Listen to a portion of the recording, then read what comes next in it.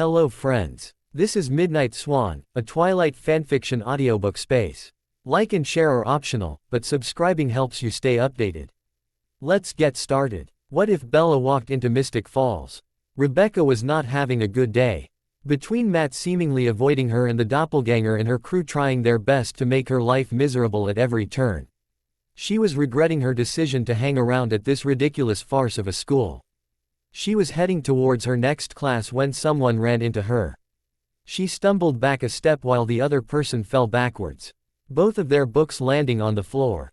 "Watch where you're going," Rebecca snapped. "I'm so sorry," said the figure on the floor, which Rebecca was now realizing was a girl. "I wasn't watching where I was going. I didn't mean to run into you." Rebecca watched the girl as she gathered up both their things before recognizing who she was. "You're Isabella, right? Caroline Forbes' cousin." The girl cringed. Yeah, I go by Bella though." She stood up and handed Rebecca her things. "Here. Sorry about running into you." "Don't worry about it," Rebecca said with a smile. "I'm sorry for snapping at you. I've just been having a trying sort of a day is all." "You and me both," Bella muttered. She looked down at the paper in her hands. "If it's not too much of a bother, could you tell me where Mr. Saltzman's classroom is? I'm headed there right now if you would like to walk with me," Rebecca offered. Bella gave her a small smile. "That'd be great." As they started to walk to class together, Rebecca decided to try and see just how close Bella was to her cousin. "So, Caroline wasn't available to show you around?" she asked, trying to sound casual. Bella shrugged. "I don't know. I haven't actually seen her that much since I got here. We didn't even come to school together, so I couldn't ask her to show me around." "Well, if you need a tour guide I would be happy to help. I just started here recently as well, so I know it can be a little difficult to find your way around." "I don't want to be a bother," Bella trailed off, unsure. "It's no trouble at all," Rebecca assured her. "Us new girls have to stick together, right?" Bella bit her lip for a moment before smiling at her. "You know what? A tour sounds great. Brilliant. Are you free after class? We could go grab lunch and then, after we eat, I can show you where the rest of your classes are at." "That would be great." They had reached the classroom at the same time as Elena and Caroline, who had TTED the two girls walking together and had immediately started freaking out. "What do you think you're doing?" Bella blinked at Caroline. Walking to class." "Not that," Caroline snapped. "I meant, what are you doing with her?" Her tone implied that she thought Rebecca was trash. Bella's eyes hardened and her fingers clenched around her notebook. "Her name is Rebecca and she was nice enough to walk with me to class." "Okay then," Caroline said with a forced grin, obviously trying to soothe Bella's palpable annoyance. "Well, let's go introduce you to Mr. Saltzman." She ushered Bella into the classroom without a backwards glance. "Stay away from Bella," Elena warned Rebecca. "She isn't involved in this." Rebecca walked past without bothering to respond. She took her seat and watched as the hunter handed a book to Bella as he welcomed her to Mystic Falls. Bella shifted uncomfortably and gave him a small smile back before turning around and scanning the room. When she saw Rebecca, she smiled at her and walked over. "Is this seat taken?" She nodded her head towards the seat next to Rebecca. Rebecca was taken aback, having expected her to sit over by her cousin, but was pleased that she had picked her over Caroline. "No one's sitting there, feel free." Bella looked slightly wistful for a moment before she sat down and opened her notebook to a blank page, grabbing a pen from her backpack. Rebecca glanced behind her to see Caroline glaring at her and Elena giving Bella a worried look. "So," Rebecca said, turning back to Bella, "decided not to sit with Caroline today." Bella grimaced. "Caroline can be a little overbearing sometimes. She's just always so energetic and it's hard to handle. We've never really gotten along before, so I tend to try and avoid her so that she doesn't get upset." Yes, she certainly is spirited. Although I should warn you, I am on the cheerleading squad with her and I did help plan the last school dance." "Oh, the horror," Bella gasped. Then she grinned and said, "As long as you don't try and make me wear heels or short skirts, then I think we'll be good, but as soon as you start wanting to dress me up as some sort of life-size Barbie, it's over." Rebecca laughed. "You say that now, but just wait, I'll have you asking me to take you shopping." Bella laughed too. "Keep dreaming." "All right," called Mr. Saltzman, calling the classes, attention to the front of the room. Sorry about the wait, but it took a few more minutes than I had anticipated to get everything ready for you guys. Before we begin, I'd like to introduce you all to a new student, Miss Isabella Swan. Rebecca watched as Bella turned bright red and slunk down as low as she could in her seat. It seemed as if she didn't like having any attention focused on her, the complete opposite of her cousin. Isabella is new to Mystic Falls, so I expect you all to introduce yourselves to her when you get the chance and to help her out if she needs it. In other words, don't be complete jerks. The hunter finished with a smirk. Bella looked like she wished she could make herself invisible, and Rebecca couldn't help but feel a small twinge of sympathy for her. Chin up, she whispered. You have to own it. The more you react, the more people will pay attention to you. Bella stared at her for a moment before taking a deep breath and nodded. She sat up straight in her seat and capped her pen before beginning to copy the notes that were written on the blackboard. Rebecca smiled at her again before turning back and paying attention to the lesson, mentally correcting all the facts the teacher gave that were wrong. She caught Bella's eye halfway through the lesson, smiled at her. Rebecca hoped that this girl's appearance would finally liven things up for her. Bella dropped her backpack onto her desk chair and then collapsed on her bed with a sigh. School hadn't been as terrible as she had thought it was going to be. She had hoped that things wouldn't be so bad since she knew one person, but when that one person is Caroline Forbes, who is, in the nicest of terms, kind of a narcissistic bitch, she's usually more of a hindrance than a help. She also overreacts to the stupidest things. Bella replayed the events that had occurred that day at lunch. Bella and Rebecca walked into the cafeteria together, Bella laughing at Rebecca's impression of one of the football players that had tried to hit on her as they were walking down the hall. They walked through the line and got their food, Rebecca telling her about some of the students she should try and avoid if she didn't want to hear some of the worst pick-up lines known to man. Bella was surprised by how at ease she felt around Rebecca. She had never been able to talk to anyone this easily after having just met them, not even the Cullens. She had flinched slightly after having thought that and was glad when it seemed that Rebecca hadn't even noticed. While it didn't hurt as much to think about the family that had left her, the thought of them still caused an ache in her chest. Especially remembering him. After they had paid for their food, Rebecca led them to a table that was outside and partially shaded by a large oak tree. Bella was somewhat surprised at the choice in seating. Don't you want to sit with your other friends? She asked. I don't mind if you want to. I don't want to monopolize your lunchtime. Rebecca smiled at her, but Bella thought that she looked somewhat sad. I don't really have all that many friends here, to be honest. I don't get along with some of the more influential students here. High school really is a hierarchy. You mean Caroline, Bella stated. Rebecca gave her a searching glance and she continued to speak. It's okay if you don't get along with her. Like I said, I don't really get along with her either. Our personalities just seem to really clash, and her weird obsession with Elena kind of worries me. Obsession with Elena? Rebecca seemed surprised. Bella blushed. Well, yeah, ever since we were little she always seemed to be really jealous of Elena. Things just seemed to be really easy for Elena, and it was like she never really had to try that hard in order for her to get what she wanted. Caroline was really jealous of that. Don't tell anyone I said that though, Bella pleaded. It's really none of my business. Rebecca smiled reassuringly at her. Don't worry about it. I won't say a word. Besides, you didn't say anything earth-shattering. I had just never thought about Caroline's friendship with Elena too much, but after what you've said, I can see what you mean. They seem to be more frenemies than actual friends. Bella was still hesitant after having revealed something so easily to a stranger. She knew it wasn't a huge secret or anything. If Caroline found out she told someone about her whole Elena thing, then she would make her life a living hell. As if she was summoned by Bella's guilty thoughts, Caroline appeared beside the table. Hey Bella, she said with a smile. Completely ignoring Rebecca. Why don't you come sit with me? I can introduce you to the gang. Bella stared at her. That's okay. I'm having lunch with Rebecca. Rebecca looked at her in shock before quickly smirking at Caroline.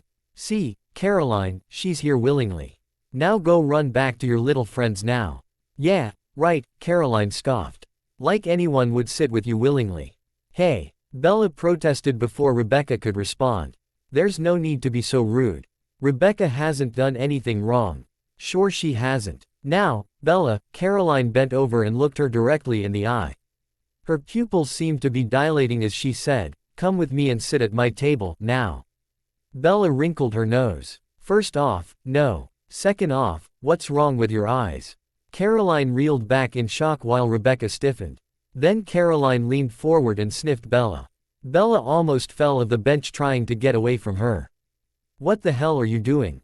she nearly shouted. Caroline straightened up quickly and looked at her in confusion. "It doesn't smell like you've been around vervain," she murmured. "But then how? What is wrong with you? And what's vervain?" Bella had no clue what was going on. Vervain is a type of plant that's native to this part of the country. It's not all that commonly known, Rebecca explained, staring at Bella speculatively. "Okay," Bella said slowly. "Why are we talking about a plant right now? And why were you sniffing me for it?" "It's nothing," Caroline said hastily, starting to back away. "I'll talk to you later." And then she turned around and hurried back inside. "Well then," Bella said blankly. "That was fun, I guess. Do you really not know what vervain is?" Rebecca was trying to be casual, but Bella could tell that. For some reason, her answer was important to her. "I really don't. I've never even heard of it before. I'm not really into flowers. And you're not wearing any jewelry." Rebecca persisted. "Did the sheriff give you anything to drink today?" "No." Bella was getting a really bad feeling about all of this. "Rebecca, what's going on? Why are you all freaking out on me?" It's really nothing you need to worry about, just curiosity on my part." And that was the end of that. No matter how many times and no matter how many different ways Bella asked her, Rebecca refused to tell her anything. She always managed to change the subject in such a way that Bella didn't even realize what she had done till minutes later. Other than that though, her first day hadn't been all that bad. None of the students had been horrible to her, and she was surprised to find that she actually liked Rebecca. Not just tolerated her or didn't hate her, but actually liked her. She hadn't actually liked another person since they had left. Then again, she hadn't really felt much at all after they were gone except an aching, raw emptiness. Bella heard the front door slam close and then Caroline was shouting her name. She groaned and rolled over, burying her face into her blankets. A few seconds later her bedroom door flew open and hit the wall with a bang. "Didn't you hear me calling for you?" Caroline sounded annoyed. Bella didn't bother to answer her.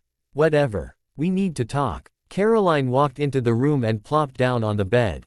"About what?" came Bella's muffled voice. "About what happened today at school." "Listen," Bella sighed, sitting up and turning to face Caroline. "Whatever your deal is with Rebecca is not my problem. She's dangerous, Bella, and you shouldn't be hanging around her. She's only using you to get to me." "Well, don't you have an inflated sense of importance?" Bella sneered. She honestly didn't know why she reacted like this whenever she was around Caroline, but it was almost instinct at this point. Maybe it was because she had to grow up fast to be able to take care of her mom while Caroline was very much spoiled as a child, or maybe it was just because of their innate personalities. But Bella didn't have a very high tolerance when it came to Caroline's dramatics. "I'm trying to help you." "Well, stop. I don't care if she's trying to steal your spot on the cheerleading team or on the dance committee or whatever. She has been nothing but nice to me so far, and I'm not going to start avoiding her just because you don't like her. It's only your first day.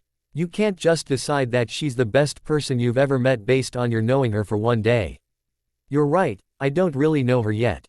But I'm not going to start avoiding her and treating her like dirt just because you don't like her. I will stop talking to her once she gives me a reason to." "You don't understand. This isn't about me," Caroline insisted. "It's not safe to be around her or her family. They're not good people." Bella stared at her for a moment. She wondered what would have happened if there had been someone to warn her off when she had first met the Cullens. Would she have listened? No, she probably wouldn't have. And, even after everything, she was still glad that she had met them. Even if they hadn't cared about her as much as she had cared about them. And despite all the pain she had suffered because of them, she was still grateful for the time she had been able to spend with them. The Cullens were vampires, and yet she was still glad to have met them. She honestly didn't think that Rebecca Mikkelson and her family could be any worse than that. "I think I'll take my chances," she said finally. "No." Caroline shook her head. "I won't let you do this. She leaned forward and locked eyes with Bella. Stay away from the Mikkelsons. Do not talk to them, do not go near them, don't even look at them. As she spoke, her pupils began to dilate again. Seriously. What is wrong with your eyes? Bella was slightly concerned now for Caroline. You should probably go see a doctor or something. That isn't normal. Why isn't it working? Caroline looked frustrated. Why isn't what working? Bella was starting to wish she had just gone to the library and stayed there instead of coming home. Are you sure you're not wearing any vervain? Caroline asked, ignoring her question. Well, seeing as how I don't know what vervain even looks like, I'm not positive, but I'm pretty sure I'm not. You have to be, Caroline muttered. That's the only way. Unless what? Bella was worried that Caroline was insane. Nothing. Never mind. I'll be right back. Caroline left the room without another word. Bella stared blankly after her for a moment before getting up and grabbing her bag. She had no idea what was going on, but she didn't feel like waiting around to find out. Bella had accidentally taken Rebecca's notebook home with her and it had notes for tomorrow's history test in it. She wanted to see if she could find her and return it, though she guessed asking Caroline for her address was not a good idea. Her backpack hit the floor with a thud as Caroline threw a glass of water in her face. Bella shrieked and sputtered. What the hell, Caroline? What is wrong with you? Caroline winced. Sorry. I was just checking. Checking what? Whether or not I was the Wicked Witch of the West. I don't know. You looked like you needed to cool down. Bella couldn't even think of a response to that. She picked up her backpack and shoved past Caroline, marching to the front door and slamming it behind her. She stomped down the sidewalk, muttering under her breath all the horrible things that should happen to Caroline as she wiped away the water. Ow! She shrieked. She grabbed her wrists and rubbed at it harshly, trying to get all of the water off of her wrist. She stared down at the scar on her wrist from where James bit her. The scar itself was still pale and shone slightly in the light, but the skin around it was bright red, like she had burned it.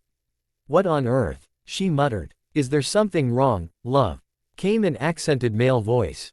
She looked up. Standing in front of her was a tall, well-built man with dirty blonde hair and bright blue eyes. She flushed slightly when he smirked at her and ducked her head down. No, nothing wrong. Just got something on my arm. She expected for that to be it, for him to walk away without another word, but instead he stayed and stared at her for a moment. Bella felt her face turn a darker shade of red. Is there something wrong? You're new to town, aren't you? She groaned. Yes. The man chuckled. Not a fan of attention then.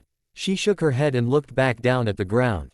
I'm Niklaus, but I much prefer to be called Klaus. He reached out and took her hand, lifting it up and brushing his lips across her knuckles. Her eyes felt like they were going to pop out of head, they were so wide.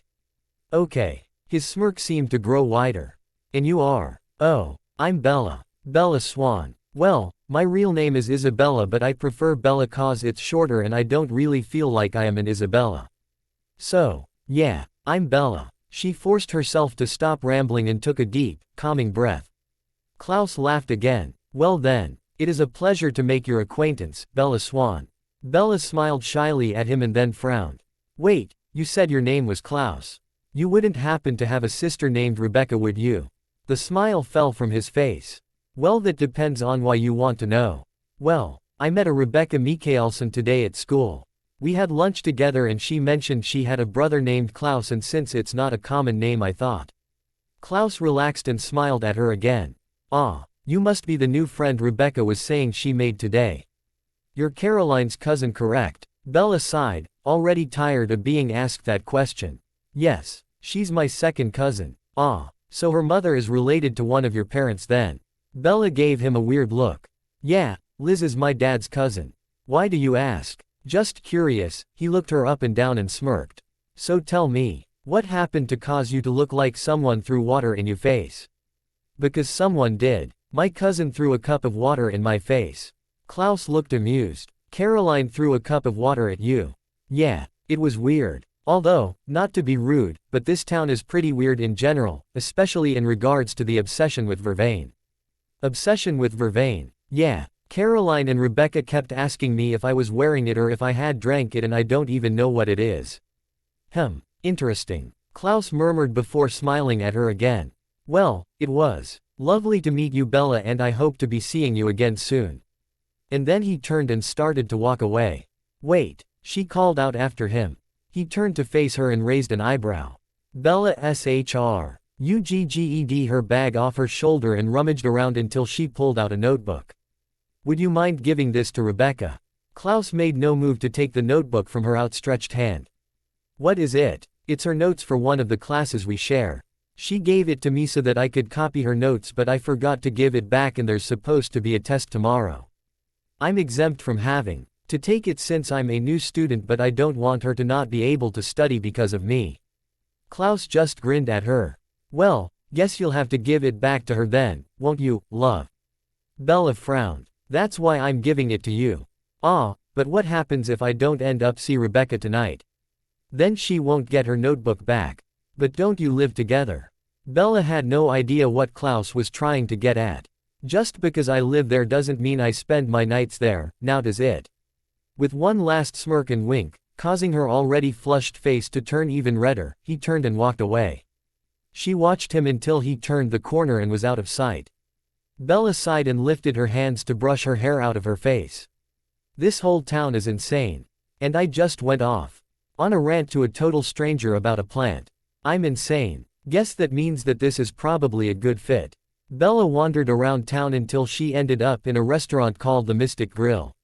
She debated on whether or not to go in and get something or just head back to the Forbes and make dinner, but decided to take the night off from cooking. She needed to try and find Rebecca anyway and check-ing at what seemed like the local hangout seemed like a good start. Plus, she wanted to avoid running into Caroline for as long as possible. Bella walked in and hurried over to a table, trying to avoid any awkward conversations like the one she had had outside with Klaus. She slid into her seat and looked up, taking in the interior of the place. She liked how it had an old-fashioned feel to it with the wood paneling and the long bar in the front. It was open and clean, and she knew that this would be a great place to hang out with friends. Not that she really had any friends, but still. The whole reason she was sent here was for a fresh start, so maybe she could try and make some friends. Rebecca didn't seem too bad, although her brother was odd. Hey, you're Isabella, right? She looked up and stared at the blonde-haired, blue-eyed boy who stood in front of her. He kind of reminded her of Mike, but he seemed like he'd be less annoying. When she didn't answer right away, he smiled and said, "Hi, I'm Matt Donovan. I'm a friend of Caroline's." She gave him a small smile. "It's nice to meet you. And I actually prefer to go by Bella." "That's cool. Caroline and the others are actually sitting over there if you want to join them. I'm sure they wouldn't mind." He pointed to a booth over near the pool tables, and she turned to see Caroline, Elena, and some of their other friends sitting there, staring at her. Bella wondered how Caroline had gotten there before her, but realized that she had probably driven. Caroline gave her a weak smile, but Bella kept her face blank before turning back to Matt. "I'm fine. I was just going to get something to eat before I headed home." "Are you sure? It's going to be dark out soon and it's not safe to be out walking by yourself." "I'll be fine. Besides, I don't know when Caroline would be ready to leave and I don't want to be stuck waiting for her." "Well, if you're sure, but maybe you." "Hey, there you are. Sorry I'm late." Bella jumped as Rebecca appeared beside her and slid into the seat across from her. "Hope I didn't keep you waiting long." She glanced over at Matt and smiled. "Hello, Matt." "Hey." Matt nodded to her and then turned back to Bella. "I'll be back in a minute with some water to give you guys some time to figure out what you want to order." He turned and walked away, Rebecca staring at his back with a sad expression. Bella glanced between them. "Is there something going on with you and Matt?" Rebecca turned back to her. "Just a misunderstanding." Bella nodded but didn't push her to talk. "What are you doing here?" "Not that I'm not glad to see you." She hastened to reassure her. "Just surprised. I came in to get a drink and saw you here sitting by yourself, so I figured I'd join you." "Hope you don't mind." Rebecca picked up her menu and began to look it over. "Not at all. I don't mind having the company. Plus, you saved me from Matt trying to convince me to over and eat with Caroline." "Glad to be of help." Matt ca. Me back then and placed their glasses down before asking if they knew what they wanted to order. Bella glanced at the menu quickly before ordering grilled chicken and a side salad. Rebecca ordered the same and a plate of fries for them to share. Good thinking, Bella said with a smile after Matt had left. The fries here are pretty good. She took a sip of water and Bella thought she looked somewhat uncomfortable. So, I heard you met my brother. It seemed like she was trying hard to sound casual but Bella could tell she was nervous. I did. It's a little scary how quickly word spreads in this town. He seems. Bella struggled to come up with an appropriate word. Nice. Rebecca laughed. That's not usually the word used to describe him. Scary is the more common choice. Bella shook her head. I thought he was more odd than scary. Odd. Well, yeah. He had just met me but he was asking about how I was related to the Forbes and stuff. It was just odd. Odd. Rebecca appeared thoughtful. Well, I suppose that works as well as any other word. Yes, Nick is a bit odd. You call him Nick. I thought he went by Klaus. His full name is Niklaus but he prefers to be called Klaus, Rebecca explained. Since I am his baby sister, though, I am allowed to call him Nick. I see how it is. Bella was surprised at how happy she felt being able to just sit and talk to Rebecca like she was just some normal girl. Oh, before I forget, Bella grabbed the notebook out of her bag and slid it across the table to Rebecca.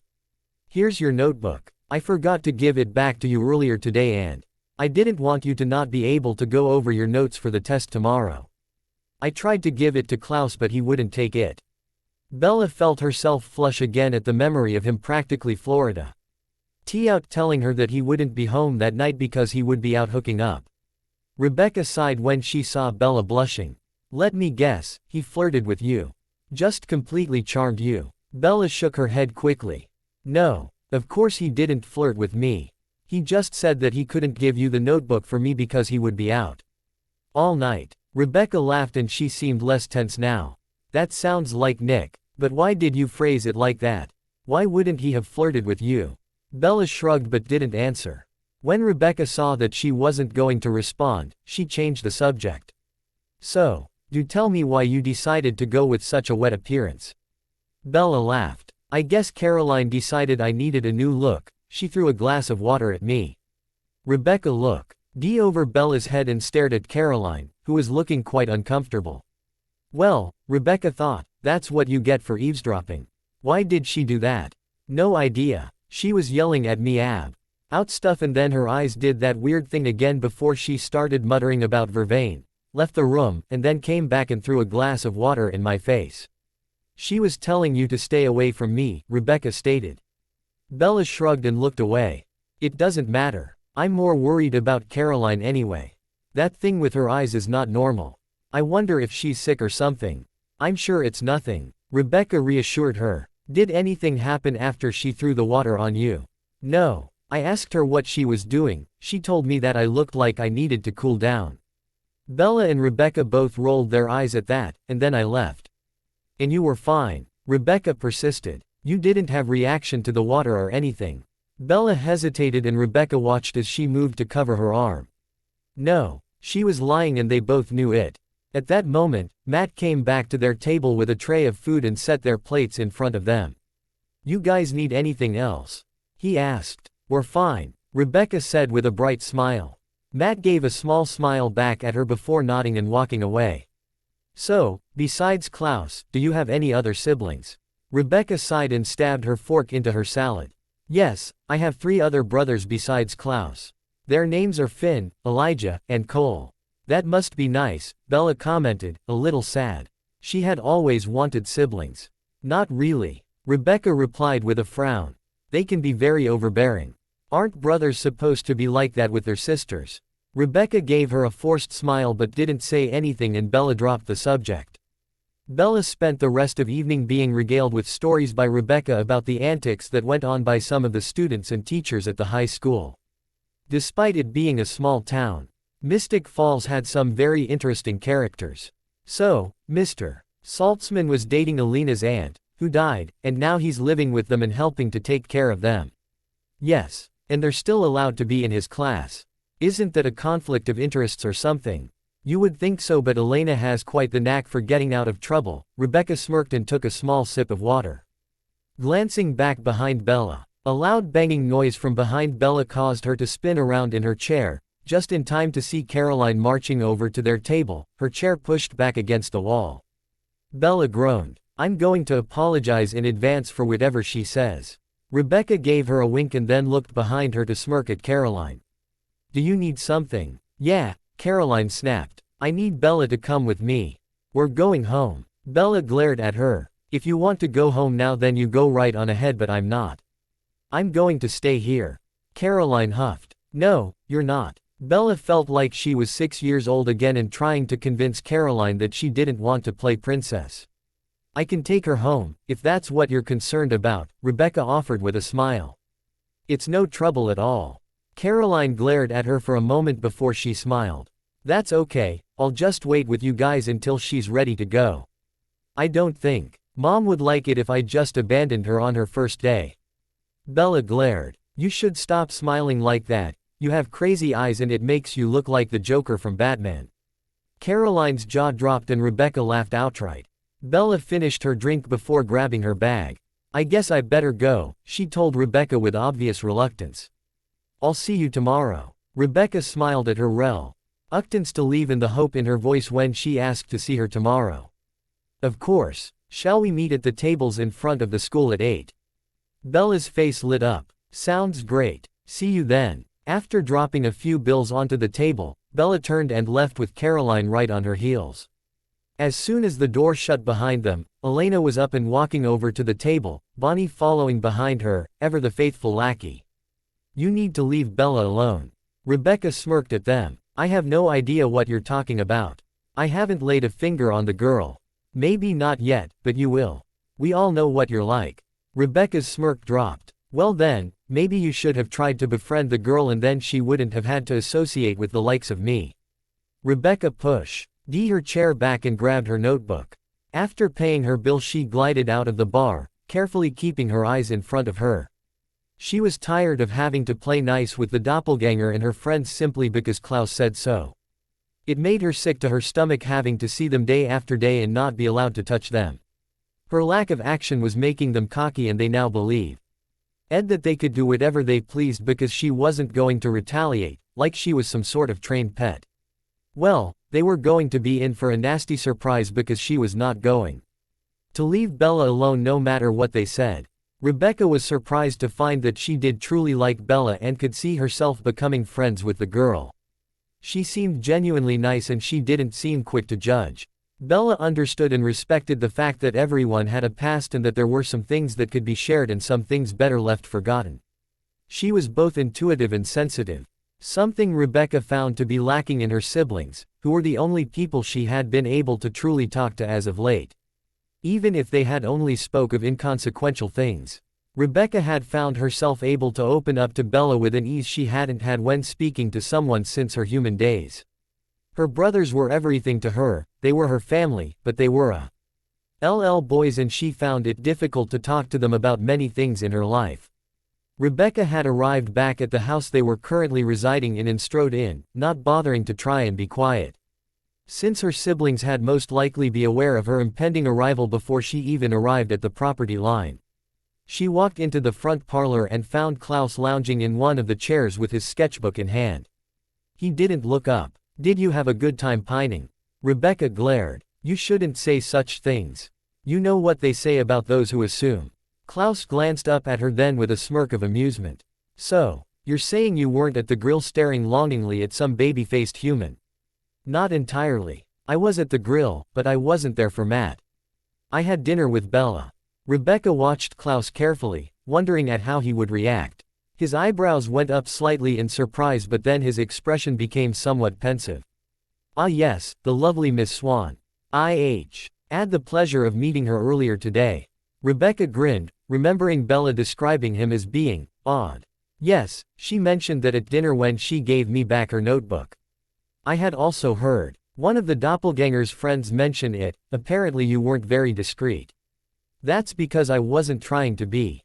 Klaus studied his sister for a moment before stating, you like her. Rebecca hesitated, considering whether it would more prudent and safer for Bella if she lied but decided against it. I do. I find her to be far more enjoyable to talk with than the rest of the oafs. Klaus gave a half grin. She is different, especially since she seems to be able to resist any form of compulsion without the use of vervain. I considered that she might be a witch, but she seems truly ignorant. I think she is, Rebecca answered as she perched on the arm of the couch. She seems to believe that Caroline is ill because of how her eyes look when she's trying to compel Bella. It's rather amusing. Ah, came Cole's voice drifting in from the hallway. Does Rebecca have a little crush? Decided to give up on men and try dabbling with women. Can't say I blame you there. Women are quite. He ducked to avoid the glass rushing towards his head. Could you be any more disgusting? Rebecca spat. I'm just teasing you, dear sister. I think it's grand that you've finally found yourself a little friend. Better than you finding yourself another love interest. We all know what usually happens to those, after all. Rebecca was shaking with rage. At least I've managed to find people who can love me. You, on the other hand, couldn't get someone to fall in love with you if you were the last man on earth. That's enough, Klaus finally interrupted. This conversation is pointless and boring. Rebecca, continue cultivating your friendship with Isabella, she could prove to be useful to us. As for you, Cole, stay out of it. I'd rather this girl not die yet. Rebecca rolled her eyes. Asked Nick to turn her attempts at friendship into his plan at finding a new weak link in the chain. Yes, brother. Cole didn't say anything, simply glaring at them both as he swept out of the room, Rebecca following after him a moment later. Klaus sighed and downed his drink. Cole in a bad mood was never a good thing, but he couldn't have him going off and killing the Swan girl. There was something about her that intrigued him, and he refused to allow anything to happen to her until he had figured out what made her so special. Even then, he may decide against letting her come to harm. At the very least, protecting her would endear him to Caroline. He sighed at the thought of the young vampire. She was so beautiful and so full of spirit, so pure despite the taint of their nature.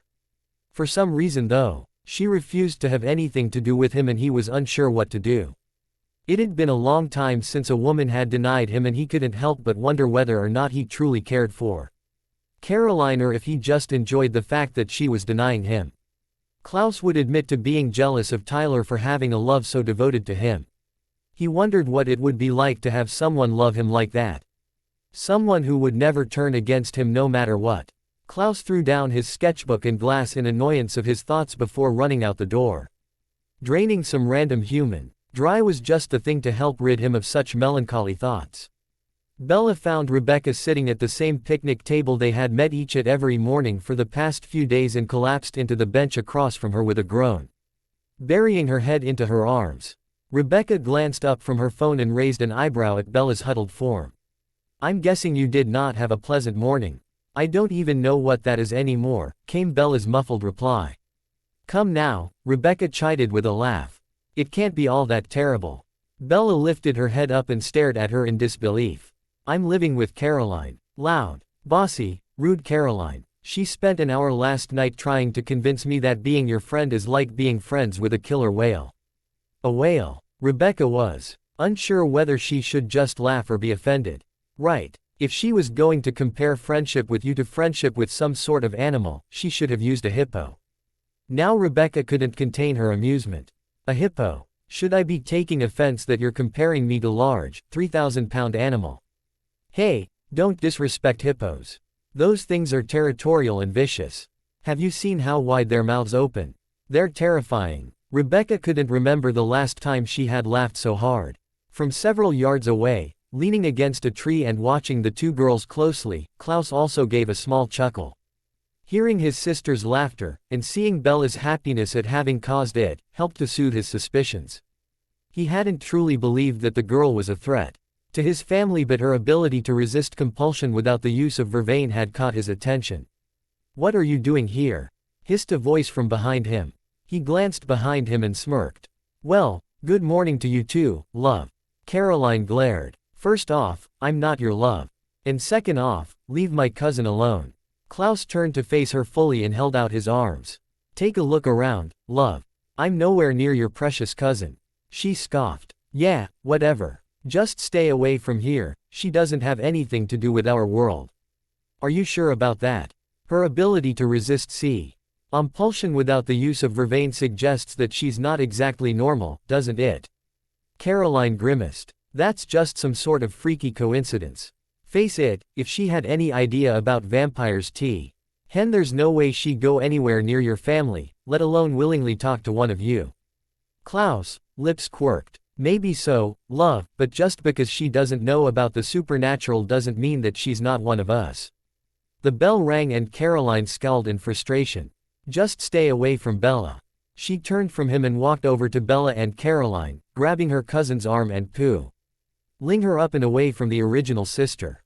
Bella ineffectually tried to pull away from Caroline before giving up and letting herself be dragged away, turning back to Rebecca and mouthing something to her. He watched his sister throw back her head and laugh, losing herself to her amusement for a moment before pulling herself together and following the girls into the school. Klaus couldn't help the smile that found its way back to his face. Blank. Bella wandered into the cafeteria, trying to spot Rebecca, when she was intercepted by Caroline and co. We need to talk, demanded Caroline, planting herself in front of Bella. No, we don't, said Bella, trying to duck around her but was stopped when Caroline quickly stepped to the side, blocking her way. Oh, yes, we do. Caroline's eyes widened and Bella flinched. Caroline, she said, cautiously. You're looking kind of insane, right now. Yeah, well, maybe you should stop driving me crazy then. See. Caroline's voice was unnaturally perky and Bella instantly felt on alert. Funny how she felt more afraid of Caroline at that moment than she ever had of Edward, and he was a vampire. This freaky friend's thing you have going on with the Mikkelsons needs to stop. They are dangerous and violent and just overall not a group you want to be associated with, okay? They're bad news. Bella blinked at her. I'm not friends with all the Mikkelsons, I'm only friends with Rebecca. Caroline threw her hands into the air. That's not my point. You need to stay away from all of them, and that includes her. I won't allow you to hang around with them. Bonnie and Elena both cringed and Caroline seemed to instantly regret her word choice as she took in the look on Bella's face. You won't allow me to hang around them, she repeated in a calm, even tone. I had thought that I had made myself pretty clear earlier, but I guess you're too stupid to get something the first time, so I'll make things clearer for you. You are not the boss of me. You are not my mother, you are not my sister, you're not even my friend. You have absolutely no say in what I do or with whom I spend my time with. If I want to be friends with Rebecca Mikkelson, then I will be friends with Rebecca Mikkelson, and there is nothing you can do to change that. Heck, I could be friends with Rebecca and screwing around with all of her others and you wouldn't be able to say or do anything, so why don't you and your little posse just take a hike? And with that, Bella spun around and walked out of the cafeteria and bumped straight into Rebecca. Bella stumbled back a step and stared at Rebecca, her face slowly turning red as she took in the amused look on the blonde girl's face. Hi. Rebecca raised an eyebrow at her. Be my fry. And screwing around with all of my brothers, huh? Bella opened her mouth and then closed it again. She tried to think of something to say but couldn't think of anything. Rebecca laughed at the look on her face. Relax, Bella. I was rather impressed with the way you stood up for yourself. Bella felt herself turn even redder, and then she remembered their conversation from their dinner. You know I didn't mean that, right? She asked, anxiously. Rebecca was surprised at the turn in mood. Didn't mean what? I'm not trying to sleep with your brothers or anything. I wouldn't do that to you. Rebecca then understood what Bella was thinking and a bright smile lit up her face. She reached out and touched Bella's arm as she said, It's okay, Bella. I know you're not that kind of girl. After what you were saying the other night, I didn't want you to think that I was interested in your brothers or anything. Pretty sure that goes against the friend code. Rebecca laughed and linked arms with Bella. Stop worrying, Bella, I know you wouldn't do something like that. If you were that type of girl, then you would have been all over Klaus. Bella made a face at that and then RTED giggling along with Rebecca before allowing herself to be lead off towards the school entrance. Where are we going? It has occurred to me that you have most likely not received a proper tour of the town since your arrival, so since it's Friday and the teachers are being exceptionally boring today, I have decided to rectify that mistake. What did you have in mind? Rebecca had led her out the school into her car by this point, and she unlocked the door and gestured for Bella to get in. I think it is high time that someone showed you around and introduced you to all of the joys Mystic Falls has to offer. Bella couldn't stop smiling as she climbed into the passenger seat. Does Mystic Falls really have all that much to offer? Other than the strange people.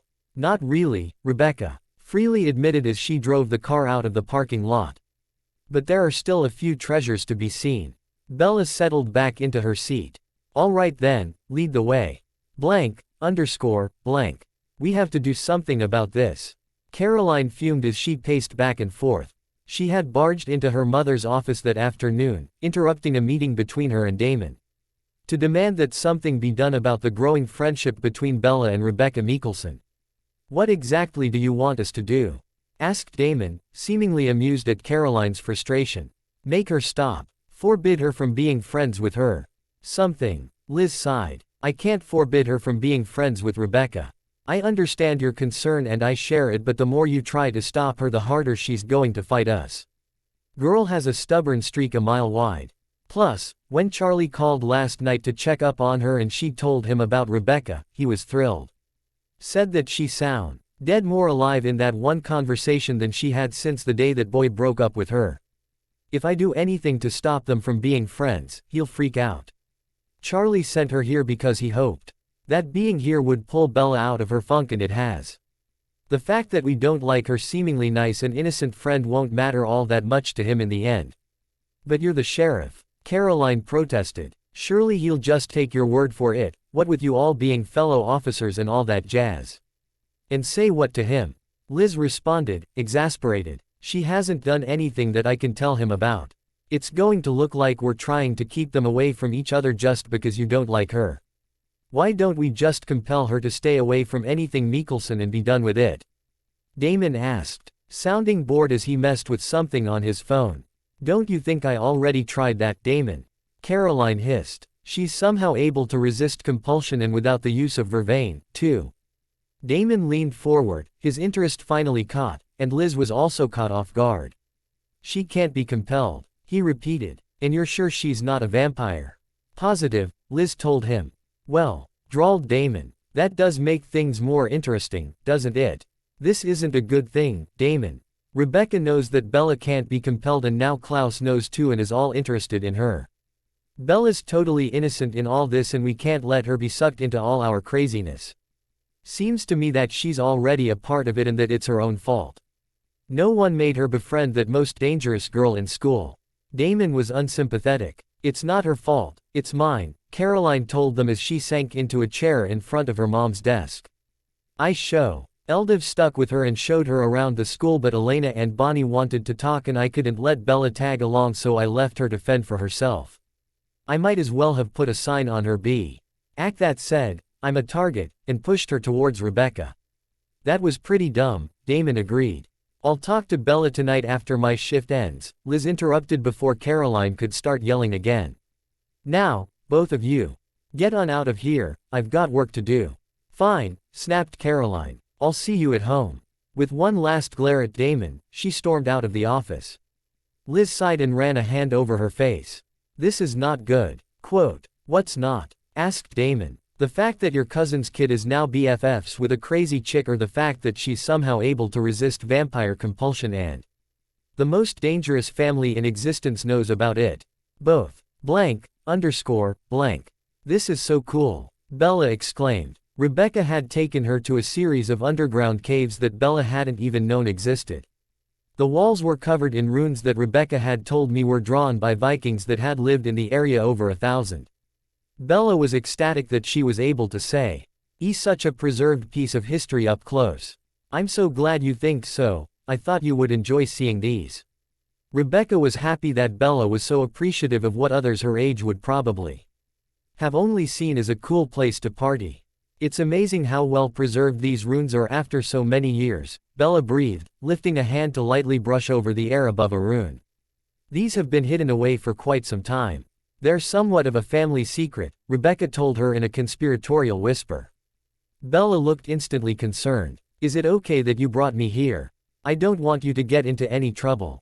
Even though Rebecca knew that Bella was the rare type of individual that genuinely cared about others, she was still surprised every time Bella expressed any sort of concern for her well-being. Don't worry, it's not as much of a problem as you may think it is. These caves were discovered recently by Elena and her group of friends. Surprised half the town know about it then if they all know, Bella muttered, going back to staring intently at the walls.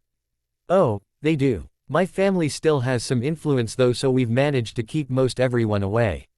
Well, at least you're using your influence for a good cause. Rebecca leaned against the wall near the entrance they had came through and continued to watch Bella as she studied each individual rune. Occasionally Bella would ask Rebecca if she knew what certain runes meant, but for the most part, they spent the time in comfortable silence. Bella was happy for the chance to decompress from her stressful first week in Mystic Falls. She hadn't expected to find anything to be happy about when she came to Mystic Falls. She had fought her father tooth and nail when he told her that she was supposed to stay with the Forbes. The only reason Bella had even come here was because Charlie and practically begged her to go. She had felt so guilty for causing him so much pain and worry that she had reluctantly agreed to go to Virginia. Meeting Rebecca had been an unexpected event. Bella had thought that her time at Mystic Falls High would be similar to her last few months at Forks High in that she would be the center of attention for a few days before becoming effectively invisible. Then she had run into Rebecca on her first day and, before she'd known it, had seemingly made a friend. She knew that Rebecca was likely only hanging out with her to annoy Caroline, but she enjoyed spending time with her all the same. Bella's stomach growled and she felt her face flush. She glanced back at Rebecca and saw her looking amused. Guess I'm getting kind of hungry, Bella admitted. Rebecca slipped her phone into her purse. Want to go find something to eat? Bella nodded and stood up, brushing the dirt off her jeans before walking over to Rebecca and following her out of the caves and back into the forest. The bright afternoon sunlight blinded Bella for a moment and she stumbled. Rebecca obeyed her arm before she could fall and helped her find her balance. Sorry, Bella told her, blushing as she folded her arms over her chest. It's fine, seems to be a common habit of yours. Rebecca linked arms with Bella as they walked back to the car. So, any ideas on what you would like to eat? I could go for some Italian. Are there any good restaurants around here? Rebecca snorted. The only edible food in the town is at the grill and you've seen their menu, they're not exactly known for their fine dining. Bella frowned. Oh, too bad you can't come over to Caroline's house because they have a pretty nice kitchen. You cook? Rebecca asked, impressed. Bella blushed. A little. My mom wasn't a good cook, so I took over kitchen duties when I was old enough. I really like cooking though, so it wasn't a big deal. Well, I am impressed. I can barely boil water for a cup of tea on my own, let alone make anything resembling a meal. I'm sure that's not true, Bella replied as they reached the car and got in. You probably just haven't had any good teachers. Rebecca shook her head. No, I just never found the need to learn how to. There was always someone else who could cook for me if I wanted something. Bella bit her lip and nodded slowly as she thought about it. Rebecca knew that she was probably assuming that the family had a hired chef and not they had a tendency to compel humans to cook for them before draining them dry. What's wrong? Rebecca asked when Bella hadn't said anything else for a minute. Nothing, Bella sighed. Just thinking. Sounds serious, Rebecca told her. What are you thinking about? Bella was quiet for a beat before she forced a smile and said, just trying to figure out where we can eat without running into anyone annoying. Rebecca knew she was lying and tried to figure out the best way to get her to tell her the truth. It had been a while since she had to coax someone into telling her what she wanted to know instead of just making them tell her, but she knew it would take a bit of work to coax it out of her. Rebecca considered her options and then made a decision. Bella was startled from her thoughts when Rebecca took an unexpected turn away from the main street and started driving away from downtown. Where are we going? Rebecca turned to smile at her. We're going to go to my home so that you can show off your cooking skills. Bella was surprised. She knew that Rebecca's family kept to themselves and she was worried that they wouldn't be happy to see her at their home. Are you sure that your brothers will be okay with me just showing up? Yes, Rebecca told her confidently, hiding her concerns about Cole and Nick's reactions when she showed up with the newest Forbes. I believe they are all looking forward to meeting you. Rebecca honestly hoped that that wasn't true. Bella followed Rebecca through the entryway, in complete awe of the Mikkelsons' home. Your house is huge, she informed her friend, who was laughing softly at Bella's expression. Well, the Mikkelson family is not known for being low-key. Rebecca was proud of her growing knowledge of current vernacular. Yeah, Bella said with a wry grin. Kind of figured that out for myself. Rebecca started down the front entryway, Bella at her heels. The parlor is over there and the formal dining room is here, she told Bella, giving her a very cool tour as they headed towards the kitchen. Straight in front of them were two open double doors and Rebecca turned right before them into another hallway. Bella stopped to gawk. Is that a ballroom? Rebecca turned back to her and smiled. Yes, we do so enjoy the occasional party. Bella stared blankly at her. Right. They continued down the hall until Rebecca stopped in front of a door to her left, which she opened with a flourish. Here is the kitchen. Everything you need should be in here. I think. Rebecca frowned, wondering if they should have stopped at the grocery store first. Bella's jaw dropped in shock. This kitchen is amazing. The kitchen was the larger than any Bella had ever seen. There were two fridges on either side of the room, a stove and sink on the farthest wall from them, and a large island in the middle of the room with another sink on one side of it. The island and all of the counters were marble top and all of the appliances looked to be top quality. Rebecca was pleased at her reaction. When Nick was building the house he made sure to have only the best of everything installed. Klaus built this place? Bella asked, her eyebrows furrowed in confusion. Quote, he helped renovate it before we moved in, Rebecca hastily corrected herself. Wow, Bella murmured, walking forward and letting her fingers drift atop the marble counter of the island. I can't belie. He installed all this when none of you even cook. I don't cook, Rebecca corrected her, perching herself on one of the stools placed around the island. Nick and Elijah are both able to cook. Though, Elijah does cook more often than Nick. I would cook all the time if I had this kitchen, Bella informed her as she walked over to the stove and studied the spider burners. Well, depending on how impressive your meal is tonight, you may just earn yourself cooking rights to our kitchen, Rebecca teased as she sent a text to her brothers, informing them that Bella was having dinner at their house. It wouldn't do for them to come home and find her there with no warning. Guess I better bring my A game then. Bella started grabbing the pots she would need from where they were hanging over the counter next to the stove. I don't suppose you know where anything is in here, do you? I do not, Rebecca informed her. I can, however, tell you that all cooking utensils are located near the stove. While food items are either in the fridge or the pantry. She pointed behind her to a closed door. The refrigerator closest to the stove is the one that holds food. All right then, Bella muttered, as she walked over to the fridge and starting taking the things she would need out of it and placing it on the island. I will figure out the lay of the land, so to speak, for myself. Just call me Dora the Explorer. Who? Asked Rebecca, trying to remember famous explorers so that she would know which one Bella was referring to. Bella looked at her in surprise. Dora the Explorer. It's a kid's show. Little Spanish girl goes wandering around looking for things while teaching small children Spanish. At Rebecca's continued look of confusion, Bella shook her head sadly. I can't believe you never watched Dora the Explorer. What a sad childhood you must have had. Rebecca couldn't think of anything to say to that, though Bella hadn't been expecting a response and had already moved behind her to the pantry. How does an artichoke heart and lemon pasta dish sound? Bella called to her. Sounds delicious, Rebecca called back, responding to Nick's text that was warning her to keep an eye on Bella the entire time she was here so that she didn't wander anywhere she shouldn't be. Do you need my help with anything? She asked, trying to be polite. I'm good, Bella finally responded, walking out of the pantry with several items and setting them on the counter with her other ingredients. I noticed some chicken thawing in the fridge. Do you think your brothers would mind if I used it for dinner? Rebecca set her phone down. No, but do we really need them? Won't the pasta be enough for us? I figured your brothers would want something a little more filling than just pasta. You don't need to make anything for them, Rebecca said, surprised at Bella's thoughtfulness. She couldn't help wondering how such a nice, thoughtful girl as Bella could be related to someone as shallow and selfish as Caroline. I don't mind, Bella reassured her, setting everything on the counter and organizing them into order of use. I'd feel bad if I used your kitchen and your food without making enough for everybody. Rebecca couldn't keep herself from smiling. You don't have to, but no will stop you if you want to make dinner for everyone. I'll let my brothers know. Bella smiled back before turning and rummaging around for the pots she would need. Blank, underscore, blank. Well, came a voice from the doorway to the kitchen. Bella spun around in surprise.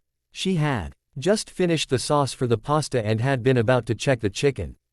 Rebecca had left a few minutes before to put her things away in her room, and Bella had been unaware that someone else was home.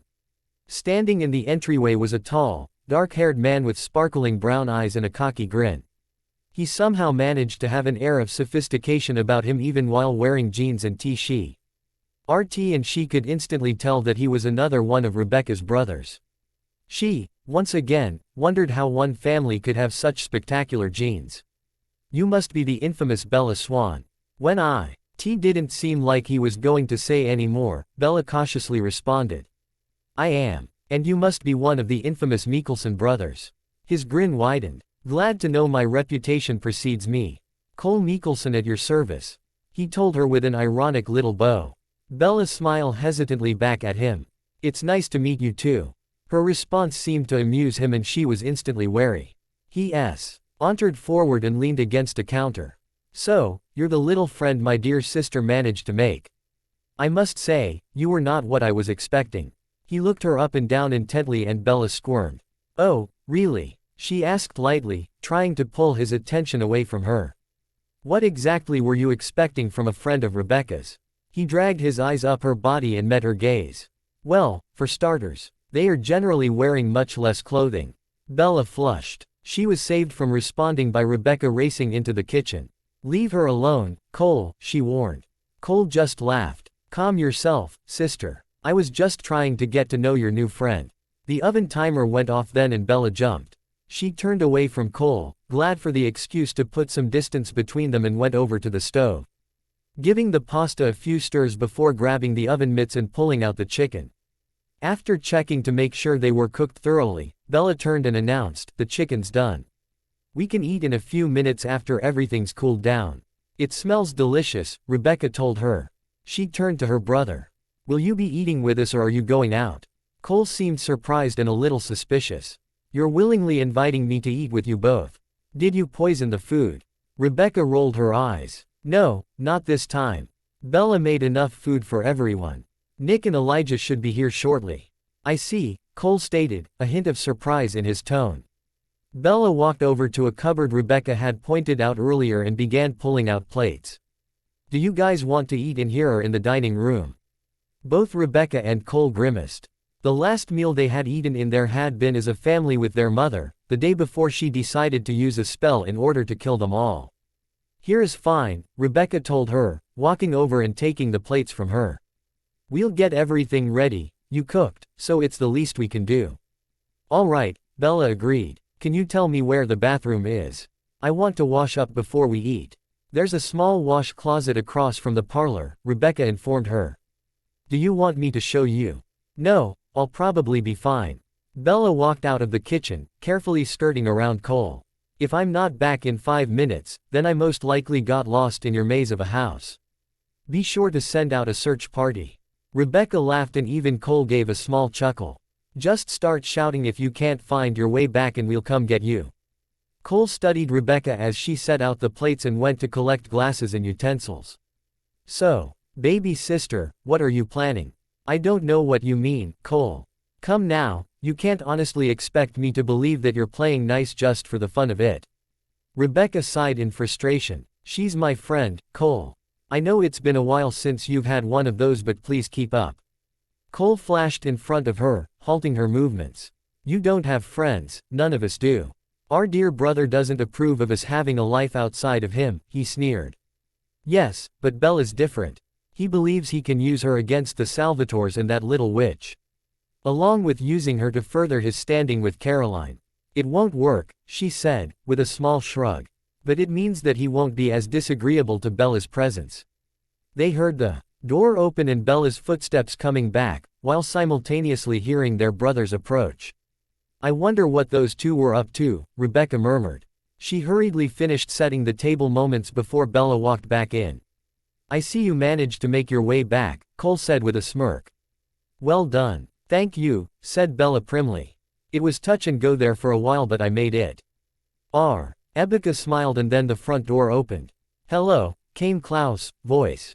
Moments later, Klaus and another man walked into the kitchen. Bella studied him for a moment, taking in his short brown hair, intelligent eyes, and kind smile. You must be Isabella, he spoke. I am Elijah Mikkelson. She shivered at the sound of his voice. She heard Cole chuckle and turned to glare at both him and a grinning Rebecca before turning back. I usually go by Bella. I wouldn't bother, Bella, Klaus informed her with a boyish grin. Elijah only refers to people by their given names. Cole and Rebecca also SMI. Led while Elijah gave a long-suffering sigh. Bella stared in amazement at the family. How the heck were they blessed with such good genes? Damn, she couldn't help thinking. I didn't think an actual F.A. Miley could just naturally have so many attractive people in it. While the Cullens had all been attractive, they were both supernatural and not actually related.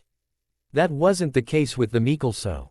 And Bella could now better understand Rebecca's frustration when she talked about people being nice to her in order to get to her brothers. Bella froze slightly when she realized that she had just thought about the Cullens. However indirectly, without feeling like she was going to fall apart. When had she stopped feeling so distraught? When had she been able to breathe easily again? Bella. Rebecca had stepped up beside her without Bella having noticed. She realized that she had blanked out for a moment and felt her face flush. Sorry, she said. Just got distracted for a moment. Rebecca studied her for a moment, seeming concerned, and Bella could feel her brothers also watching, which caused her face to turn even redder. I'm good, really, she insisted. She walked over to the stove and grabbed the pan of pasta, carefully bringing it over to the island and setting it down in between the plates.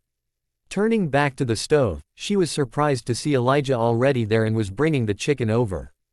Thanks, Bella said, with a small smile. He smiled back at her. It is the least I can do, thank you for cooking dinner for us. Yes, said Klaus. It was very kind of you. He carefully studied Bella's expression. She shrugged, self-consciously, and sat down next to Rebecca. It's no big deal, I used to do all the cooking so I'm used to it. Your parents don't cook? Elijah asked, reaching over to serve both himself, Rebecca, and Bella. She blushed again and muttered, thanks, before answering his question. My mom can't cook and the only thing my dad is good at making is bacon, eggs, and fish. So, Cole interrupted, grabbing a piece of chicken and then serving himself a bit of pasta. Rebecca mentioned that your parents are divorced and that you were living with your dad. Yes, Bella answered, feeling wary. My mom remarried a minor league baseball player and wanted to travel with him, so I moved in with my dad during my junior year. Why'd he ship you off here, then? Cole asked, before taking a bite of his food. Bella froze at his words. Cole, snapped Rebecca. If you are going to be rude, stated Elijah, calmly, then you can leave. Klaus, however, stayed silent, studying Bella's expression. He had seen a brief flash of pain, grief, and, most importantly, the broken look of the betrayed before she had shuttered her eyes. He couldn't help but feel a sort of kinship with the small brunette. The look in her eyes was one he had seen many times before when he caught sight of his own gaze in the mirror. Cole rolled his eyes at his siblings. I'm just trying to get to know Bella better. Besides, I know you were both wondering about that as well. While that may be true, spoke Klaus, turning away from Bella to catch his younger brother's attention. We, at least, have the decency to allow Bella to tell us her story when she is ready. Surprise flitted across his siblings' faces before they settled into a neutral expression. Well, Rebecca spoke, trying to ease the tension in the room. Cole never was interested in playing nice growing up. I was an angel, Cole protested. Klaus was the real rebel. Klaus shrugged unashamedly. As just doing my best to keep things interesting. Is that what you call it? Elijah asked. Others might say you were a terror. What can I say? I've always preferred to follow my instincts. Klaus caught Bella's eyes and smirked. A small rush of pride sweeping through him when she flushed a shade of red darker than she had when she'd met Elijah. Once she'd recovered her voice, Bella couldn't help but laugh at the siblings' good-natured teasing. It must have been nice, she commented when the others turned to look at her. Always having someone around, I mean. I'm an only child and I always wondered what it would be like to have siblings. Depends on what age you are, Klaus commented, taking a sip of wine that Bella hadn't even noticed had been poured. Rebecca was the baby girl of the family, so she got away with quite a bit growing up. No, Rebecca corrected. I was well behaved growing up, which meant I got into less trouble than you lot. Bella couldn't remember the last time she had had this much fun during a meal. She and her mother had rarely eaten together, and when they had, Renee had spent the entire time talking about herself, and her dad generally preferred to eat in silence. Even the Cullens hadn't been good company since they always just sat there and watched her eat, which had always made her feel very uncomfortable. She was still slightly surprised at the say in which she was able to think about the Cullens without falling apart. While she was still in Forks, even just a thought that brushed against the memory of the family that left her behind would leave her in an agonized state. Now, the pain was gone, and in its place was a slowly simmering rage. For now though, Bella pushed aside her thoughts about the Cullens and her changing feelings toward them and focused instead on her enjoying her time with her new, and probably her first true, friend. Blank. After they had finished eating, the girls had been forced out of kitchen and into the informal sitting room in order to relax while the boys took care of the dishes. Well, Bella had been forced out. Rebecca had been more than willing to allow the boys to take care of the cleanup. You were kind enough to make dinner for us, Elijah had told Bella with a charming grin. It is only fair that we take care of the dishes. Bella had blushed but allowed herself to be led out of the kitchen by Rebecca. Rebecca had instantly sat down on a large sofa, gently pulling Bella along to sit down beside her. I hope Cole didn't upset you earlier, she said softly, and Bella looked at her in surprise. It's fine. It's not like he was wrong, Bella responded with a grimace. My dad really did just kind of ship me off here. I was surprised Liz ended up agreeing though. She sounded like she was really against me coming when I heard them talking on the phone one night. Despite knowing exactly why the sheriff wouldn't have wanted Bella to come, Rebecca still felt indignant on behalf of her friend, who she could tell was more upset than she let on. Well, I for one am glad she did, Rebecca stated, flipping her hair over one shoulder and smirking. Your plea saw enough company, and Caroline always turns an enjoyable shade of red when she sees us speaking. Her words worked as she had hoped, causing Bella to laugh. Yeah, the last time I've seen Caroline is angry on a regular basis is when I stole all her dolls when we were 7 and held them for ransom until she would give me my book back. Rebecca laughed. What book did she steal? Bella suddenly had a mischievous glint in her eyes. I can't remember. What I do remember is that I had finished it on the plane and was reading a different book by the time Caroline stole it from me. If you weren't reading it, then why did you steal something of hers in return? It was the principle of the thing, she informed her blonde friend loftily. She was trying to get back at me for not playing dolls with her, so I took them in order to teach her a lesson. Rebecca grinned at the mental image of a young Bella stealing Caroline toys with a righteous indignation. I gave them back to her in the same condition I took them in. Bella tried to defend herself. Mostly. What do you mean by mostly? Rebecca inquired, already sure she was going to enjoy the ending of the story. Well, I wanted to mock. Sure, she knew better than to ever try and steal a book from me, and I figured a physical reminder would be the best way to go. What did you do to the dolls? Rebecca saw Klaus and Cole standing in the doorway, obviously listening to their conversation. Well, I took a blonde doll that was one of Caroline's favorites, not her actual favorite though because I'm not that mean, and attempted to burn some of its hair off. Bella started at the bark of laughter that came from behind her and had looked over to see Klaus smirking at her. I'm guessing that attempt didn't go quite as planned, love. She flushed again and wondered how long she'd have to be around them before her face ended up becoming permanently red. Yeah, I got the idea because my mom had gone to get her hair done and somehow part of it had burned off and she looked terrible. I tried to recreate the same look on the doll but failed. Things just got out of hand so fast. Bella insisted as the siblings all started laughing. Quote, considering how accident-prone you were, it's lucky you didn't end up burning yourself, Rebecca had commented after she'd managed to stop giggling. That's exactly what Jeremy said afterwards, Bella's aide with a grin as she leaned back against the edge of the couch. Jeremy? Asked Cole. Jeremy Gilbert. Yeah, Bella nodded. You know him? No, but I have had the dubious honor of meeting his sister and her boyfriends. Cole strode into the room and sat down next to Bella, placing himself far enough away so as to be proper but still close enough to make her feel slightly unsettled. He enjoyed how open her expressions were, though his annoyance with his older brother stopped him from fully appreciating her irritation. Klaus had informed Cole that he was to go to Colorado and keep an eye on the youngest Gilbert, since he appeared to be closest in age to him and hadn't met him before. Cole was still feeling wary towards his brother after having been locked in a box for over 100 years and was unwilling to go against him. Yet, Rebecca rolled her eyes at her brother's antics but decided it would be best just to ignore him as long as he wasn't truly bothering Bella. Jeremy hasn't been around recently. I believe he went to stay with family friends. Bella's shoulders slumped. Yeah, that's what Caroline said. Though, I think it's weird that he just up and left in the middle of the semester.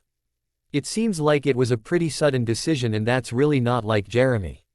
She bit her lip slightly in thought before sighing and changing the subject. You said boyfriends, she turned to look at Cole. Is Elena dating more than one guy? Because, if she is, then I would have thought Caroline would be going on and on about it. No idea, Cole shrugged, copying Bella by slumping back into the couch. Bella felt slightly jealous at how elegant he looked doing so, while she probably just looked tired. I believe she was dating the youngest Salvatore brother but has recently been spotted out and about with the eldest.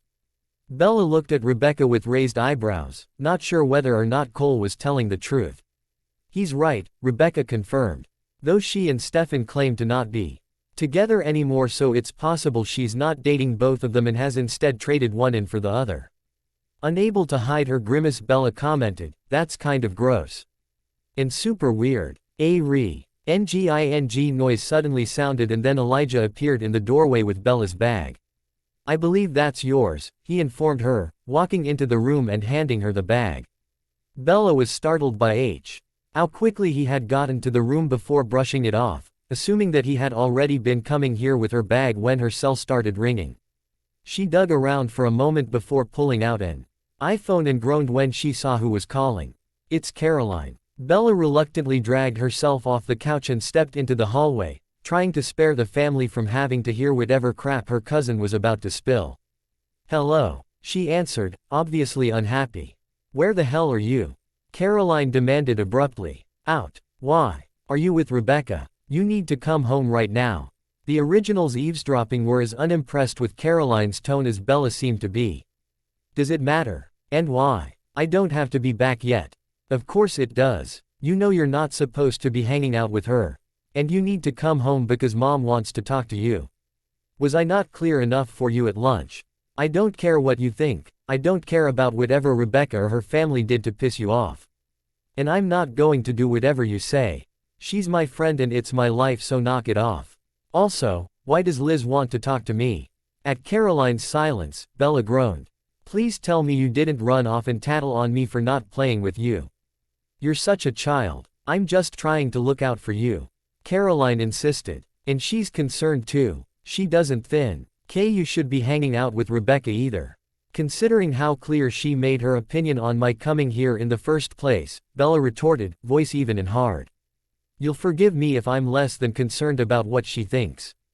And since you didn't get home till around 2 in the morning the last few nights, I'm going to assume that's my curfew, so I'll be home by then. Bye. Bella walked back into the room a moment later and threw herself back onto the sofa with a huff. Well, I assume Caroline was her normal charming self. Rebecca finally asked. I don't know if the problem is she was dropped on her head or if it's that she didn't get dropped on her head enough. Clearly she's lacking in sense, but I'm unsure if that's because it's been knocked out of her or because she didn't get any sense knocked into her. Cole snorted in amusement while Klaus just frowned, both entertained and also annoyed at hearing someone he cared for spoken of in such a manner. Well, isn't that an interesting mental image? Though I am more curious about what was said during lunch. At Bella's blush, Cole smirked and leaned in closer. My, whatever you said must be quite embarrassing for you to turn such a lovely shade of red. Both Elijah and Klaus seemed amused at their younger brother's actions while Rebecca just glared at him. It was nothing, Bella tried to act indifferent. Just so. Nothing, I said to prove a point to Caroline. Well, Cole drawled, eyes sparking in pleasure, and Bella knew that she had just neatly stepped into whatever trap Cole had set. I, for one, am more than willing to screw around with you in order to get your point across to your dear cousin, though I cannot speak for my brothers." Elijah raised an eyebrow in surprise at Cole's statement, and Klaus was about to tell him off when he noticed the mortification, and not confusion as he would have expected, on Bella's face. "You told him?" Bella croaked out to Rebecca, wishing she could find a nice deep hole somewhere close by to die in. Rebecca winced and gave her friend a guilty look. "I'm so sorry, I forgot that I was on the phone with him when I went to find you in the cafeteria. I had thought he had hung up before I reached you." "There's no need to be embarrassed," Cole interjected, a delighted grin on his face at getting such a reaction from the pretty brunette. "It's very understandable you would find us Mikkelsons to be an attractive lot. Many before you have felt the same and have had the same desires towards us. Though generally they meet all of us first before declaring such a course of action." Bella stared at the coffee table, wondering if there was enough room for her to slink under it and never come out again. Elijah seemed to understand the direction of her thoughts. "Unfortunately, hiding will do you no good. In fact, I believe both of my brothers would find it even more amusing if you were to attempt to escape in such a way, and then you would be facing both of their teasing and not just Cole's." Cole couldn't hold back his laughter at the thought of Bella hiding underneath the low table in front of the couch, and his siblings looked at him in varying states of shock. None of them could remember Cole demonstrating such open happiness since back when they were humans. Even centuries after they had turned, their brother had still been full of rage at what had been taken from him and had, in turn, expressed himself through a trail of bodies and mayhem. To see him truly enjoying himself just through interacting with a human was unexpected.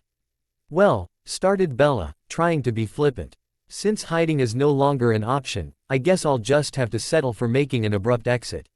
She rose off the couch and turned to Rebecca. "You drove us here and, I have absolutely no idea of where we are. I will need you to take me home." Rebecca laughed, relieved that Bella seemed more embarrassed than upset. "That's probably for the best. I'm assuming you would like to take the longest route possible back so as to not make it seem as though Caroline's call had any effect whatsoever on your decision." "You would be correct." Shaking her head in amusement, Rebecca came to stand next to Bella. "Well then, let's be off." Bella nodded at Klaus before turning to look at Elijah. "It was very nice to meet you," she told him, tone conveying her sincerity, and Elijah smiled back at her. She then turned to Cole. "I think it would be for the better for my self-esteem if you and I don't have any sort of contact for a while." Cole just smirked at her, silently, letting her know that he made no promises. Bella sighed before following Rebecca out of the room, and the brothers heard the front door open and close moments later. "I can see why you and Rebecca have found her so intriguing," Cole commented to the hybrid. "There's something about her that's different." "I agree," Elijah joined, sipping from a glass of Klaus bourbon. "Her nature is unlike that of other humans." "That," agreed Cole. "And the fact that she smells divine." "She is off limits," Klaus warned his unpredictable younger brother. "There is something unusual about her, and until we figure what that is, you are not to touch her." Quote. Cole rolled his eyes. "You already said that last night, I don't need the reminder." Besides, his voice turned bitter now, the previous ease surrounding him gone. "It's not as though I'll be here long enough to get to her now that you're sending me away to keep an eye on baby Gilbert." "I believe our most pressing concern," Elijah interjected before Klaus old Sayer do anything to upset Cole further, "involves the unusual scar on her wrist. You noticed it, did you not?" He directed to Klaus. "I did," Klaus acknowledged. "I've never seen one on a human before. One must wonder how she survived," Elijah contemplated. "More importantly," Cole spoke, "how exactly did she get involved with any cold ones in the first place? They're not exactly a human-friendly lot, now are they?" "Hopefully Rebecca finds that out quickly enough," Klaus said as he stood to leave the room. "The last thing we need is a group of cold ones showing up in Mystic Falls. Things are tense enough as it is, and I have no desire to have to deal with any false vampires." Rebecca pulled up outside the Forbes' house the next morning, looking forward to a day of shopping.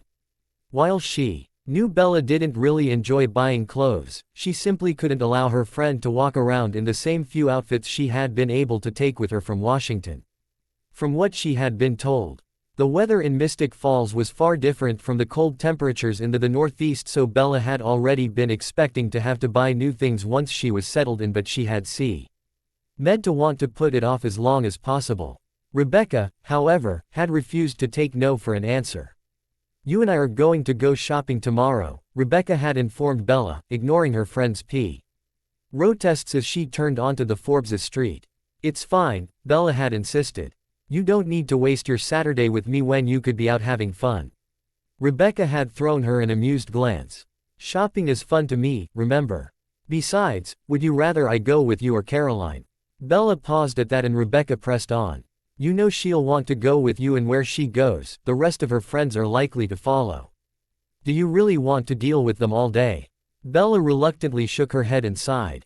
Fine, you win. I'll allow you to accompany me on my tortoise quest for clothes. You know, most people enjoy shopping. Rebecca turned into the driveway and put the car in park, her headlights lighting up the front of the house, and she could see Sheriff Forbes peeking out the window at them.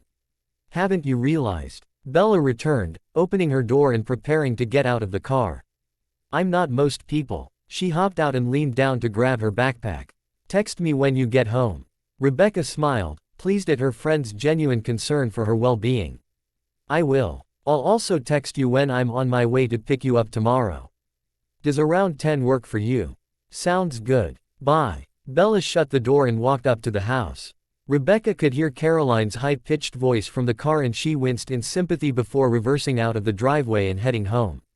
Before she had even come to a complete stop, Bella was already out the front door and almost running to the car. Rebecca watched as Caroline appeared in the doorway and silently glared at her before throwing a concerned glance at her cousin's back.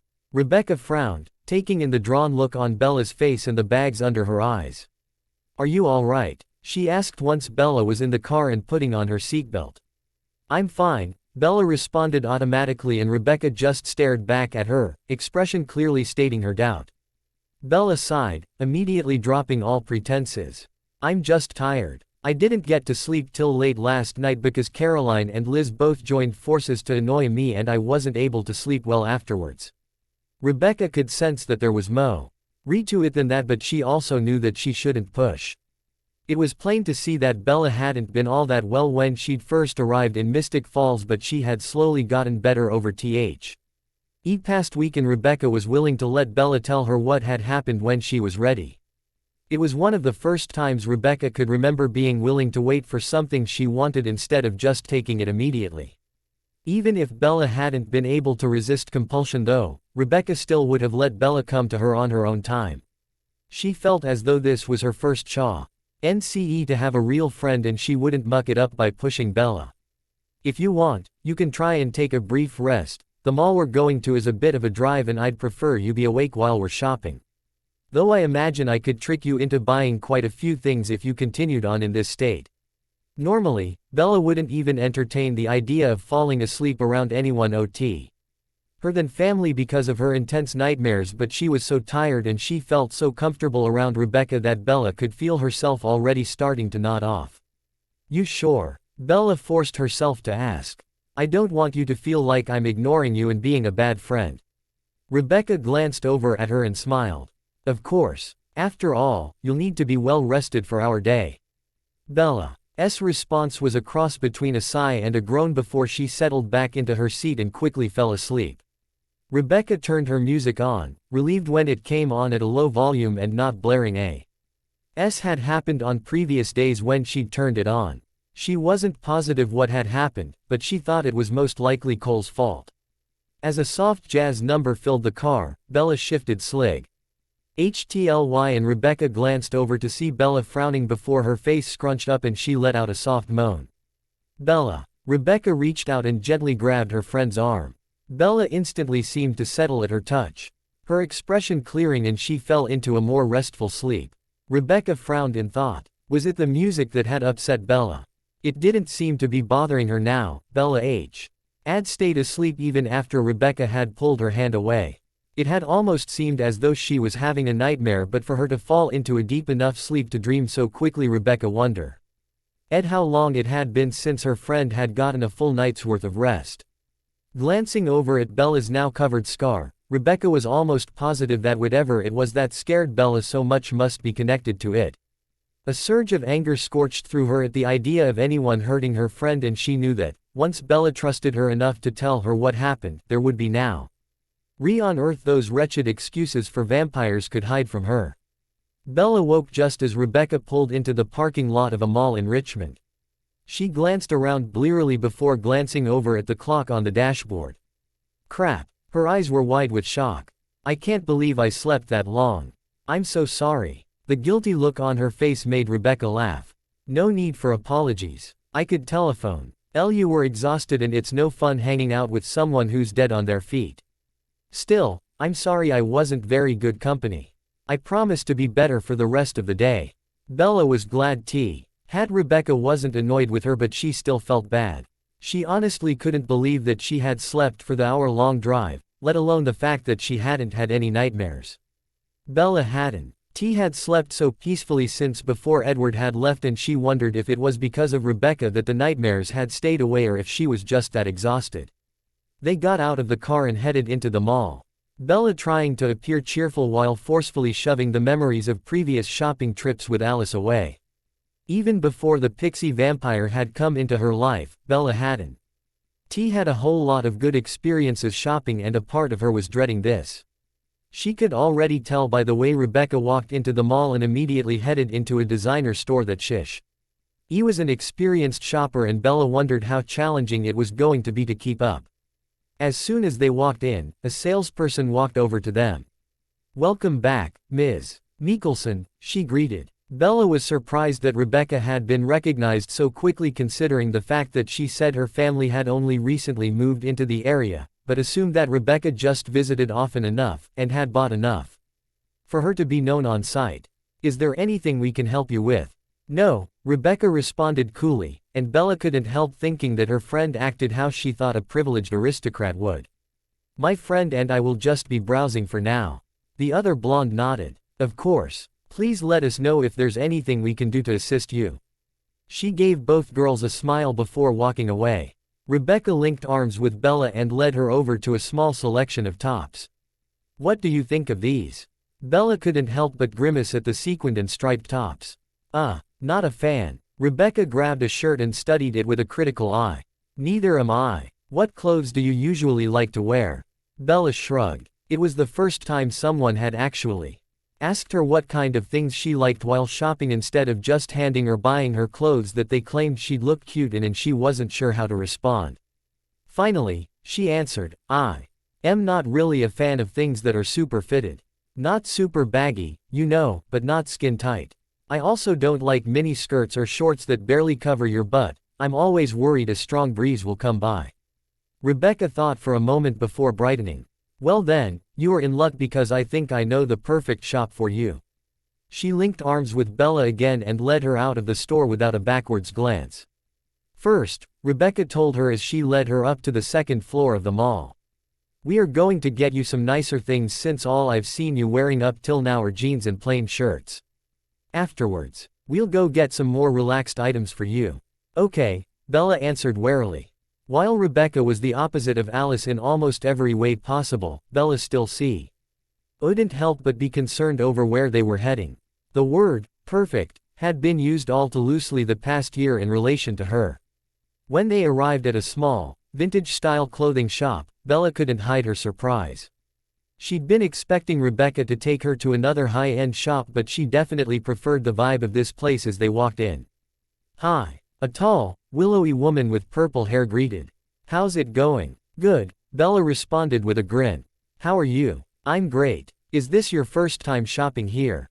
The girls nodded. "Well then, feel free to look around and let me know if you need any help.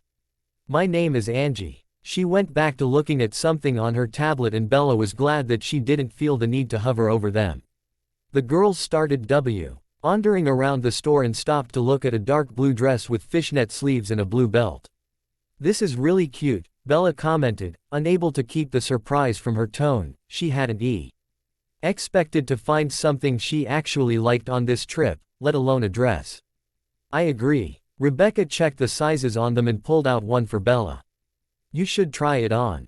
"All right," Bella agreed, and took the dress from her. "I can start a rack for you if you want," Angie offered, coming over to the girls. "That way you don't have to carry everything around until you're ready to start trying things on." That would be great. Thanks. Bella handed the dress over before continuing to wander around with Rebecca. In the end, Bella ended up finding about 6 dresses to try on in addition to a number of nice tops and a few skirts. How did you manage to talk me into trying all these all? Rebecca smirked at her as she looked over the small selection of shoes in the back of the store. I didn't have to do anything. As soon as you saw all those dresses had pockets, you fell in love with them on your own. Bella rolled her eyes, knowing she was right, before heading into the dressing room. Don't get your hopes up. I doubt any of these will look good on me anyway. Rebecca glowered at the curtained-off dressing room. Well, I'm betting you're going to look spectacular, so come out once you re-changed so that you can be judged properly. Lovely word choice there. Can't wait to be judged. Bella came out a minute later wearing a simple black dress with crossed straps in the front that formed a choker around her neck and a skirt that came right above her knees. So, what do you think? Bella asked her, shifting uncomfortably as she waited for Rebecca's approval. You look fantastic, Rebecca told her, heart clenching slightly at the wary look she'd seen in Bella's eyes. She'd known Bella hadn't had much enjoyment with previous shopping trips, but this seemed like more than that. What do you think though? Because if you don't like it, then there's no reason to buy it. Bella turned to look at herself in the floor-length mirror outside the dressing rooms. I really like it, she admitted, smoothing her hands over the soft fabric. The top is really cute and I like how long it is. She studied her reflection for a moment longer before turning back to Rebecca. It's not really practical though, is it? I mean, it's not like I'd wear it anywhere, so it'd kind of be a waste to buy it. Does there need to be a reason to get dressed up? Rebecca countered. If you like it, you should buy it. You can wear it when we go out for dinner in the evening or if you have a date. It's perfect for almost anything. At Bella's continued hesitance, Rebecca stated, You're getting that dress. Whatever you say, Becca. Bella sassed, almost relieved that Rebecca had taken that decision out of her hands. She knew she would have talked herself out of buying it otherwise and was grateful for Rebecca's decisive attitude. Bella turned back into the dressing room, completely missing the surprise on her friend's face. In the end, Bella ended up getting almost everything she'd tried on. She had not, however, ended up paying for any of them. By the time she had finished changing back and brought her items up to the counter, Rebecca was signing the receipt and handing it back to Angie. You didn't have to do that. Bella protested, instantly feeling guilty. I wanted to, Rebecca informed her, taking the last of her items from her and placing them into a bag Angie had handed her before ushering Bella out of the store. At Bella's continued objections, she sighed and said, Bella, you saw where I live. My family isn't exactly hurting for money. Besides, she turned to Bella with a smirk. I used Nick's card to pay for everything, so it's not like I used my own money.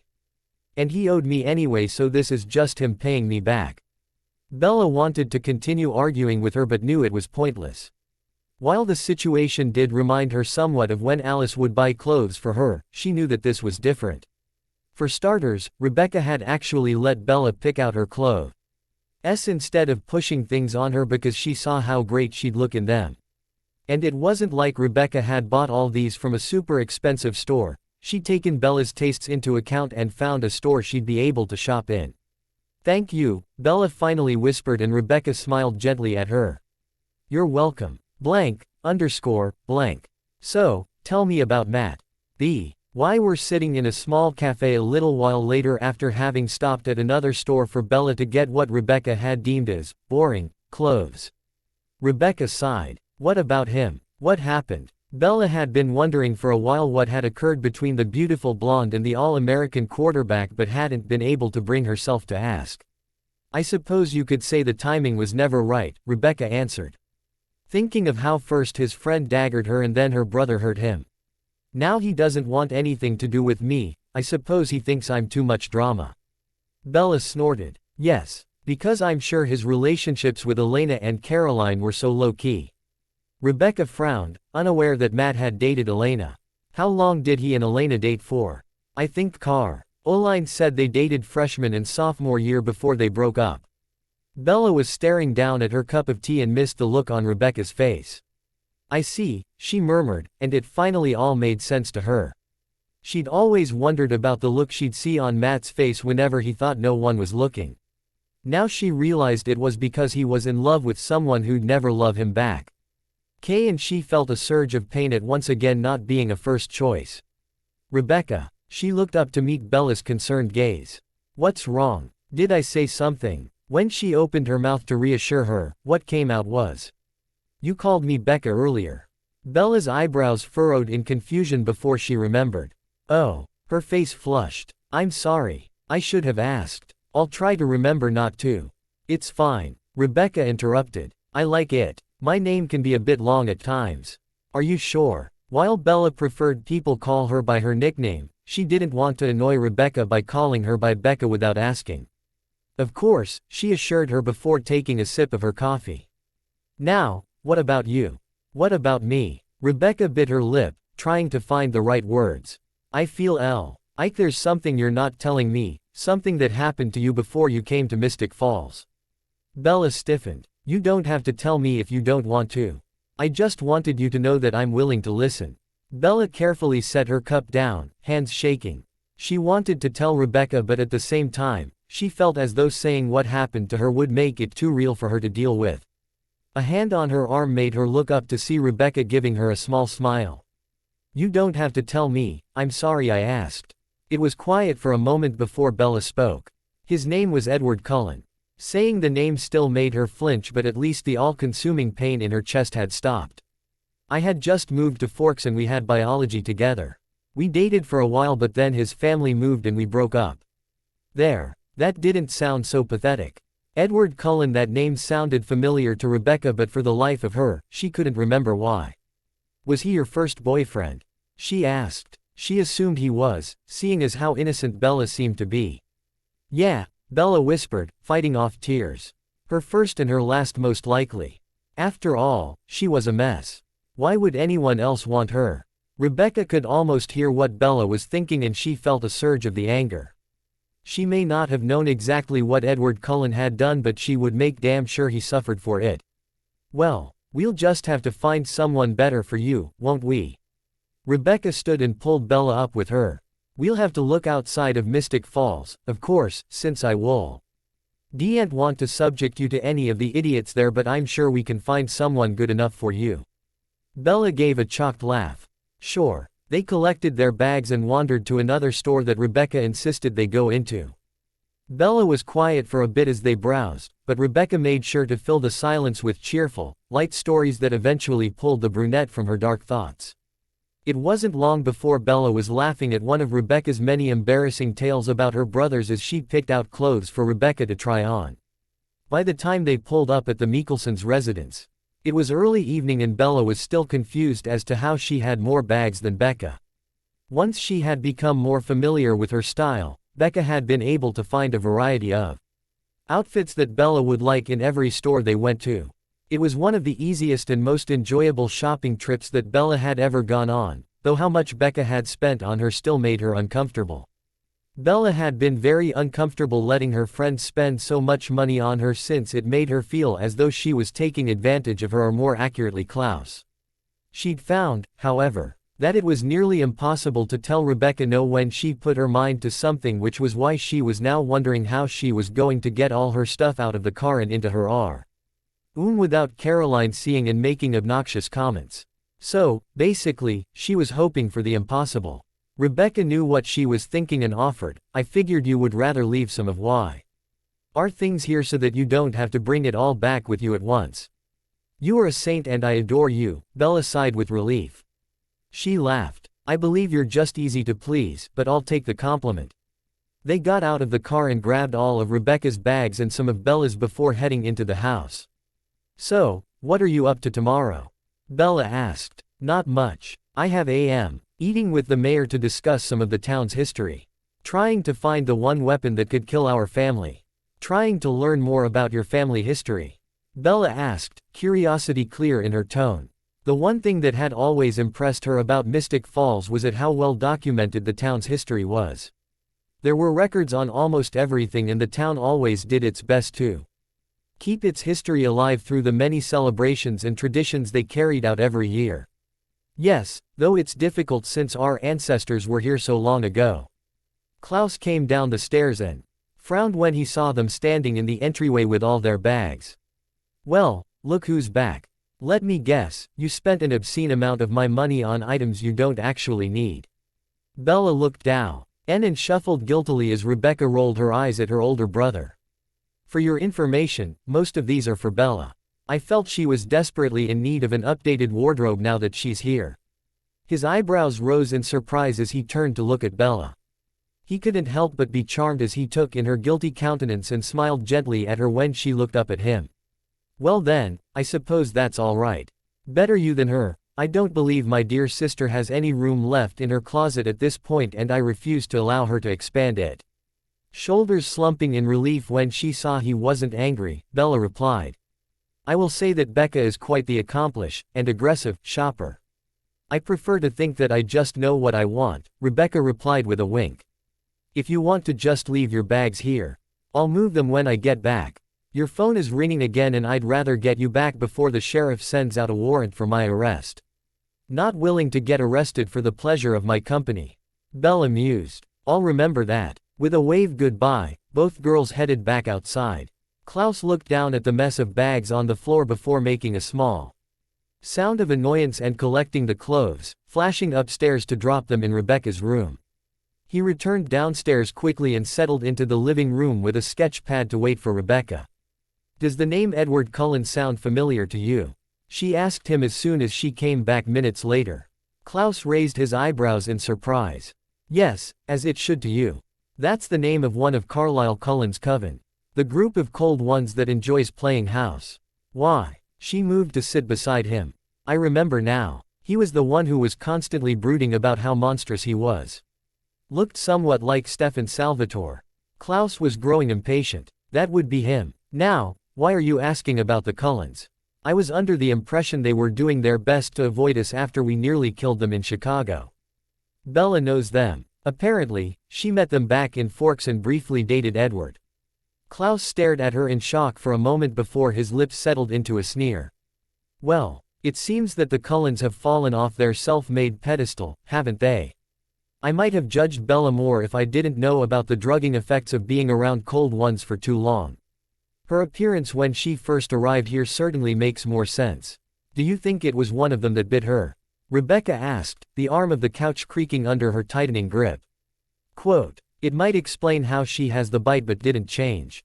Carlisle always did pride himself on his exceptional control." "Not exceptional enough," Rebecca retorted before standing. "Is Elijah still out of town?" "He is," Klaus told her, settling back in his chair and studying the sketch of Bella he had just finished. "Shall I ask him to do a little digging and see if he can't find out more about W.H. It happened in Forks and where the Cullen family is now?" "Yes. I get the feeling there's more going on than just a bad breakup, and I would like to know exactly what they've done before I tear them limb from limb." Klaus was amused at her vengeful expression. "Going to kill them all then? I would have thought your attempts at bettering yourself would have kept you restrained to only the guilty ones. They call themselves a family. Did they not? All for one and one for all. I just figured they'd prefer to stay together no matter what. Besides," Rebecca turned to exit the room, "everyone knows that you never leave a survivor." To say things weren't going well for Rebecca would be an understatement. Her attempts at locating the white oak tree from the mayor had failed, and it seemed that the only ones who might have the information she needed would give anything to have her and her family done away with for good. It was too bad this all hadn't occurred before she'd slept with Damon. She old have snooped through his house then. Now her only hope at getting those records was to either break in or have sex with Damon again and find a chance to slip away while he was asleep. Neither option appealed to her, since both came with their own risks, and she really didn't want to fall into bed with Damon again. And now Sage was back in town. The little hanger-on was trying to reconnect with Finn, and Rebecca amused herself for a moment wondering how Sage would react if she told her that her true love was doing all he could end his miserable existence. Well, she was cozying up to Damon's. Oh, it was most likely only a matter of time before he let it slip to her. Too bad she wouldn't be there to see the look on Sage's face, but at least she could comfort herself with the memory of her pain at knowing that Finn had left without mentioning a word about his former love.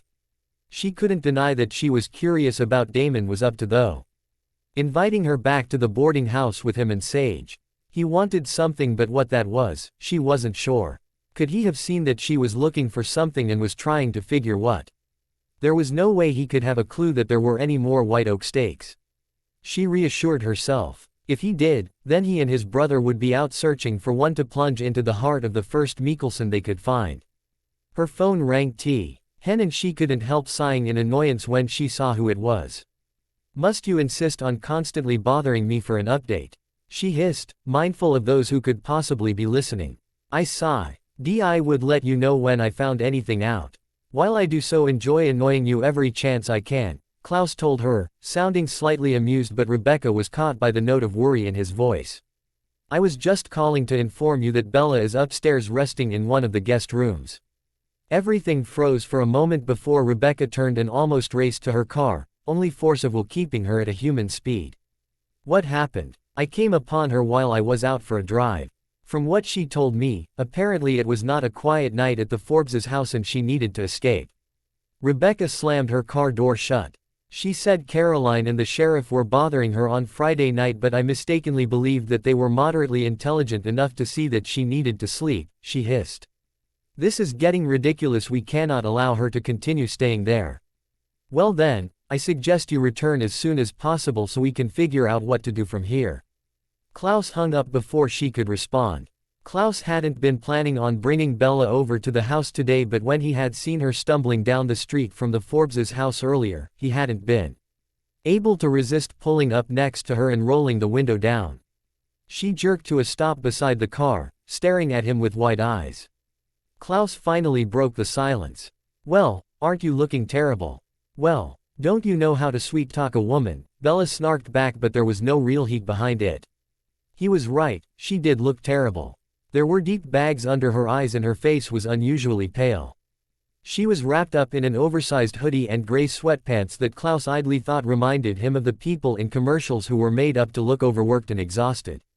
He studied her for another moment before sighing.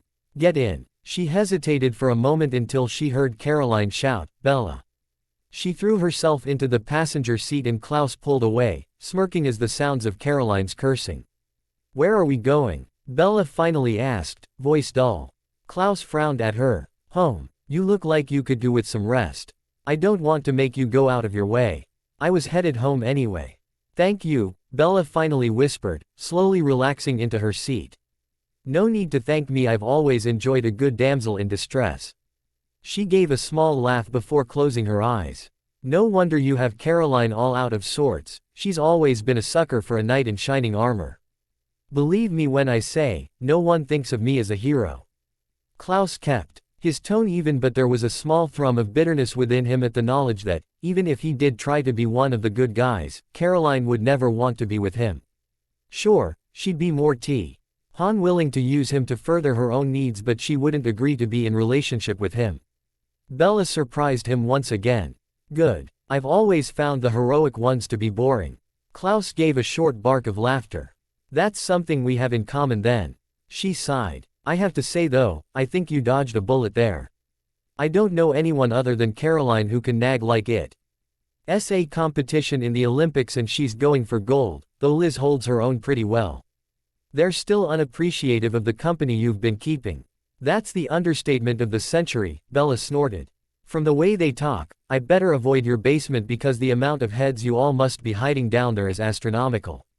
Most of us prefer ripping out hearts than removing heads, but I suppose the sentiment is all the same." Bella gave another soft laugh.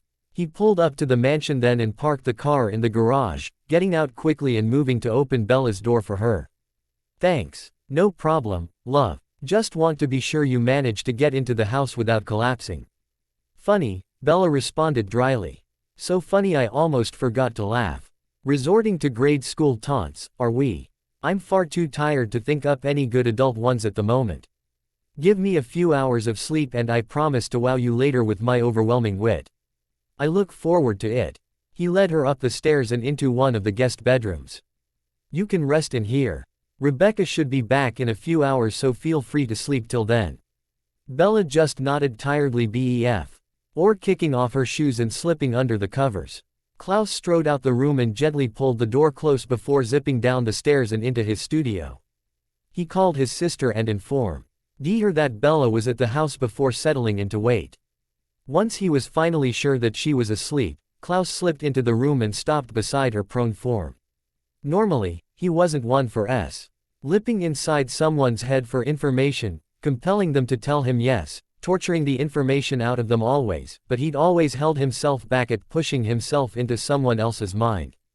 He found it far more intimate than he was usually comfortable with, but he needed to know more about Bella, and this seemed the quickest way to go about it. Resting his hand lightly on her forehead, Klaus carefully slipped into Bella's mind. There was a brief resistance at first, a strange wall that at first seemed to push back against him before suddenly allowing him access. It took a moment for Klaus to right himself and was surprised to find himself in a forest. "Oh crap," he heard Bella mutter and turned to find her staring at him with large doe eyes. "Rebecca's brother is in my dream. This has to be against the friend code." Klaus chuckled, glad that she thought him to be a figment of her imagination. "I believe it is. So, tell me, love." He moved to stand directly in front of her, bending over slightly so their faces were close together. "Now that you've gotten me here, what are you planning on doing with me?" Bella squeaked and stumbled backwards, almost tripping over her own feet. "Don't do that," she shouted once she had regained her footing. "Do what?" he questioned innocently. She scowled at him. "Don't do that whole smoldering look and sexy voice thing. You are my friend's brother and most certainly off limits. And even if you weren't, you are crushing on my cousin Caroline and are so far out of my league." He filed away the fact that she thought his voice was sexy for later. "Who are you trying to convince there? Seems to me like you're trying awfully hard to remind yourself to keep your hands to yourself, though I'm more than willing to play with you if that is what you wish." Bella covered her face with her hands, shaking her head back and forth as she muttered incoherently to herself. Klaus finally took pity on her and allowed for a change of subject. "So, care to share why we currently find ourselves in a forest?" Taking a deep breath, Bella finally dropped her hands from her face and focused on his question.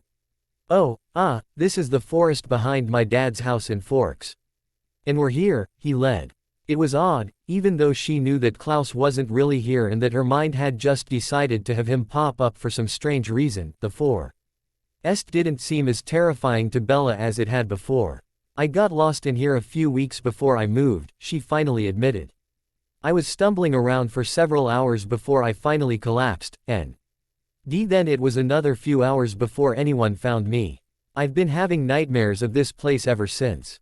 Klaus frowned. Why were you even in the forest in the first place? He didn't peg her as someone who enjoyed going on jaunts through the woods. His question caused the ache in her chest to suddenly flare up and she gasped, clutching her chest as tears filled her eyes. A split second later, he was beside her, holding her face in his hands. "Look at me, Bella," he instructed. "I need you to take a deep breath for me. That's it, love, there you go," he gently coached as he eased her out of the beginning of a panic attack. Once her breathing was even again, he slowly pulled away. For her to have a reaction this badly, he was willing to bet that something involving the cold ones had happened here. Was this where she was bit? Or perhaps, since she seemed to feel a pain in her chest, it was more emotionally traumatizing. Is this where she and Edward broke up? But why break up in a forest? "This is where he left me," Bella whimpered, tears streaming down her face. She stepped forward and buried her face in his chest, sobbing quietly. He froze, unsure of how to respond, before awkwardly wrapping his arms around her and emitting a soothing rumble from his chest. So, his second thought was right. She and the parasite ended things here. Klaus could almost see it for himself. Edwa road leading her into the forest and ending things, zipping away with no warning and leaving her to fend for herself. It was cruelty at its finest. "He's not worth your tears," he finally said, voice unusually gentle. Bella shook her head. "I'm the one who's not worth it, I'm the one who wasn't enough." Klaus pulled back then to look at her properly. "Is that what he told you?" She nodded, roughly wiping away her tears. "He said I wasn't good enough for him and that he was tired of being something he wasn't. Then he was just gone. I tried to follow him, but it was dark and I couldn't tell which way he went." Her voice slowly grew more hysterical and cracked several times as she spoke. This wasn't a normal reaction. Klaus studied Bella carefully as she slowly pulled herself together. This was More than just a broken heart or a break in her self-esteem. It was too wild a reaction for something like that. Klaus focused for a moment, taking control of her dream and pulling them out of the dark forest and into a sunlit field. Bella startled. What? She stared around in confusion. Where are we? I found that I didn't appreciate your previous dream, so I'm shaping a new one. He had GHT her to a field that he and his family had frequently played in when they were younger, when they were human. Nothing will harm you here, you can rest easy. She just stared at him for a moment, tears still streaming down her face. I don't know why I dreamed of you all of a sudden, but I'm really glad I did. If Klaus had been a lesser man, he might have blushed a little at her sincerity. Get some rest, love. You'll need it for once Rebecca gets back. With that, he disappeared from her dream and returned back to the room. He stretched, then turned to face his sister standing in the doorway. She just glared for a moment before flitting downstairs. Once he had followed her into the kitchen, Rebecca turned to face him. She opened and closed her mouth several times, trying to find the words to properly express the rage coursing through her. Before you start shrieking, Klaus finally said, as he moved to the cupboard and pulled out 2 glasses and a bottle of scotch. I will say that I, unlike you, have never been one to enjoy digging around in someone else's mind. However, after having seen how Bella looks today, I'm sure you can understand why I felt it was necessary to see what I could find out. Rebecca pursed her lips but finally sighed. I suppose I can understand. So, what did you find? Klaus, phone rang then and he glanced down to see who was calling. What have you found? It seems that the Cullen clan lived in Forks for a little over 3 years before abruptly moving mid-September, Elijah informed them. Everyone was told they left due to a job offer Carlisle received unexpectedly, but that was clearly a lie. What happened to Bella after they left? Rebecca asked, moving closer to Klaus. It seems Isabella went into a catatonic state after their departure. The day they left, Isabella went missing for several hours and was found near midnight in the woods. She claims she got lost while out walking. Well, it seems that Bella felt the need to cover what truly happened. Klaus glanced over at Rebecca. I've learned that young Edward brought her out into the woods and ended their relationship there before immediately leaving the area. There's more. Elijah's grim tone instantly made the 2 siblings wary. I managed to receive an invitation into the Swan residence from Isabella's father and was able to take a look in her room. The stench of cold one was unmistakable. Even after all this time. For it to be that strong, she must have had at least one Cullen with her at almost all times even while she slept. If it didn't rain so much here, I imagine one would be able to smell it all around the house as well. What does it matter how much time Bella spent with them? Rebecca was growing impatient. As I am sure you are aware, cold ones unable to use compulsion as we do, but they do have their own methods for attracting their prey. In addition to their unnatural beauty, they release a type of chemical that intoxicates any human's comes into contact with them and keeps them compliant. Generally, the humans experiencing this only have to endure for a short while before they are killed, but Isabella was ingesting these pheromones almost constantly. Klaus caught on quicker than his sister. So, what you're saying is that Bella has been on an 8-month-long drug trip and is only now crashing down from her high. Yes, because we are the original vampires. I believe that being in close contact with us helped slow worst of the symptoms her body is exhibiting, but that will not last for long. Think of Bella like a computer. With a virus, rebooting it might make it run normally for a short time, but the virus is still there destroying the system. Her father sending her to Mystic Falls was a shock to her system, but it was not enough to fix the problem. Rebecca was almost shaking with anger. Did they know? Did they know what they were doing? I believe so, Elijah responded. His tone was even, but his siblings knew well enough to sense the barely hidden rage he was also feeling. Carlisle has insisted on keeping in close contact with humans his entire life as a vampire. It would be impossible for him to have not noticed his effect. But what would be the point? Rebecca asked. While I could understand them toying with her for a short while, 8 months is a long time, even for a vampire. Considering how volatile most cold ones are, there must have been some other motivation. Control, Klaus answered, tone deadly. Like a human drug dealer, the Cullens got her hooked and then cut her off so that he would be compliant to whatever they wanted. I imagine they planned on coming back after a short while, long enough for Bella to be desperately longing for them but not so long that she would have been able to move on. And then reasserting their control over her completely. I agree, Elijah informed them. Isabella would have submitted to whatever they desired because she would have been completely dependent on their presence to function. The only thing they didn't take into account was her father's reaction to her state. She started to deteriorate so rapidly that all he could think to do was remove her from Forks. It seems that the plan was originally to send her to live with her mother in Florida, but then they decided that staying with her cousin, Caroline, might do her some good. Rebecca picked up the nearest object and threw it against the wall, enraged. We should have killed them when we had the chance. I wanted to kill them, Klaus reminded her, desperately trying to keep his own anger in check. You were the one insisting on sparing them. Michael was still after us, and leaving a trail of destroyed cold ones behind us would have been just as obvious as sending him a bloody calling card. Since I was not present when this happened, would one of you mind explaining to me how your first meeting with the Cullens came about? Klaus turned to Rebecca. Why don't you tell him, little sister? After all, you certainly played a large role in why they are currently still inflicting themselves on the human population. Chicago, 1922. Klaus couldn't help smiling at the sight of Rebecca and Stefan dancing together.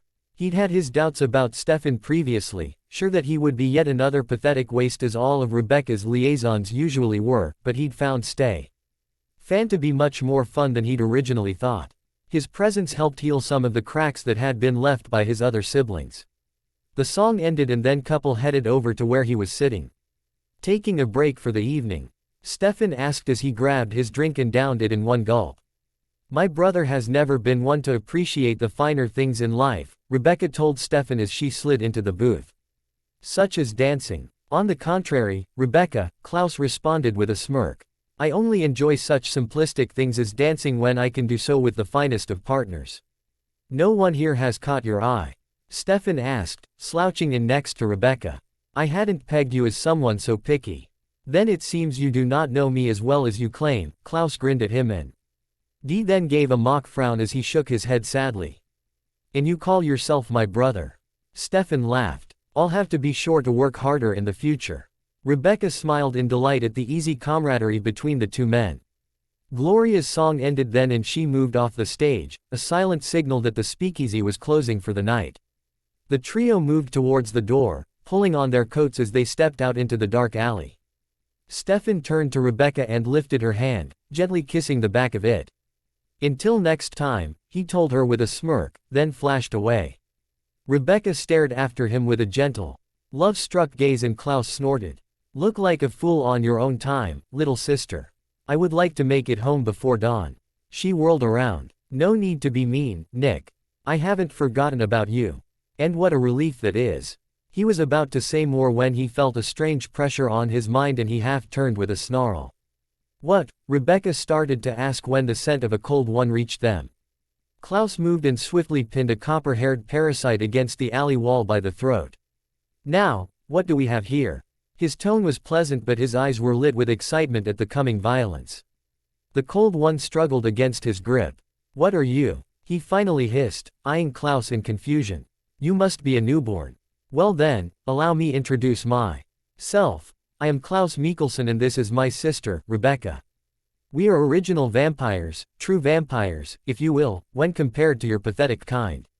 Now, tell me why you were trying to get inside my head. It was an accident, came another voice from the alley's entryway. They turned and saw another cold one, this one with blonde hair and golden eyes. He's just been turned recently and is unable to control his gift. Well, consider this your first and last lesson as a vampire. Learn to control your so-called gifts before you venture out in public, else you come upon someone much stronger than you and they consider it an attack. Klaus moved to rip off the boy's head as he desperately tried to escape. Nick, no. Rebecca moved beside him and grabbed his arm. You can't kill him. I think you'll find that I can. He snapped at her. We are trying to keep a low profile, she hissed. Do you think littering the streets with the burning remains of cold ones will help do that? Please, my name is Carlisle Cullen. The blonde informed them, hands held out as if trying to calm a startled animal. Edward meant you no harm. His gift can't be harnessed the same way others can. Rebecca squeezed his arm, eyes pleading. And Klaus sighed. Fine then, I guess this is your lucky day. He leaned in close so Edward wouldn't be able to escape his gaze. You will tell no one of your encounter with us. I will tell no one. Edward repeated, the compulsion quickly taking root. Rebecca moved to Carlyle's and did the same before returning to Klaus, sighed. Klaus threw the boy at Carlyle's feet. I suggest you leave before I change my mind. Carlyle pulled Edward up and they both disappeared a second later. So, you allowed both of them to live, Elijah mused. How unlike you, Niklas. It seems I should have followed my instincts, Klaus responded, glaring at Rebecca. Rebecca threw her hands in the air. Yes, blame me for this. I apologize for not automatically knowing the any cold one we allowed to live would go on to terrorize our little sister. There was a pause as they each considered what she said. Our little sister? Asked Klaus. Rebecca looked lost for a moment before she rallied. Fine, maybe not our little sister, but I certainly view her as mine.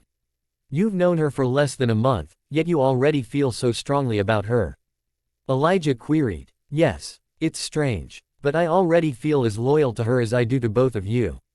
Rebecca couldn't help turning to Klaus, worried as to how he would react. Would he view Bella as some kind of threat or obstacle now? Klaus was surprised to find that his feelings toward Bella hadn't changed in the slightest at Rebecca's revelation. He still found the girl intriguing and was slowly growing to care for her, though. He was unsure as to what sort of caring that was. While he had never approved of any of previous string of lovers, he wasn't necessarily against his sister having friends, she had just never been good at making any. Hopefully it would never come to the point where she would have to show who she felt more loyalty to, him or Bella. Is there anything we can do to help ease her symptoms? Klaus finally asked, and both of his siblings gave silent sighs of relief. I've noticed her reactions to certain triggers are surprisingly strong, which makes sense given the supernatural element to them, and I believe there's a chance it could lead to physical harm if left unchecked. I would think that our blood might be of some help, Elijah stated, pleased at the concern his volatile brother was showing. But it would best to consult a witch to see if there are any spells that could be used. The sound of footsteps upstairs quickly ended the conversation, Klaus instructing Elijah to try and find where the Cullens were currently located before hanging up. Rebecca moved to clean up the broken remains of the glass she had thrown previously and had just finished when Bella stepped into the kitchen. Hey, Becca, she greeted softly. Feeling a little shy at having come to her house without being invited first. Bella, she beamed at the younger girl. Nick told me you were resting upstairs. Did you have a good nap? Bella's eyes flicked over to meet Klaus and she turned bright red. It was fine. I had a weird dream, but that's it. Rebecca shot another glare at her brother before moving to link arms with Bella. You weren't sleeping for very long, are you sure you don't want to rest anymore? She shook her head, quietly allowing Rebecca to lead her out of the kitchen. I'm good. It was obvious that she was lying. But Rebecca knew her well enough at that point to refrain from arguing the point. Since you're here, shall we watch a movie? I feel like staying in this afternoon and being lazy. Klaus stayed in the kitchen, listening to Rebecca easily rouse Bella into conversation as they headed into the home theater room that both Rebecca and Cole had come to favor. He guessed that his baby sister was hoping that watching a relaxing movie would lull Bella back to sleep, and he hoped she was right. She had barely rested at all, and he wondered if she had been too surprised by his presence in her dream to truly sleep, or if the pull on her mind had been too strong for her to be at ease in the field he had pushed her subconscious into. Either way, he knew Rebecca would keep a close eye on her for the next few hours, leaving Klaus free to run a few errands. It seemed that a stop at the Forbes' house would be in order, and he reveled in the fight he knew would be coming his way. No one was home when Klaus dropped by the Forbes' house, so he assumed that they had run off to the Salvatores in the hopes of gaining assistance in containing Bella. She's just a human, he heard Elena argue. She couldn't know how dangerous Rebecca and Klaus are. That's true, he heard Damon agree. After all, the quarterback also got himself dragged into European Barbie's web. Seems Oline just has a knack for surrounding herself with morons who have no sense of self-preservation. Klaus took that opportunity to let himself into the house. I cannot speak for Matt, but Bella was exceptionally intuitive to befriend my dear sister. Caroline leapt off the couch and was standing in front of him moments later. "Where's Bella?" she demanded. "What did you do with my cousin?" He smirked at her. "I have done nothing. You'd be better off asking what you did to send her running off." Sheriff Forbes slowly reached for her gun. "There's no need for things to get out of hand," she warned. "We just want Bella. It amazes me how someone so stupid could somehow manage to survive this long." In a split second, Klaus had taken the gun from the sheriff and was standing behind the Bennett witch. The muzzle pressed against the back of her head. Now, there's no need to get upset, this is just a precaution. Wouldn't want you to try and do anything reckless now, would we?" The rest of Doppelganger's protectors stood frozen, watching Klaus carefully. "Now that I have your attention, I'll get straight to the point. Isabella Swan will be staying with my family and I from now on." When Caroline opened her mouth to argue, Klaus dug the gun deeper into Bonnie's skull and she let out a choked noise. "This is not up for debate. There will be no discussions or negotiations. I am telling you what is going to happen. And you will do as I say or I will slowly tear each of you apart. And with you all dead, there'll be no one around to keep an eye on precious Elena, will there?" As he watched the faces on each person in the room go resigned, one after another, Klaus couldn't contain a snort of derision as he sneered at Caroline. He found himself oddly disappointed at how easily they gave in.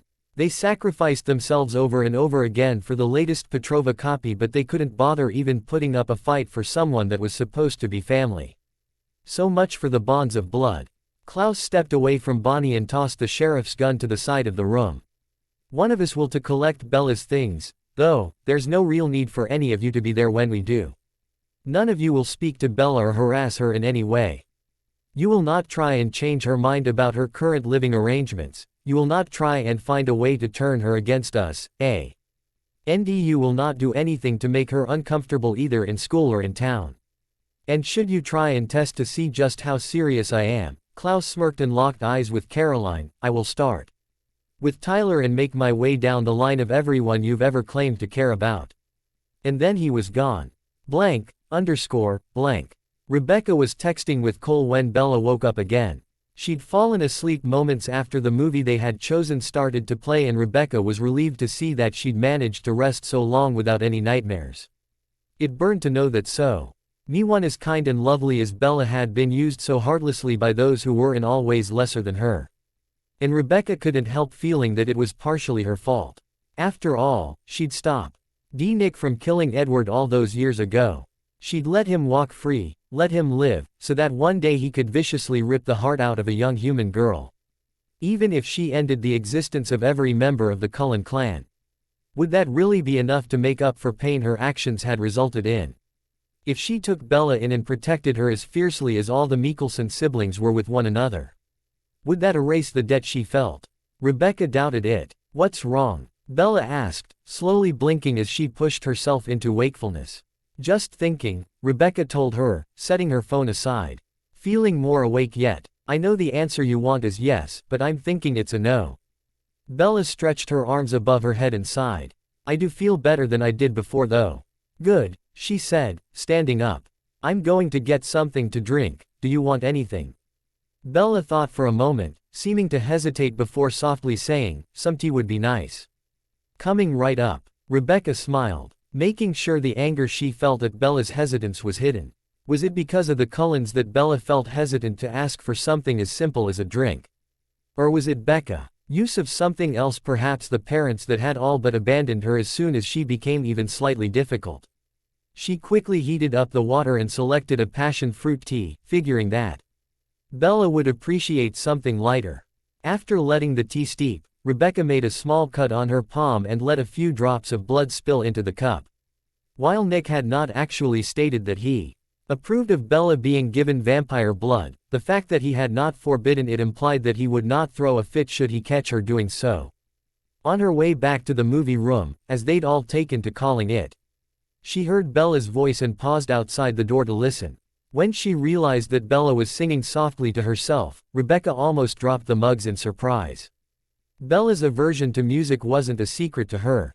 It seemed to almost be a trigger of sorts. The pleasure she would have felt at witnessing her friend overcome this hurdle was overshadowed by the heartbreaking lyrics coming from her. Hurry up before you go and get old. Hurry up before your blood runs cold. None of us were ever meant to stay. We're all gonna find out one day.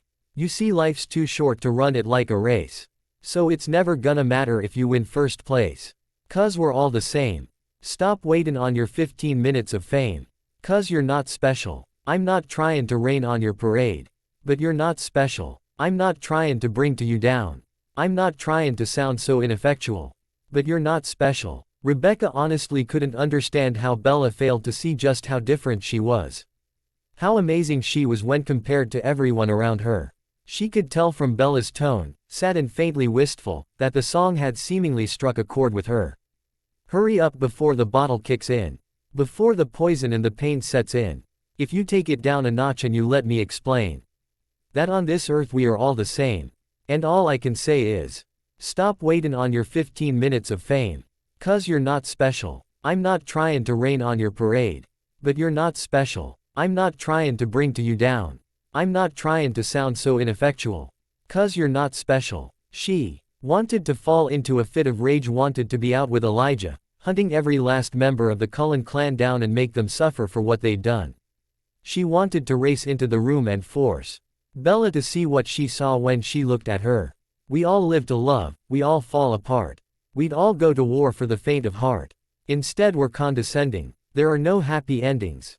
I won't hold my breath, I won't cast a doubt. I'd never sell you out. But I'll give you one last chance to own it.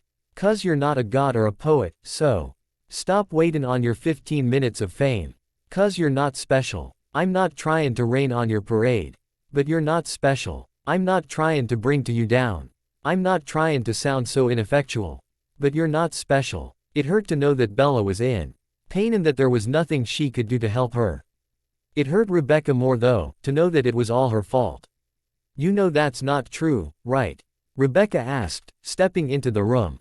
Bella started, her face slowly turning red as she registered both Rebecca's presence and her words. What? You are special. She handed her the mug of tea that had a few drops of her blood in it. Not very many people are capable of befriending anyone in the Mikkelson family. Bella stared down into her tea and gave a small huff of laughter. I'm not though. You befriended me, I'm just along for the ride. Rebecca sat down next to Bella, shifting so she was sitting shoulder to shoulder with her. I think you'll find it was the other way around. There I was, new to town and absolutely friendless. And then this random girl ran right into me on my way to history class. Bella cut in, unable to keep a small grin from lighting up her face. What a jerk. Utter nightmare, Rebecca agreed with a laugh.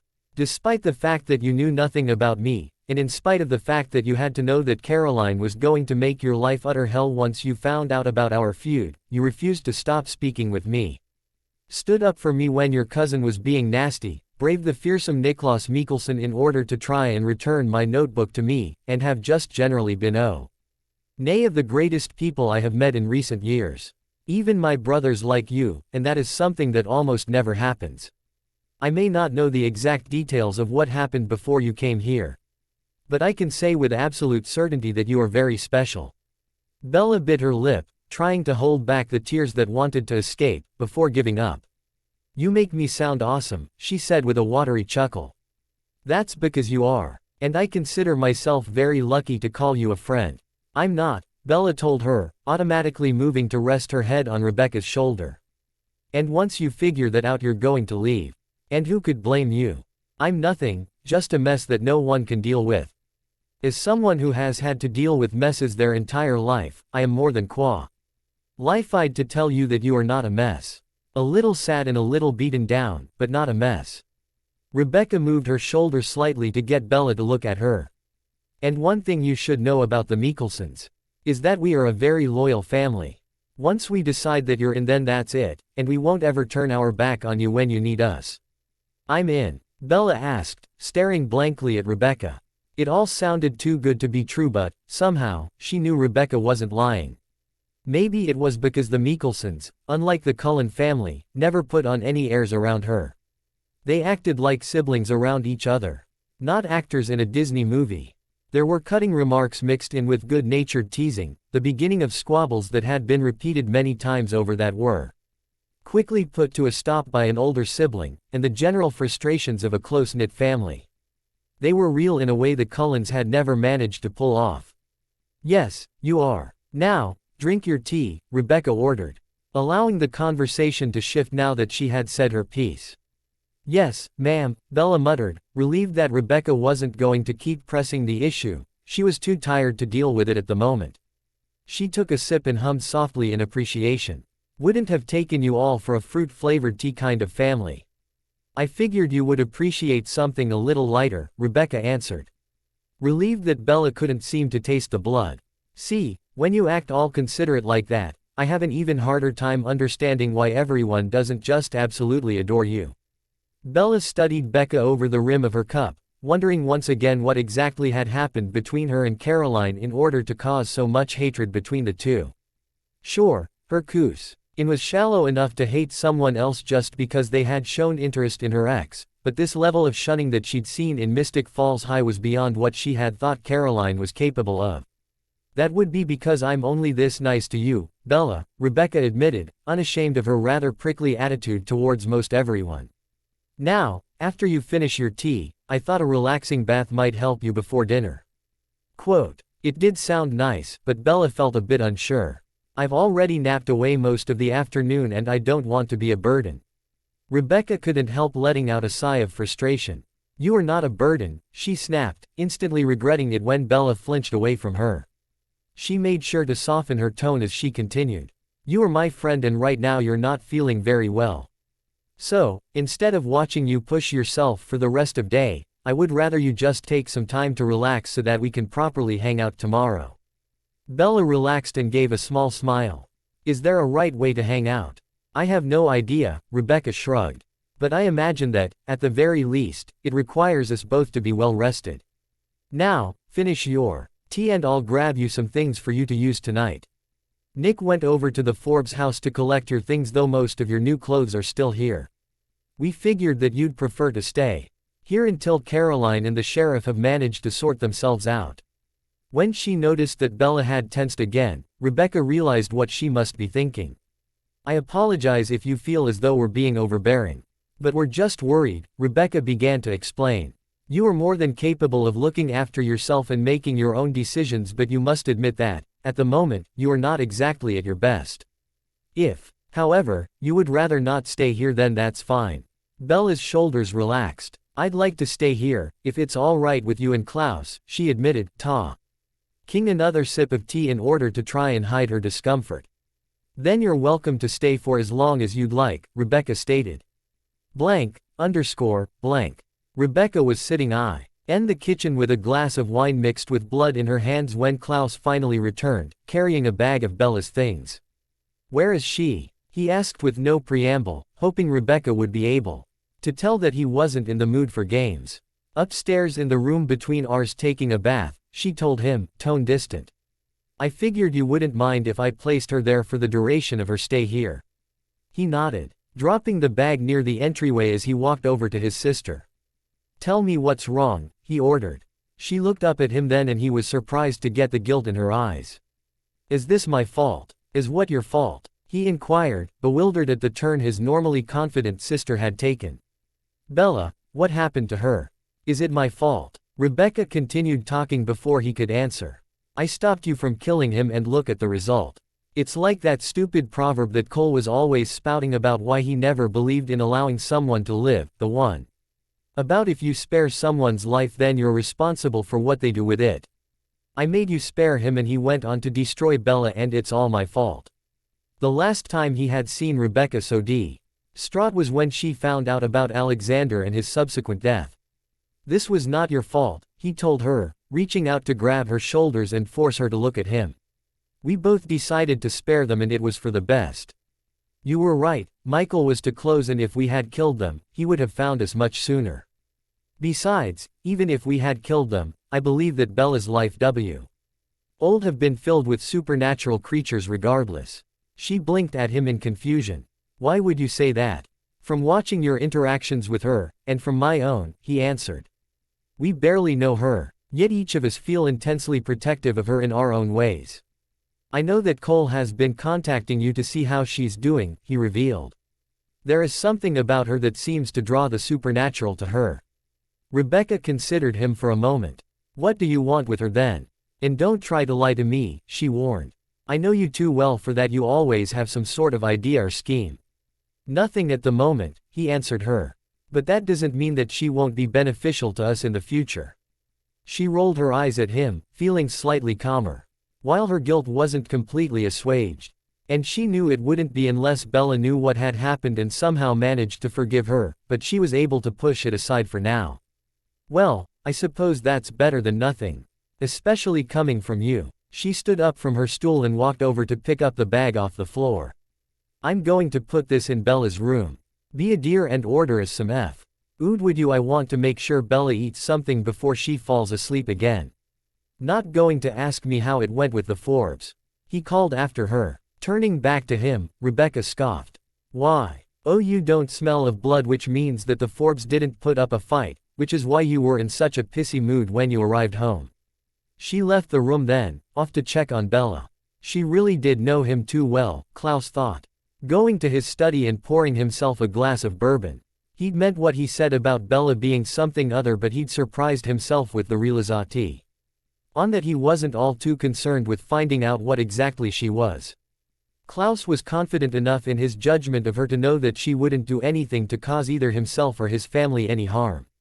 His phone rang then and he pulled it out, immediately answering it when he saw it was Elijah. Have you found them? We have a problem. Elijah's tone instantly caused Klaus to tense. All the times he'd heard it before flashing through his mind, quickly followed by the destruction that came afterwards. Tell me. I found the Cullens. They moved to New York after leaving Washington. Unfortunately, in the time since I had last encountered them, a seer of sorts joined their coven. They knew I was coming, and from what I found in their home, they know that Isabella is in Mystic Falls and is staying with us. You believe they're coming here? That wasn't so bad, all things considered. They were more than a match for some cold ones. I'm not sure, but there is a chance they might make a detour before coming to Virginia. Elijah paused, hesitating on how much of his suspicions he should inform Niklas of. It seems they have recently been in contact with the Volturi.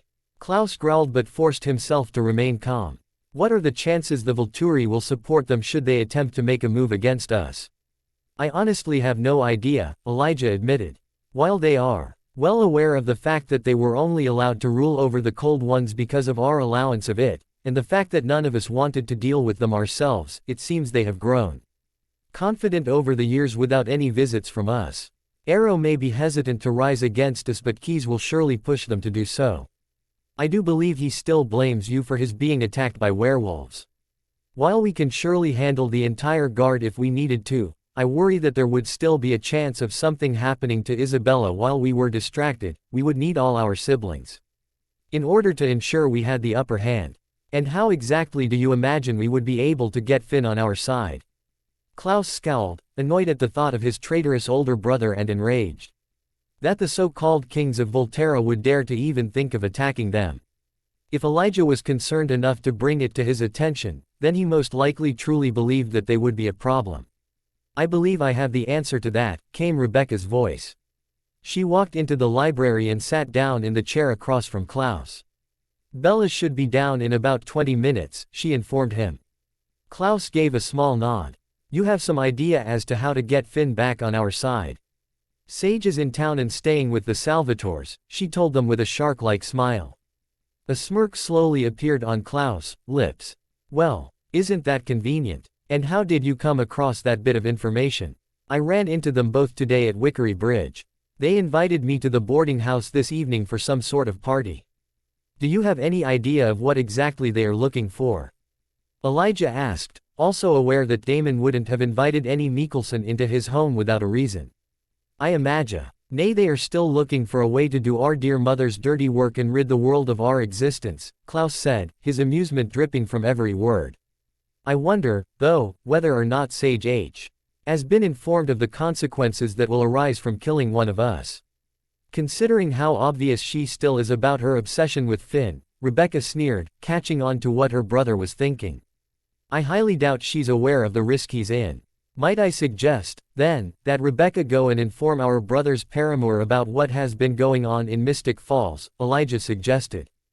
amused at the knowledge that Klaus would be the one forced to suffer Rebecca's grumblings about her task. Why do I have to be the one to speak to her? Rebecca demanded. You're the one she reached out to, Klaus pointed out. Besides, he added with a delighted grin, there's no way she's going to be willing to speak with me. After all, I'm the monster that stole her lover away from her. Think of it this way, Elijah interjected. This is all being done to make sure that, when the time comes, Isabella will be protected. She sighed, knowing he was right. All right, after we've had dinner and I can be sure Bella will be able to sleep through the night without nightmares, I'll go to the Salvatore house. One last question, Elijah started. Have either of you heard Isabella mention the name Victoria? I haven't, answered Rebecca. Nick. No, he shook his head. The only ones she's mentioned have been the Cullens. Why? It seems that the Cullens were also searching for a cold one named Victoria. I found their attempts to find her mixed in with their information about Isabella. I will send you a photo of her in a moment. The number of enemies that girl has just keeps climbing, Klaus murmured. Somewhat charmed at the idea that someone as innocent as Bella could have so many enemies. Any other supernatural creatures she's come into contact with that we should be aware of? Well, there is a group of shifters on the tribe near Forks that turn into giant wolves. Oh, for the love of God. Rebecca exploded. Klaus just laughed. Rebecca walked into the Salvatore boarding house holding a bottle of wine. She was more than ready to get this over with and get back to Bella. She'd fallen asleep almost immediately after she finished eating. They had barely been able to convince her to fall asleep in her room rather than right there on the living room floor. Following the soft piano music into the family room, Rebecca glowered at Sage and Damon. Well, this is depressing. What happened to the party? She mocked. Sage stood and walked over to her. It just arrived. She smirked at the other woman. You're quite right about that. She zoomed over to Damon and snapped his neck.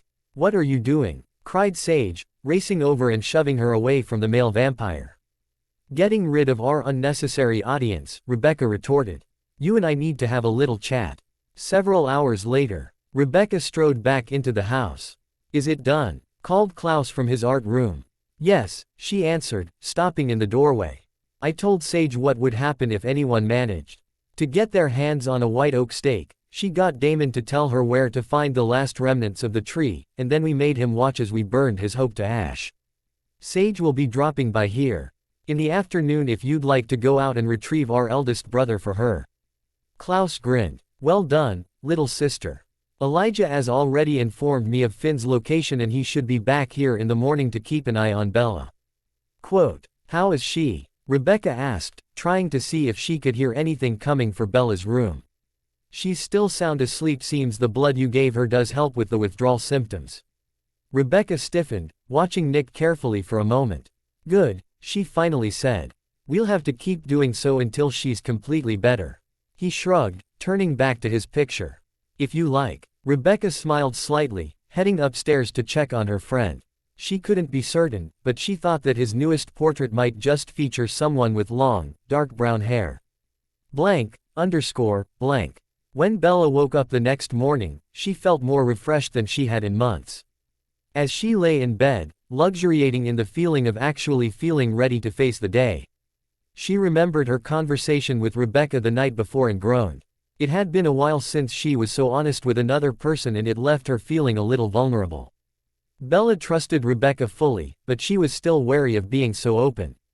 Still, Bella refused to let her own insecurities keep her from enjoying her time with her friend. She slid out of bed and threw a hoodie on over her tank top before racing down the stairs, hoping that either Klaus or Becca would already be up and in the kitchen. Instead, she found Elijah sitting at the counter reading a book while drinking coffee. He set his book aside when he noticed her come in. Good morning, he greeted warmly. I do hope you had a good sleep. She smiled shyly at him. She hadn't spent as much time with either him or Cole as she had their other two siblings, but didn't think she could dislike any of the Mikkelsons. Good morning, she echoed. Welcome home. Elijah's lips quirked. Thank you. I made you some pancakes if you're hungry. He gestured to a covered plate by the stove. For the first time in weeks, Bella felt truly hungry and she nodded eagerly. She might have been eating more than she usually did because of Rebecca, but it had still been a long time since she'd actually truly desired food. That'd be great, thanks. There's no need to thank me, he told her with a charming smile. You fed us last time. I am merely returning the favor. Bella just smiled back him before retrieving her breakfast. Moving to the fridge and pouring herself a glass of milk, she asked, are the others still asleep? No, they went to go retrieve our eldest brother. Her eyebrows rose. You mean Finn? It was Elijah's turn to be taken by surprise. Rebecca told you about Finn.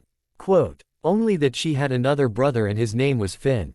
She didn't seem really fond of him, so I never pressed. Bella bit her lip and began poking at her food rather than eating it. Is it really okay for me to be here while he's here? I mean, this is also his house and he doesn't know me at all. Elijah leaned forward slightly so as to be able to meet her gaze and gave a reassuring smile. Isabella, you are welcome to stay here as long as you like.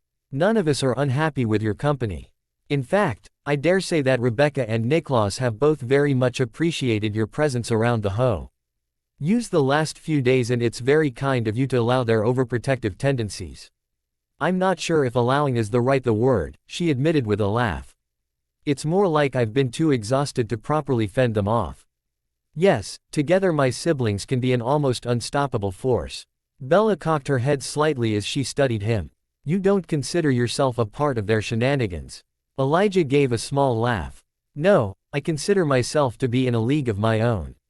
She laughed at the roguish grin he gave her following his statement. I was wondering when I was going to be a BLE to see the infamous Mikkelson arrogance from you. She went back to eating and Elijah relaxed at her high spirits. He knew his siblings would be relieved that their houseguest was doing better, How he knew that it would only be temporary. It would still take a bit of time before Isabella was completely healed from her previous experiences with the Cullens. He wondered when Klaus would get around to telling her that he knew about her knowledge of at least some of the supernatural world. Rebecca would, of course, argue that she should be the one to speak with her friend, but he knew and it would most likely be his hot-headed younger brother that would interrogate the girl after he had inevitably lost his patience.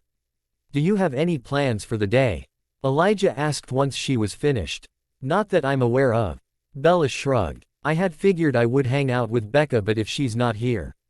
Since you have no plans, then I insist you join me today. Klaus, Rebecca, and Finn. We'll be back later today along with Finn's girlfriend Sage, and it would be best if we were not here when they arrived. I, for one, would rather avoid the loud arguments they are sure to have.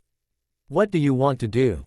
Bella asked hesitantly. She knew that Elijah was a good man from what Rebecca had told her about him, but she didn't know much about him beyond that.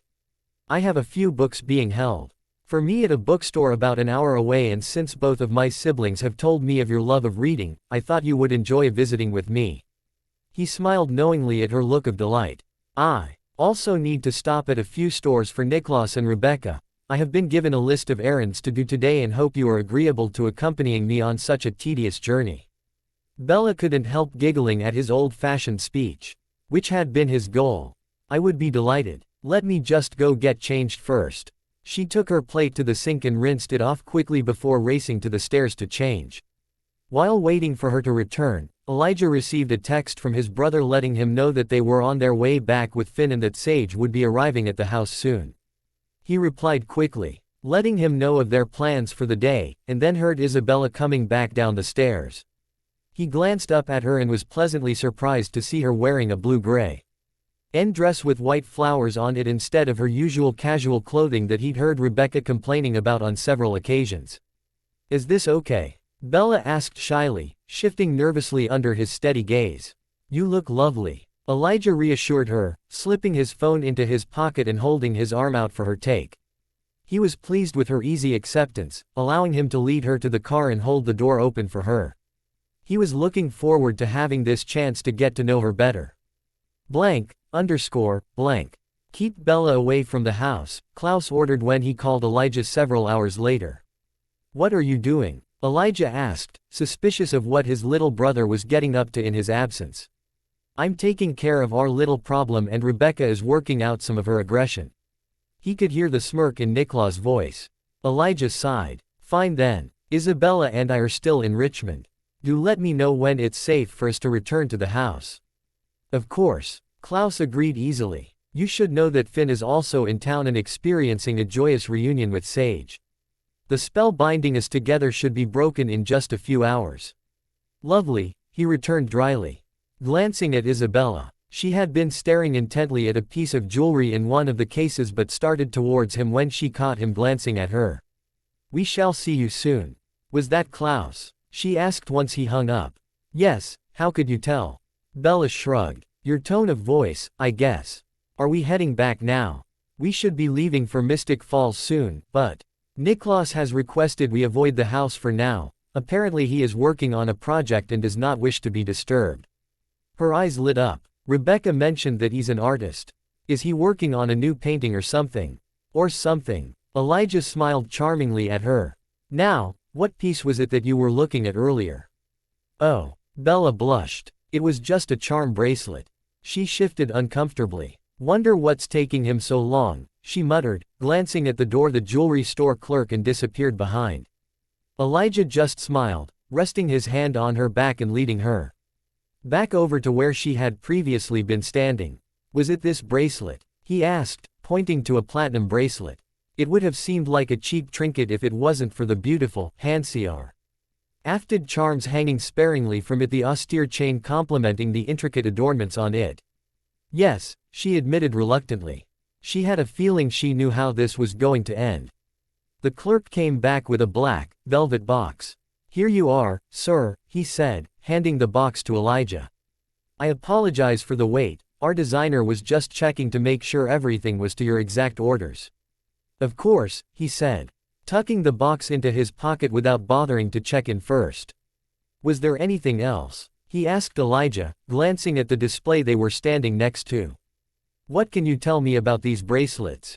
Bella silently groaned. Those were made by a local artist, he told them. Normally, we don't have any items not created by well-known designers in stock, but as you can see for yourself. The workmanship of these pieces are remarkable, all handmade and one of a kind. Elijah considered the bracelets for a moment longer before saying, May we see the green one, he requested. Gesturing to the one Bella had been admiring. The clerk unlocked the case and handed the jewelry to Elijah, who then turned to Bella and gently grabbed her wrist, closing the delicate chain around it. Bella could help smiling slightly at the sight of something so beautiful being worn by her. She'd always loved charm bracelets but had never bothered to get one for herself before. This only had a few charms on it, but the simplicity of it was what had appealed to her. There was an almost magical feel to each of the charms, an intricately designed tree, a cottage, a flower, a sun, and a wolf, and each charm had something that was the same shade of forest green. To Bella, the bracelet reminded of wandering in the forest behind her house in Forks and vaguely brought to mind a Brothers Grimm tale. To Elijah, each charm reminded him of a different part of his family's story and how their homeland used to look. Please charge this to our account, he told the owner. Along with the blue one. No, Elijah. This is probably really expensive, Bella protested, glancing over at the blue one that the owner was pulling out and placing into a black jewelry box. That charms on that bracelet were a crescent moon, a small-heeled shoe, a lake, a dove, and an eternity symbol, all with at least a touch of royal blue on them. She'd instantly thought that it was something Rebecca would have loved. Considering it was only made by a local designer, I am certain it is not as expensive as you think it is, he smoothly reassured her. Besides, I am sure Rebecca has told you that money is of no real concern to us. Niklaus and I both tend to buy Rebecca things on a whim if we believe she would like it, and will do the same with you, just like with the books I bought while we were at the bookstore. His answer made her choke on any other protests she might have aired. He had basically stated outright that she should expect to be treated the same as their treasured sister, as though she was a member of the family. And not like how the Cullens had treated each other, buying whatever they thought would look the best on them, but buying things that they thought their siblings would like. Yes, he had bought her a few volumes she had been looking at earlier, but she figured that he did it because he knew she would add them to their collection once she was done reading them and he wouldn't mind having them. She hadn't realized that he had bought them for her to keep, and Bella felt slightly foolish for not realizing sooner. Taking advantage of her silence, Elijah quickly gathered their purchases and whisked her out of the shop. Is the other bracelet for Rebecca? Bella finally asked, voice soft. Yes, I thought she would like to have one as well. Do you agree? He asked, opening the passenger door of his Mercedes for her. Bella nodded, fiddling with the jewelry box that Elijah had handed to her containing said bracelet, her own still hanging from her wrist. She'll love it. Elijah seemed to her to be just as much a mind reader as his siblings. I know this must all be very overwhelming to you, he told her. Just know that, no matter what may come in the future, our family will always stand with you, Isabella. If he wasn't so obviously serious, Bella might have called him a liar. Instead though, she just stared out the window and the two drove back to Mystic Falls in an easy silence. Blank. Whatcha doing? Bella asked once Rebecca had picked up the phone. She'd been eager to speak with her friend all day and finally took the chance to call her when Elijah had stepped away for a moment to speak with Klaus again. Oh, nothing much, Rebecca replied. She quickly moved out of the room and far enough away so that Bella wouldn't be able to hear Damon's shouts. Where are you? I just ran to the grill to get some food for Elijah and I had met Finn and Sage. You didn't say his girlfriend would be coming into town with him. Yes, well, I personally don't like to speak about her to Sage if I don't have to. Finn does seem to like her, though I have no idea why. Rebecca walked into another room where Elijah and Nick were quietly speaking. She frowned, wondering what was so important to have made Elijah come speak to them in person, leaving Bella alone in the process. She was in a public place though, and Finn and Sage were close by. So she supposed Bella would be safe enough. I take it Elijah took the chance to introduce you to our eldest brother. Then it's a good thing you're not dating her, Bella teased.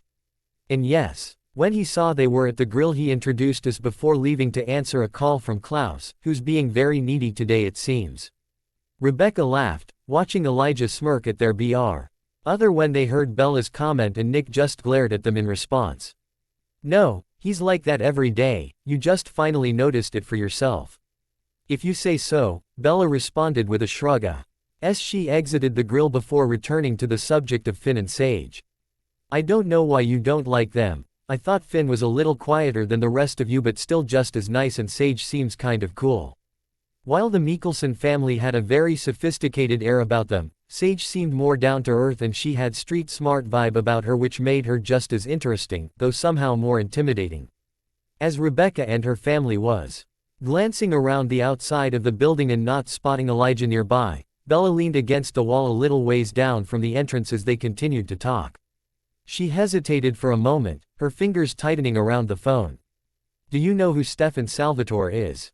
She finally asked. Yes. Is he there? Are you all right? Rebecca rapidly asked, concern clear in her tone. Her thoughts were racing with how Bella was handling seeing Stefan alone while also wondering what he was up to. It hadn't escaped her notice how similar the Ripper looked to the Cullen boy. Elijah and Nick both abruptly stopped talking, watching her with steadily growing concern. I'm fine, Bella reassured her. It was just him and he didn't say anything to me. I'm not even sure he noticed me, to be honest. I noticed him at the restaurant and Sage pointed out who he was. Why? Rebecca frowned. Was he there with anyone? Bella frowned as well. I don't think so. I did see Elena with Matt though, so maybe he was meeting them. Why? She asked again. Before Rebecca could answer, Bella heard a noise coming from the alleyway by the grill and moved to see Stefan and Sage seemingly fighting. Sage pinned Stefan to the ground, who dropped something down the stairs and was trying to grab it again but failing. Finn, Sage shouted. The steak. As Finn moved down the stairs, Bella ran over to them. What's going on? She asked, shifting nervously at the top of the stairs. The back door to the grill opened and she stared in shock as Elena Gilbert, holding a bow and arrow, appeared and shot Finn. Without thinking, Bella was racing down the stairs and throwing herself between the injured Mikkelson and Matt Donovan, who had followed Elena out the door. There was a strange pressure in her abdomen and she looked down to see a piece of wood that Matt had been holding sticking out of her. He stumbled away from her, seeming in shock at what he'd done. Bella heard shouting, felt someone catching her as her knees gave out, yet there was no pain. She'd just been stabbed, shouldn't there be pain? Finn, she heard Sage scream. She was being lifted up and the last thing she saw before she passed out was Stefan Salvatore. Rebecca raced out of the house. All she'd been able to catch after speaking to Bella was the sound of Sage screaming before the call disconnected, but she just knew something had happened. By the time she reached the alley behind the grill, the only ones still there were Finn and Sage. But the smell of Bella's blood still hung in the air. "Where is she?" Rebecca yelled, slamming Sage against a wall. "Gone," answered Finn, climbing to his feet, an arrow clenched in his fist. Mahau managed to procure a white oak stake. "I was almost killed, but Bella threw herself in front of me." Horror washed through her. Bella had been stabbed. She had no more vampire blood in her system, so if she died, who took her? They spun around to see Elijah behind them, having followed Rebecca from the house. "Stefan," answered Sage. "Why didn't you stop him?" Rebecca shouted, arm pressed against Sage's throat. "You're far older than him, you could have kept him from taking her." "They were trying to kill Finn. Protecting him was more important than protecting your little pet," Sage spat. Rebecca slammed her against the wall again. "Do not call her that," she growled. "My brother is an original vampire and more than able to look after himself. Bella is human, a human who willingly threw herself in front of the supposed love of your life in order to protect him, and you repay her by allowing a ripper to drag her away." "Rebecca's right," Finn said, and they turned to him in surprise. "You should have helped Isabella. I could have protected myself." "You were injured," Sage protested. "They were going to kill you." "And what?" Elijah asked, tone blade sharp. "Do you think they will? Due to the defenseless human girl that stopped them from accomplishing their mission." Sage snorted. "I doubt they'd do anything to her, their precious human mentality wouldn't allow for that." Elijah smirked. "Based on the fact that their group is currently being led by a vampire still in partial ripper mode, I wouldn't sound so sure." Rebecca was shoved out of the way as Elijah took her place in front of Sage. His hand plunged into her chest, gripping her heart. "If anything has happened to Isabella," he whispered, "not even Finn will be able to keep you safe."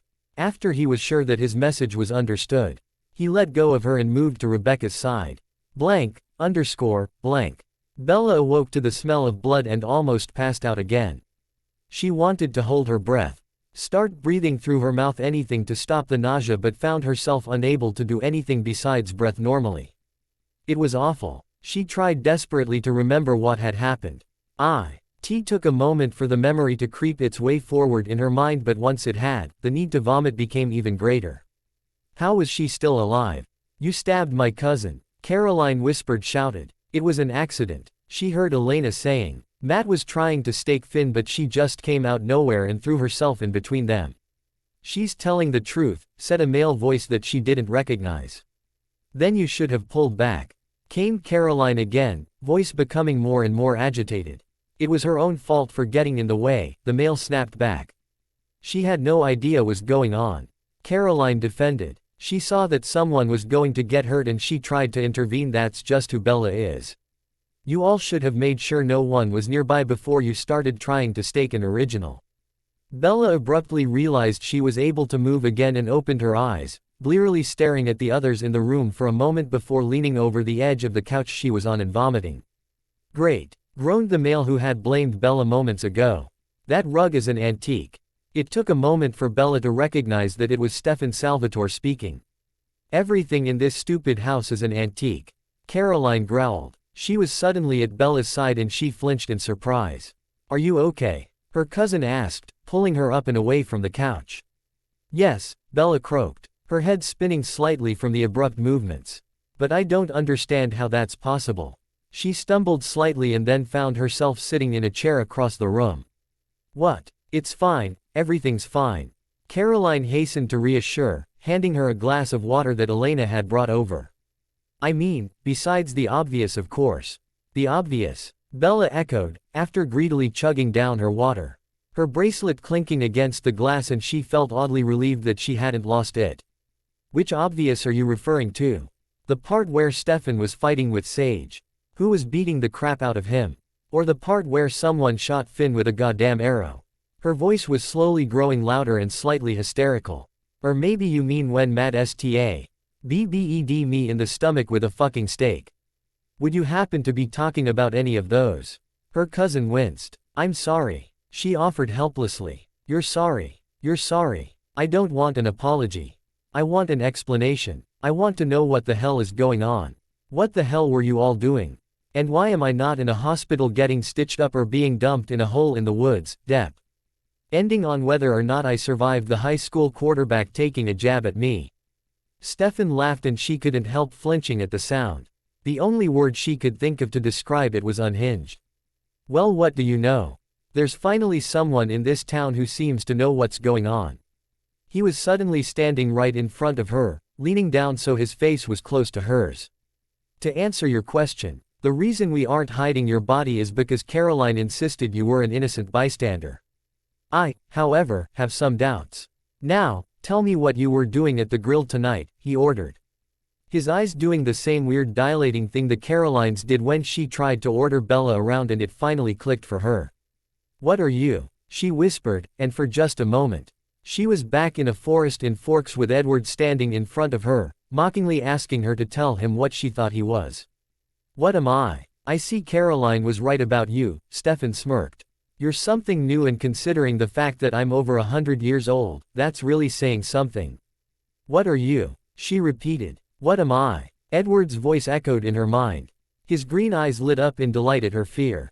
The other voices in the room that were yelling at Stefan drifted out of focus as she stared at his lips, forming an answer she never thought she'd hear again. Vampire. Caroline jerked Stefan away from Bella and placed herself in front of her cousin. That's enough, Stefan. What the hell is wrong with you? Bella didn't acknowledge what was happening in front of her. She didn't even seem to be paying attention. The part of her brain that was still working after Stefan's revelation was racing. Vampires. How? That question kept repeating in her mind. How? How was this possible? How could Stefan Salvatore be a vampire? Bella stared at him as he was arguing with the other people in the room. She took in his dark skin, his green eyes, and the glass of alcohol in his hand. His eyes, they did the same thing that Caroline's did, which meant that her cousin was also a vampire. She laughed. The voices in the room died as they all turned to look at the giggling brunette. Bella had her face buried in her hands and she was almost crying from laughing so hard. Of course, they finally heard her say. Of course this is happening. Of course Danger Magnet Bella would find vampires again. Again, demanded Caroline, worried that Bella was finally losing her mind. Yeah, again, Stefan said, zipping around her and grabbing Bella's arm, jerking the sleeve up. You really aren't observant. Or you, if you were able to miss this shining beacon. Elena, Caroline, and Matt, who she had just realized was also there, stared at the mark on her arm in confusion. What is it? Elena finally asked. Stefan continued to stare at Bella. It's a bite mark from a cold one, which is another kind of a vampire. Bella vaguely realized from the noise the RS were making that they had been as unaware as she was that there were two species of vampires. Their kind is venomous. If they bite you and don't kill you first, then you turn into one. The fact she has one and is still human should be impossible. Bella knew he wanted an explanation from her, but she honestly had nothing to say to him. She had no idea what was going on. She was still covered in blood. And she had just seen these people try to stake Finn. Oh my god, she whispered. She looked up at Stefan. Finn, you guys tried to stake Finn. Is how you kill your kind of vampire. If it is, then that means Finn is and Rebecca. Yeah, they're vampires, Caroline said softly, trying to be reassuring but still confused at what was going on. That's why I tried to warn you away from them. Well, that's pretty hypocritical. Bella automatically responded. Considering you're a vampire and all. She felt like she was going to break apart at the seams at any moment. Despite all the new, unwelcome knowledge she was receiving, all Bella wanted to do was go find a Mikkelson, any Mikkelson, because this was all too much. She had almost died and she just wanted to not be here. As if in answer to her thoughts, Elena's phone rang. Turning away from the group, Elena pulled it out of her pocket and instantly answered it after seeing who was calling. Bonnie, she said, the relief clear in her voice. Where have you been? Whatever was said in response made Elena pale slightly and she pulled the phone away from her ear, pressing a button on it. You're on speaker, she whispered. Good. Came Klaus' voice and Bella automatically relaxed slightly, something Stefan took note of. I'm sure you can guess why it is I'm calling. What did you do to Bonnie? Elena demanded. She unharmed. For now. Sadly. I can't say the same for poor Damon. My sister is such a vengeful creature, Klaus mocked. Can't really blame her for that though, it's the Mikkelson way. What do you want? Stefan asked, keeping his gaze locked on Bella. I would have thought you'd be smart enough to figure that out for yourself, but I guess not. According to my brother, you and your little friends managed to get your hands on some white oak steaks. I want you to bring me all the ones that you happen to have in your possession, and in return we'll give you back your brother. And Bonnie? Caroline asked, fists clenched. There was shuffling on the other end of the line and Klaus spoke again. You'll get your witch back once we have Bella. Bella started slightly even as Caroline growled, I'm not going to give you my cousin. Then expect to get your friend back in pieces, he hissed. You would do well not to test us, came Elijah's voice then, obviously having taken the phone from his brother. The Bennett witch will be returned to you once we have seen that Isabella is alive and unharmed for ourselves.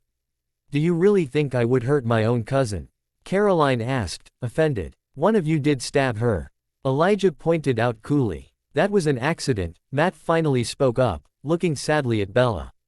I didn't mean to hurt her. Be that as it may, you did hurt her. And should we find out that you hurt her any more than you already have, you'll see just why my siblings and I have such a fearsome reputation. His tone sent shivers down Bella's spine.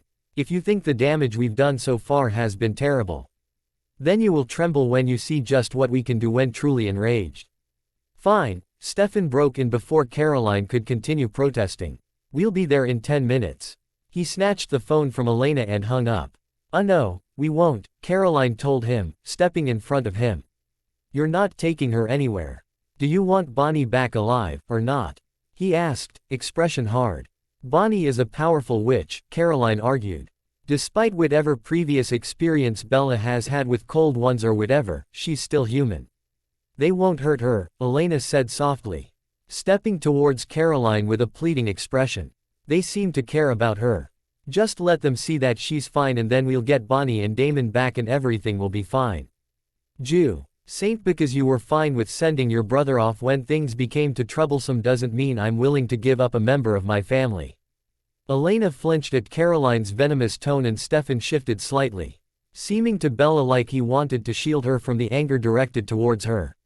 That's not fair, Elena responded, eyes large and tragic. I had to do what was best for him, it was for his own good. You tried to do the same thing with Bella when you tried to compel her. What now? Bella asked, leaning forwards. What's compulsion? Yeah, well, you did what you thought as best for Jenna and look how that turned out. The others ignored her. Elena's right, said Matt. It seems like Rebecca at least is actually friends with Bella. I don't think she'd let her get hurt. You stay out of this.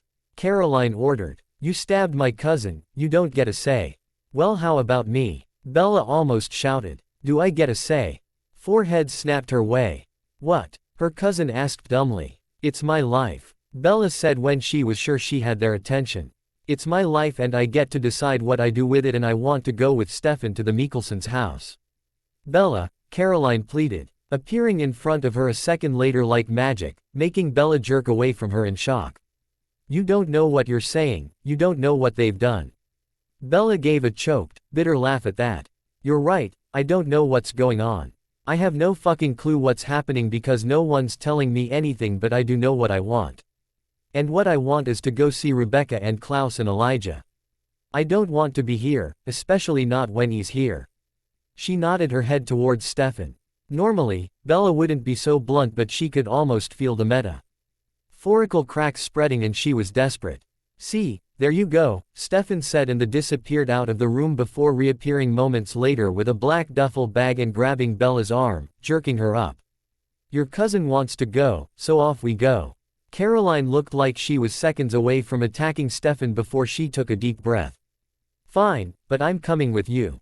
Stefan shrugged. Whatever you want. He turned to Elena and Matt and ordered, you two stay here till we get back.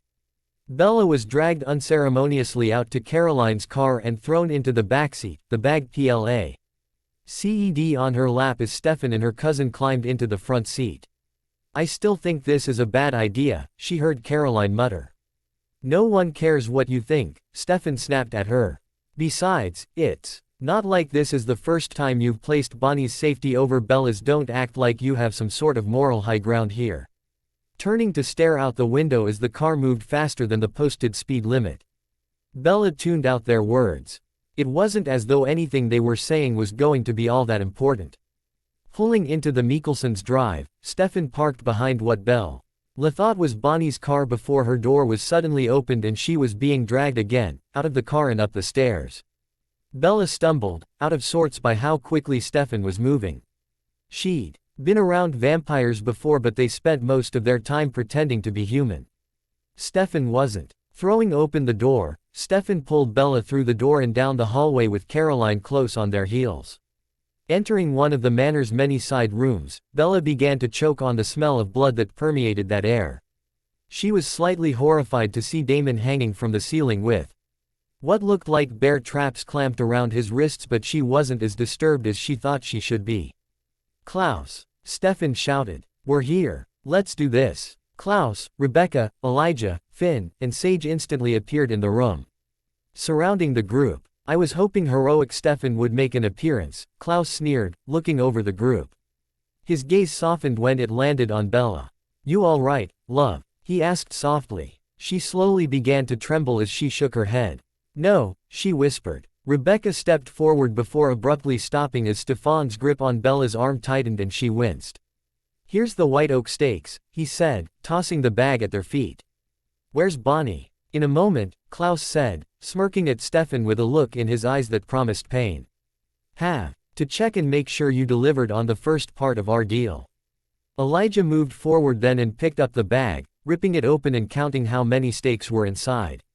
"There are 7 here," he told his younger brother. "Let's be certain there aren't any more left, shall we?" He started to walk over to Damon before pausing and glancing back at Bella. "Finn, might you escort the girls into another room? There's no need for them to see this." "No," Stefan stated, pulling Bella closer to him before smirking at the hybrid. "If she's going to be hanging out with you guys, then she should see just what you're capable of." Klaus, jaw clenched. "You're pushing your luck, little ripper," he warned. He stared at Bella for a moment before his eyes hardened and he turned back to Damon. "But so be it." Striding up to Damon, he grabbed his jaw with one hand and forced him to look at him. "Leave, Niklas," Elijah warned, sharing a worried look with his sister at Bella's rapidly paling countenance. Against his will, Damon started pulling his wrist of the snares, skin peeling away and bones making an awful snapping sound. Bella tried to stumble away at the sight of it, but Stefan's hand forced her to stay in place. It was the sound of Damon's screams that finally broke her, and she sank to the floor, shaking all over. "Bella." Caroline kneeled on the floor next to her cousin, who had finally been released by a shocked Stefan. Caroline was abruptly thrown away from Bella, who was whisked out of the room by Rebecca with Finn following close behind. Rebecca moved her friend upstairs to her room and Finn immediately shut the door so Bella wouldn't be able to hear Damon's screams anymore. "It's all right," she whispered, sinking to the floor with her arms wrapped tightly around Bella. "You're all right." Bella couldn't even respond, she was trembling so violently. "I'm so sorry," Rebecca choked out. "I'm so sorry, Bella. Blank. After hearing Rebecca, H and Finn shut themselves away with Bella in her room, Klaus turned back to Damon. "All right, stop, before you hurt yourself." Looking back to take in the horrified expressions on Stefan and Caroline's face. Who he was surprised to see was just sitting where Rebecca had thrown her, staring at him in horror instead of chasing after Bella. Klaus said, "Well, seeing that he can finally be compelled." He grabbed Damon's jaw again and asked, "How many stakes are out there that can kill my family?" 12, Damon groaned, hanging his head in shame. Stefan's eyes shut as Caroline stood up, ready to fight back against the sure-to-be enraged vampires. 12, really? Turning to face Stefan again, Klaus continued. "So, not 7 then. You made sure to keep a hold of just enough to kill each original vampire." Elijah murmured, moving to stand beside brother as Sage slid behind Stefan. "You really shouldn't have lied," she hissed. "We'll get you the other 5, Caroline promised. "Please. Yeah, that'd be nice," spat Klaus. "Or, since you lied, maybe I'll just compel Damon here to attack your dear witchy friend and let her deal with him. Seems she's still holding a grudge for what happened to her long-lost mother." "What is wrong with you?" Stefan demanded. "What is wrong with you?" Klaus returned, voicing rising in anger. He wanted to rage at Stefan for what had been done to Bella, for hurting her. But couldn't bring himself to show how much he cared. He didn't know why he did, but there it was. Changing tactics quickly, Klaus taunted, "Do you really have no appreciation for me? I have given you someone to hate, to loathe, a target for all of your anger so you don't have to turn it on yourself. I have given you purpose, as your friend." He laughed as he watched Stefan grow enraged. "I really think you should be thanking me." Stefan moved quickly, pulling a white oak stake out of his sleeve and moving to attack Klaus, but Sage was quicker. She grabbed Stefan by the neck and slammed him into a wall. The stake falling out of his hand and quickly snapped up by Elijah. "You and I still have some unfinished business," she hissed. As Elijah threw the stake into the fire, Klaus sneered, "Well. There's one down, only 4 more to go." Caroline raced to stand in front of Klaus, forcing him to look away from the beating Sage was inflicting upon Stefan and into her tear-filled eyes. "Klaus," she begged, "please. I promise you we'll get you the stakes.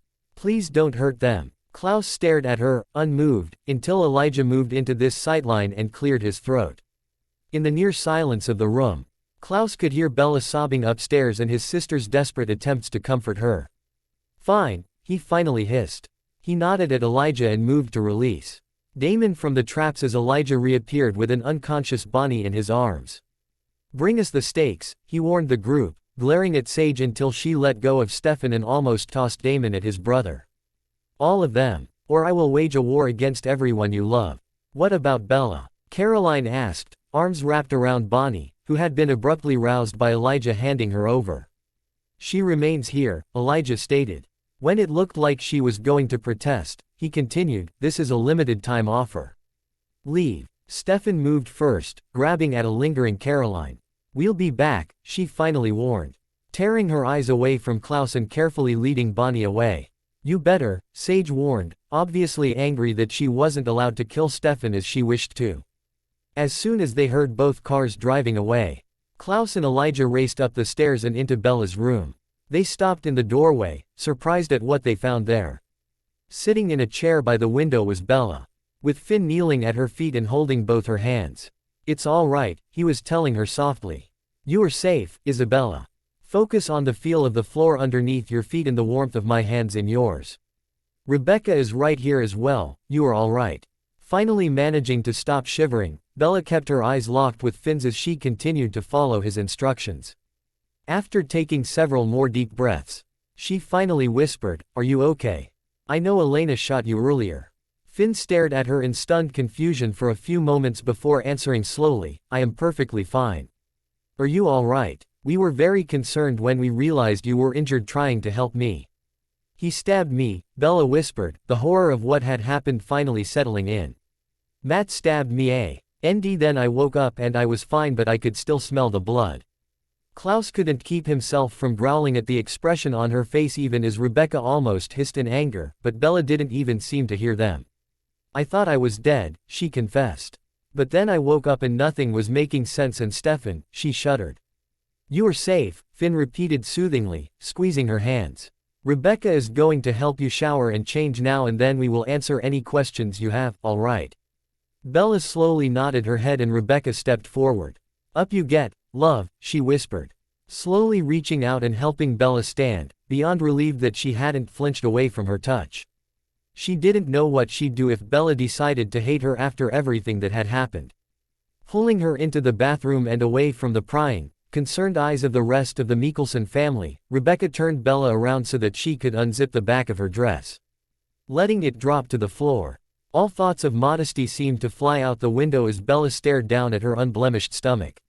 She hadn't been able to check earlier, seeing as how she was wearing a dress, she'd just assumed that they'd stitched her up and given her high-grade painkillers. Instead, they had done something, had healed her somehow, and it was like nothing had ever happened. For some reason, that was almost worse than if she'd been left with some sort of permanent reminder. "Bella," Rebecca whispered. She didn't respond, just turned to look at her friend with a lost expression. Not knowing what she could say to make it better, Rebecca asked, "Do you need any help showering? Can I get you anything? Would you prefer to take a bath instead?" It was odd, Bella faintly thought, to see Becca seem so out of sorts. She was usually so confident, so unlike Bella, that it was almost disconcerting to see her this way. "I'm okay," she finally croaked. "I just want to shower." "All right." Hesitating for just a moment, Rebecca reluctantly left the bathroom. It took almost a minute for Bella to remember how to move her legs without someone else helping her along. Stripping off her bra and underwear, Bella tossed them into the corner of the room where her former outfit lay crumpled and turned on the hot water. Even though it was far too hot to be comfortable, she couldn't be bothered to try and adjust the temperature. She just wanted to be clean again. She refused to think about what happened all through her shower. If one good thing had come from the Cullens leaving her, other tea. On the fact that she came here and met Rebecca and her family, it was that Bella had become skilled at blocking out unwanted thoughts or memories. At that moment though, it felt like all her thoughts were unwanted. The Cullens had tainted her old life, her time in Forks, and even her childhood in Phoenix had been infected by the supernatural when James had ransacked her childhood home and dance studio. Then she'd come to Mystic Falls, a place she'd only been to a few times in her life, only to meet more supernatural beings. She just wanted normal. She'd thought she'd had that with Rebecca and the rest of Mikkelsons, but now she didn't know what to think. Did everyone being vampires really change anything? Or did it just add another facet to everything? She'd seen and acknowledged that Caroline and her friends hated the Mikkelsons for some reason ever since she'd come here. The fact that some of them were vampires didn't really have to change anything in regards to that. But now Bella was feeling a little insecure on top of everything else. Did Rebecca really just befriend her like Caroline had implied at the beginning of their friendship in order to use her to get back at her cousin? Did they really care about her, or was she just a tool? Sure, they had spent time and money on her, but when you had unlimited amounts of both, wasting some in order to fool some human wouldn't seem like such a huge loss. Bella immediately felt like trash after thinking like that. How could she think so little of the people who had taken her in and been nothing but kind? It wasn't as though the Y spent all their time rubbing Bella's relationship with them in the faces of her cousins and their friends. They had been nothing but respectful of Bella's thoughts and feelings, never pushing her too far or doing anything to make her truly uncomfortable. Maybe they teased her more than she was used to, but it was good-natured and helped her feel more like she belonged. Climbing out of the shower, Bella was surprised at finding some clean clothes set on the counter for her. She hadn't even heard anyone enter the room and she blushed, hoping it had been Rebecca and that the steam had kept her covered. Slipping on her underwear and a dark blue t-shirt, Bella was even more surprised, but also overjoyed, to see her favorite pair of sweatpants. When Becca had seen them, she'd threatened to burn them, and when they had disappeared from her room she'd figured that her friend had kept her word. It seemed that she had just kept them hidden so that Bella wouldn't fall back on wearing them every day. After she'd finished dressing, Bella turned to leave and caught sight of her bloody clothes and all her hard-won, yet apparently false, control shattered. Before she knew it, her breath started coming out shallow again and she sank to her knees next to toilet as she began to dry heave. It was like the smell of her own blood was surrounding again, even though she knew that she'd washed all traces of it off her. There was no wound. It will be as if I never existed. That was her greatest fear. That everyone would leave her again without a trace, as though they hadn't made a mark on her life and she hadn't had the slightest impact on theirs. As though she hadn't mattered and never would. A hand was on her back and the scent of Elijah's cologne surrounded her. "Isabella," he murmured. "Everything is all right, you are all right." She didn't know how long they sat there, her desperately trying to regain control of herself and him sitting beside her trying to help her with soothing words and a hand rubbing gently up and down her back. Once she'd finally managed to regain her breath, she sat back and slumped into his chest. "Sorry," Bella whispered. "No need to apologize," he told her, haven't. G pulled a wet washcloth from God knew where and was using it to gently wipe her tear-stained cheeks. Bella might have felt more ashamed if she didn't feel as though she had just finished a marathon. "You have had a very trying evening. I don't know if I can do this," she admitted. "Do what?" he asked, voice still gentle and free of judgment. It made her feel comfortable enough to be honest with him. "The whole supernatural thing again. It almost killed me last time and I don't know if I can survive a second go of it." Elijah shifted away slightly and cupped her chin, forcing her to meet his gaze. "I told you that the Mikkelsons will always stand with you. I give you my word that, no matter what you do tonight, we will not be disappointed or upset with you." Bella shuddered. For the first time in her life, she truly felt safe. No matter what she said or did, she would still have people standing with her. "I want to talk to everyone," she finally decided. He smiled at her, looking almost relieved by her words for some reason. "Well then, we should go downstairs before Rebecca and Niklaus decide to come barging in." Bella hummed in agreement and leaned against him as he stood them both up. Pulling out one of black jewelry boxes from earlier, he handed it to her. "Here." She stared at it in confusion before remembering that it was the box holding Rebecca's bracelet. Bella's bracelet was still resting comfortingly on her wrist. She'd refused to take it off even to shower. "What do you want me to do with this?" she asked. Elijah smiled at her and began guiding her from the room. "As you were the one to pick it out, it is only fitting that you present it to Rebecca." Bella shook her head and tried to hand it back to him. "You bought it though, you should get the credit for it." "I believe my sister would love it more if you were the one to give it to her," he murmured, and then they were down the stairs and in the family room where everyone was gathered. Rebecca immediately stepped towards them before stopping, and the look on her face almost broke Bella's heart. She stepped away from Elijah and threw her arms around the blonde girl. "I'm sorry," she whispered. "Sorry I scared you like that." Releasing a small, shuddering breath, Rebecca carefully hugged her back. "It's all right, I understand. Nice to know one of us does at least," Bella joked, and the tension in the room eased. Once Rebecca had pulled away from her, Bella turned to see Klaus studying her intently. He had an air of indifference about him, but his eyes told a different story. He looked as though he expected her to attack him. As though she was going to turn away from him after proclaiming him a monster. It hurt her almost as much as Rebecca's fear had, and she instinctively moved to hug him as well. The way he tensed against her almost made her think that she had done something awful, but then his arms gently, hesitatingly, came up around her. "You okay, love?" he murmured into her ear. "Yeah, but this isn't exactly how I planned for the day to go." Stepping away from her, Klaus gave her his normal, charming smirk. "Well, we do live to defy expectations. You should stop doing that.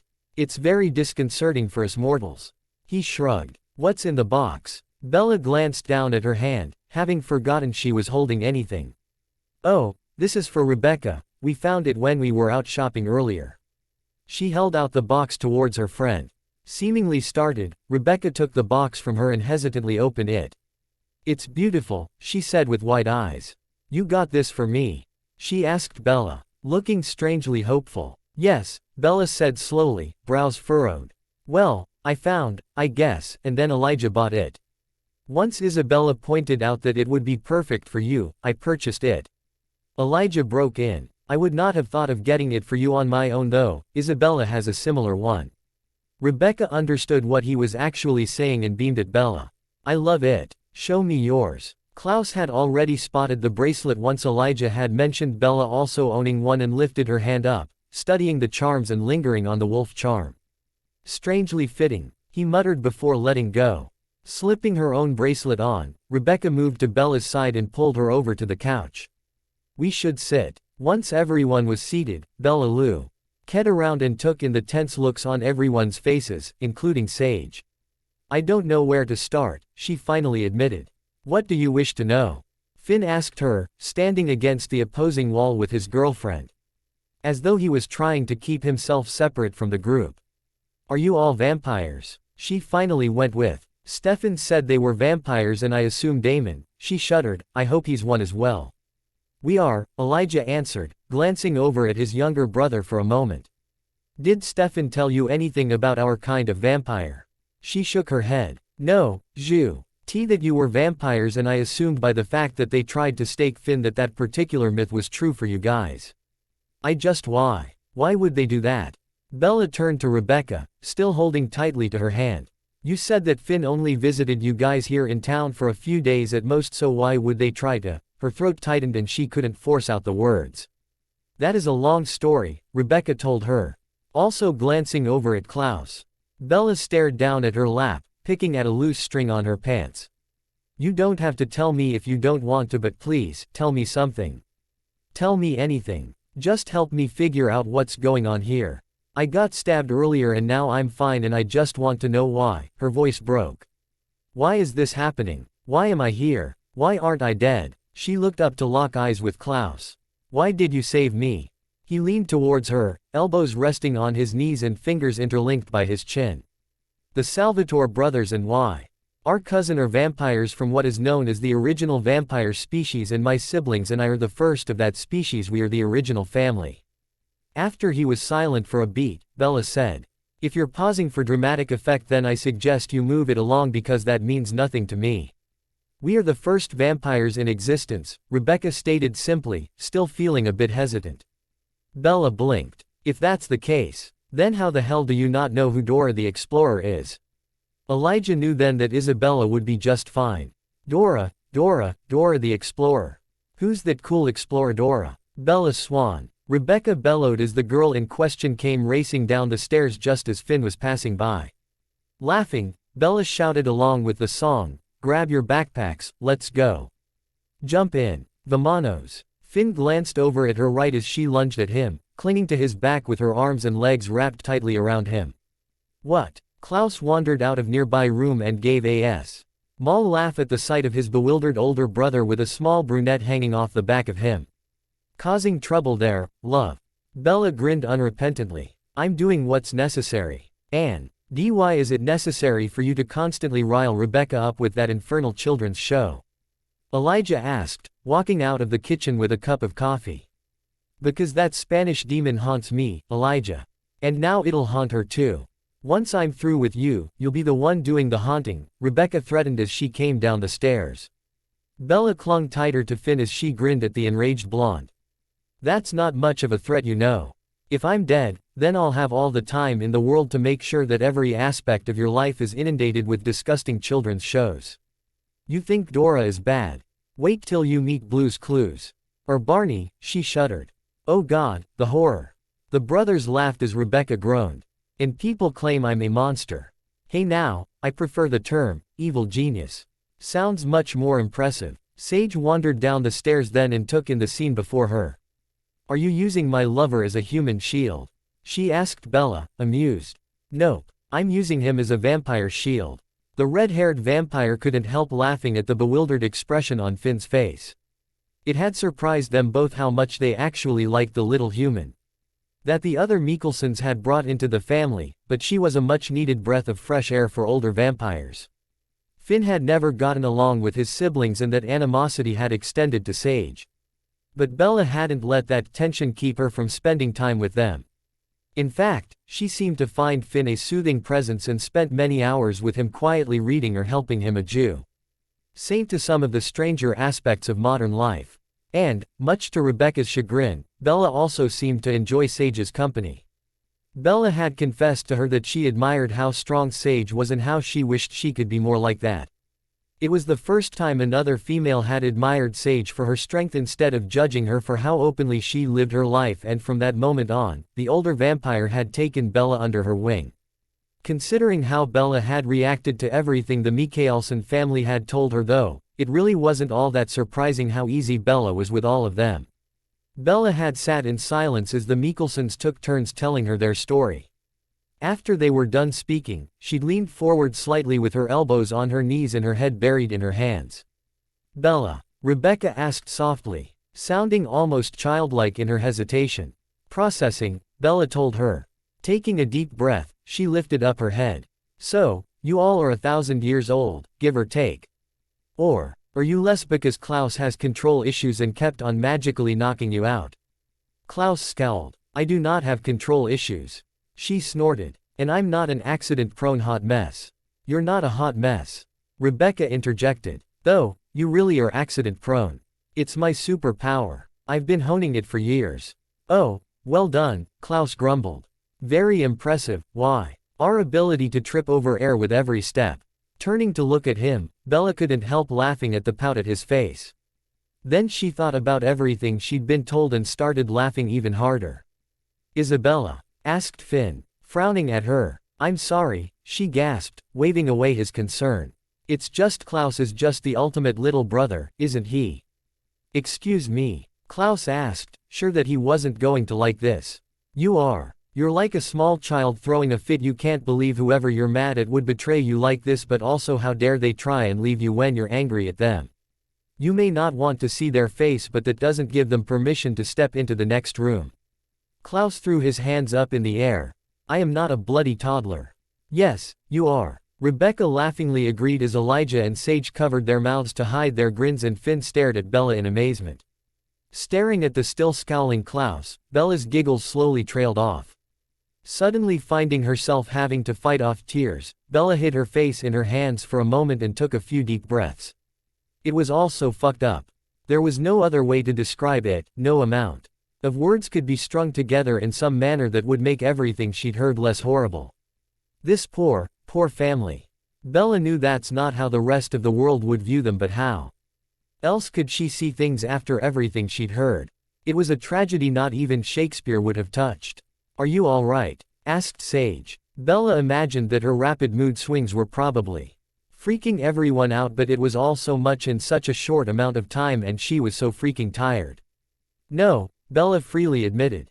But that seems to be my default setting as of late, so it's all good.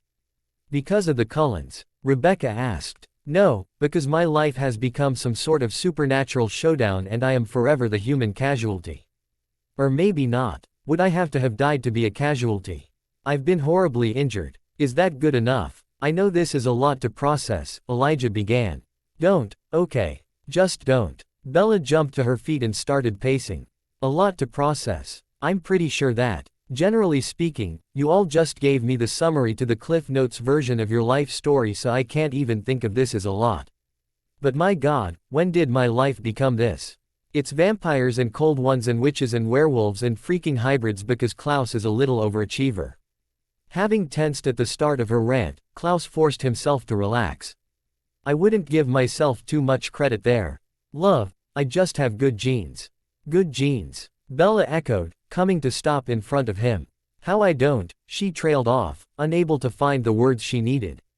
A thing that was becoming increasingly common for her since she'd met this family. Part of me thinks I should be demanding explanations for the things you've done or raging at you for something. But that's mostly because I think that's what a normal person would do.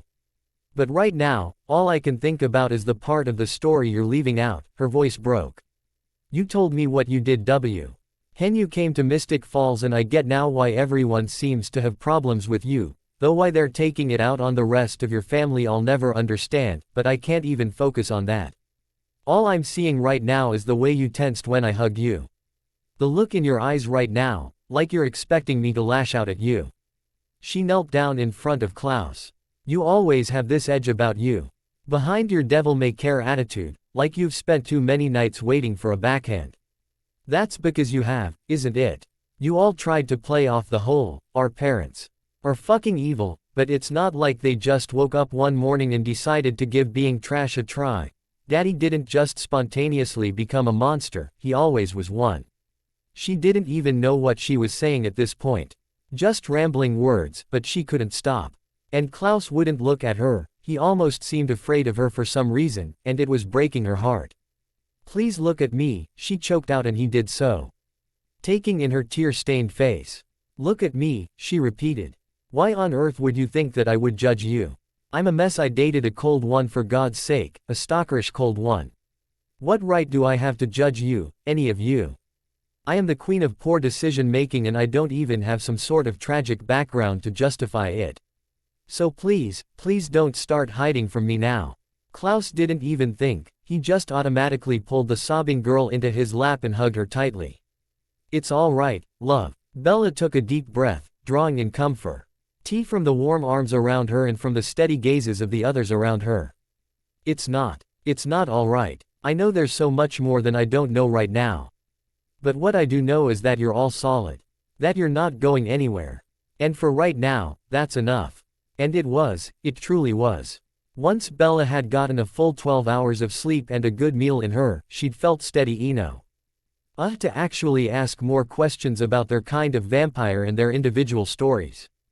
She hadn't shied away from their misdeeds, even when Klaus threw some of his more vicious tales at her in order to try and push her away. She took everything in stride and refused to let their past actions affect her opinion of them. After all, they were super old, and if Bella had been forced to put up with the stupidity of humankind for as long as they had, she also would have found herself going on a killing spree at one time or another. Rebecca had been thrilled at Bella's acceptance. For so long, anyone she had gotten close to eventually either ended up dead at Klaus' hands or left her. Now, she had a friend that knew what they were and had still decided to stick by her, and who Klaus wasn't going to take away. A tension that she had held since shortly after they had first been turned had slowly disappeared as her friendship with Bella strengthened. Even now, as she was throwing her hands up in the air in agitation at the fact that her room had been inundated with Dora the Explorer merchandise, Rebecca looked happier than she had been in years. "Where did you even get the money to buy all that?" the blonde asked, calming down slightly. Bella just smirked. "Sorry dear, but I'll never reveal my sources." Klaus snorted. "Dear, yeah, I was giving it a try since you all are always saying stuff like that, but while it sounds fine coming from you, it kind of just makes me sound like I'm either being super condescending or that I have a pit in my basement just waiting for me to throw you in, doesn't it?" "If it's all the same to you," Finn interrupted, "I would appreciate you getting off of me." While he was more comfortable around Bella than he was with most others, he still wasn't altogether used to casual touching. "If it's all the same to you," the brunette sassed back, "I would rather not." Sage stared at her for a moment. "You don't know how to get down, do you?" "Hey, man, he's taller than most people and I jumped up here from on the stairs so I had height, and now I don't, and it's not like I did this sort of thing a lot when I was younger, so I don't know how this works." "Do you just drop your legs and then let go? What if our legs get tangled together? Should I try and get down with a bit of jump so I have some distance? What if I misjudge things and end up running into something?" Elijah finally took pity on her and gently grabbed her waist to stabilize her as she let go of their eldest brother. "You have a very strange mind," Klaus commented, smirking at Bella. He had kept his distance for the most part since she had found out about them, which was slightly upsetting to Bella, though she seemed to understand, but his siblings were just grateful that that was all he had done. They didn't think Bella would be able to handle Klaus truly lashing out at her at this point instead of just the throwaway comments he'd occasionally make. "Would you prefer to be the pot or the kettle right now?" "It was Cole, wasn't it?" Rebecca broke in. The flash of chagrin in Bella's eyes confirmed it, and she groaned. "Since when did you two start talking behind my back? Plotting against me, and with my brother no less. I thought better of you." "I just trying to help you get up to date on the world today," Bella jokingly defended. "After all, much has changed since the 1920s. Don't know if you were aware of this or not, but you can buy alcohol out in the open and everything. Considering the fact that most of the vampires here are borderline alcoholics, that would be a hard thing to miss." Elijah commented, throwing a pointed glance at the glass in Klaus' hand. "Just doing my part to help the local economy, brother. If this what it's like when Cole's still away. Imagine the havoc they'll wreak together once he gets back," Sage interjected with a grin. "What's Cole doing in Denver anyway?"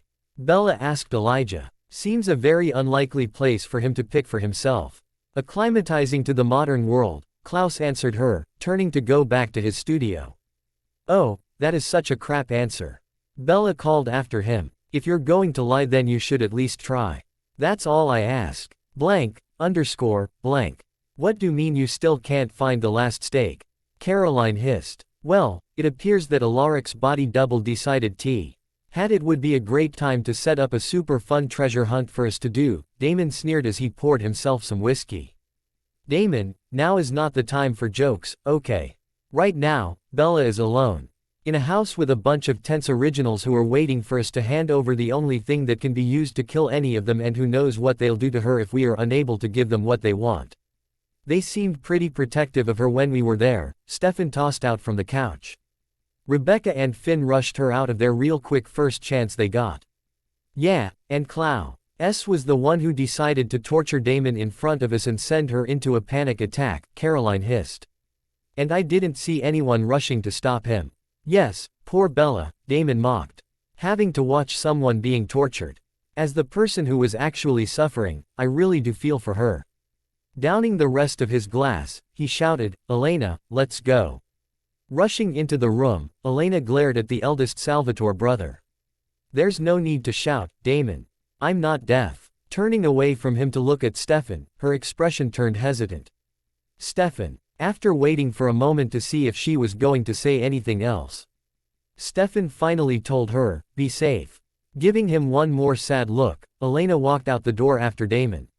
Not that it's not thrilling watching the soap opera that you guys' relationships has turned into, came Caroline's shrill voice, not appreciating that they had seemingly forgotten her presence. But what about Bella? Rolling his eyes at her, Stefan headed towards the basement steps to check in on Rick. What about her, Caroline? She made her bed, now she has to lie in it. This isn't our problem anymore. Even as he said the words though, Stefan couldn't help feeling a small amount of guilt for what he had done to Bella. Blank. Your dedication to this high school dance makes me sad, Bella told her friend as they were walking out of the school. It's not about the dance, Rebecca lied.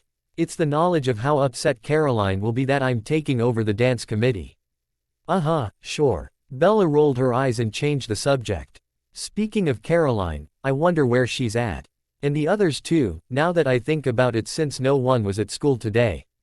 Probably scrambling about trying to find the last steak, the blonde muttered. Leading the way to the car. Finn and Sage have been keeping an eye on them, and it seems that Alaric hid a steak somewhere and is now unable to find it again. Believe our history teacher is a vampire hunter. Bella tossed her bag into the backseat and slid into the front next to Rebecca with a sigh. I'm glad that Finn isn't, working against you anymore and acting all suicidal anymore. He and Sage are pretty cool. The fact that you just said that makes me judge you all the more. But yes, they have proved to be somewhat helpful. Though, until that last steak is found, I'm going to continue believing that they're only being so helpful out of self-preservation. Bella laughed. Self-preservation would be leaving first chance they got, sticking around in a town where there's a lot of people wanting you dead and a weapon hidden somewhere that can kill you. Well, if you're so knowledgeable about the human mind, Rebecca teased, ideas where a man who despises vampires would hide the one weapon that could kill an original. She thought for a moment. Well, if he couldn't hide it somewhere near him out of fear that it would be found and taken away, then I guess he would put it somewhere the others couldn't get a hold of it. Anywhere in town that a vampire can't enter. Rebecca immediately stopped the car and stared at Bella in amazement. You are brilliant, she breathed. How could we not have thought of that ourselves? She made a U-turn and headed to the outskirts of town. Wait, there's somewhere vampires can't go? Bella asked. It's not a church, right? That holy ground thing is just another lie, yes. Rebecca didn't answer her, too busy trying to reach Klaus. Hey, it's not a church, right? Because one would not be comfortable with those implications. I don't need some higher power judging me. Okay, I do that well enough on my own. Rebecca. Have you been able to figure out where Mother is? Klaus asked Elijah as he strode into the room. No, Elijah answered, expression grim. But we have managed to figure out what she is hoping to accomplish. I've been speaking with Cole. And on the subject of our youngest brother, you should know that Elena and Damon made an appearance in Denver to retrieve her brother, and Jeremy is now aware of who he actually is. It's about time, Klaus said, leaning back in his desk chair. I was beginning to think that Elena didn't care at all about her brother for how little interest she had in him once he was out of her line of sight. Is he on his way back? Not yet, that's what I need to speak with you about. Elijah sat down in front of his brother. It never made sense for Mother to just want to get rid of us if it was vampires in general that she hated. Unless, of course, there was something we didn't know. As Bella would put it, if you're trying to make a point, then I suggest you move it along. It has to do with sire bonds. Elijah started. Normally, a vampire is loyal to whoever's blood was in their system when they died. Regardless of the events that preceded their death, they are bonded through the blood. Every vampire is connected back to us because our blood runs in the veins of every single one that was created since the lines began with us. Klaus had an idea of where Elijah was going with this. What happens when one of us dies? According to Cole's research, when one of us dies, our entire bloodline will follow us into the grave. A fact that our dear mother conveniently left out while she was plotting. Klaus spat, standing up. Do you think Finn had any knowledge of this? Elijah instantly shook his head. While he may have been a little suicidal at first, Finn would never risk Sage. And I do believe that his time spent with both Isabella and Sage has helped to ground him. Klaus was silent for a moment, thoughts jumping around in his mind. How has Isabella been? Is the blood still helping her? He couldn't help remembering how she'd looked the night she'd found out about them, how almost broken she'd been when speaking to them. Her emotions had been all over. The stress of the day mixing with the withdrawal symptoms she was working her way through and making for a volatile emotional cocktail. It has. Elijah studied him for a moment. You believe Esther may go after Isabella. She is our weakest link, our vulnerability, Klaus said, fighting back his instinctual reaction to those words.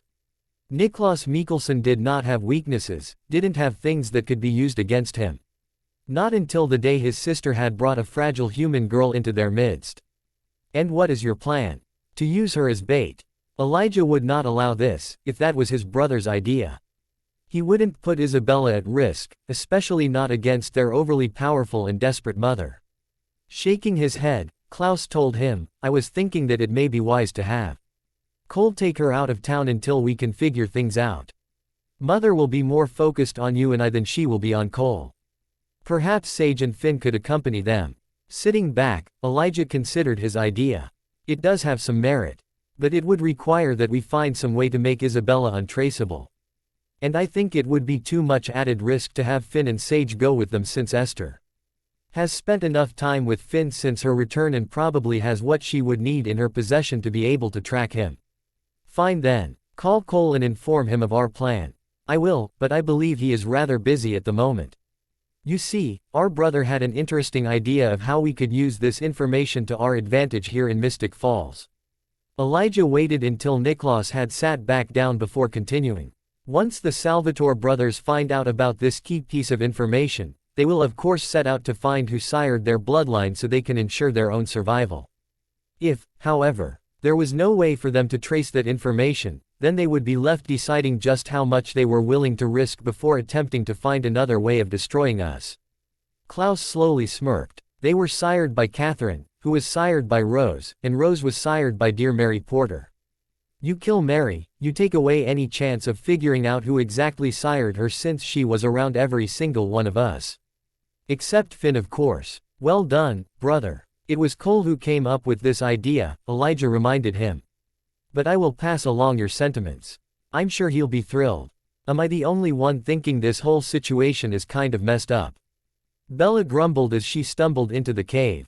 Not just the idea that I have to search for a weapon that can kill you as you watch me from the entrance. But just the fact that this cave is basically your family history and no one in your family can get into here. Yes, Rebecca dismissed, obviously impatient. As she watched Bella start looking around a group of stones. Have you found anything? Yes, Rebecca, yes I have, but I am choosing to continue crawling around on the ground over here because it's so much fun. Your time with our family has made you much more impertinent and I don't think I like it. Bella's snort was muffled. I was always this sassy, I was just quiet about it. A concept that is so foreign to you that I don't think you physically have the capability to do so, and that is what rubbed off on me. She stood up and something white caught her eye. Stepping closer to the wall, she reached out and jerked something from one of the crevices. Is this it? I hope this is it because otherwise I'm going to be alarmed by the idea that evil Alaric had the idea of hiding stakes all over here. Once she had turned to show Rebecca what she'd found, the blonde sighed in relief. Yes, that's it. Now hurry, shove it into your bag and let's go.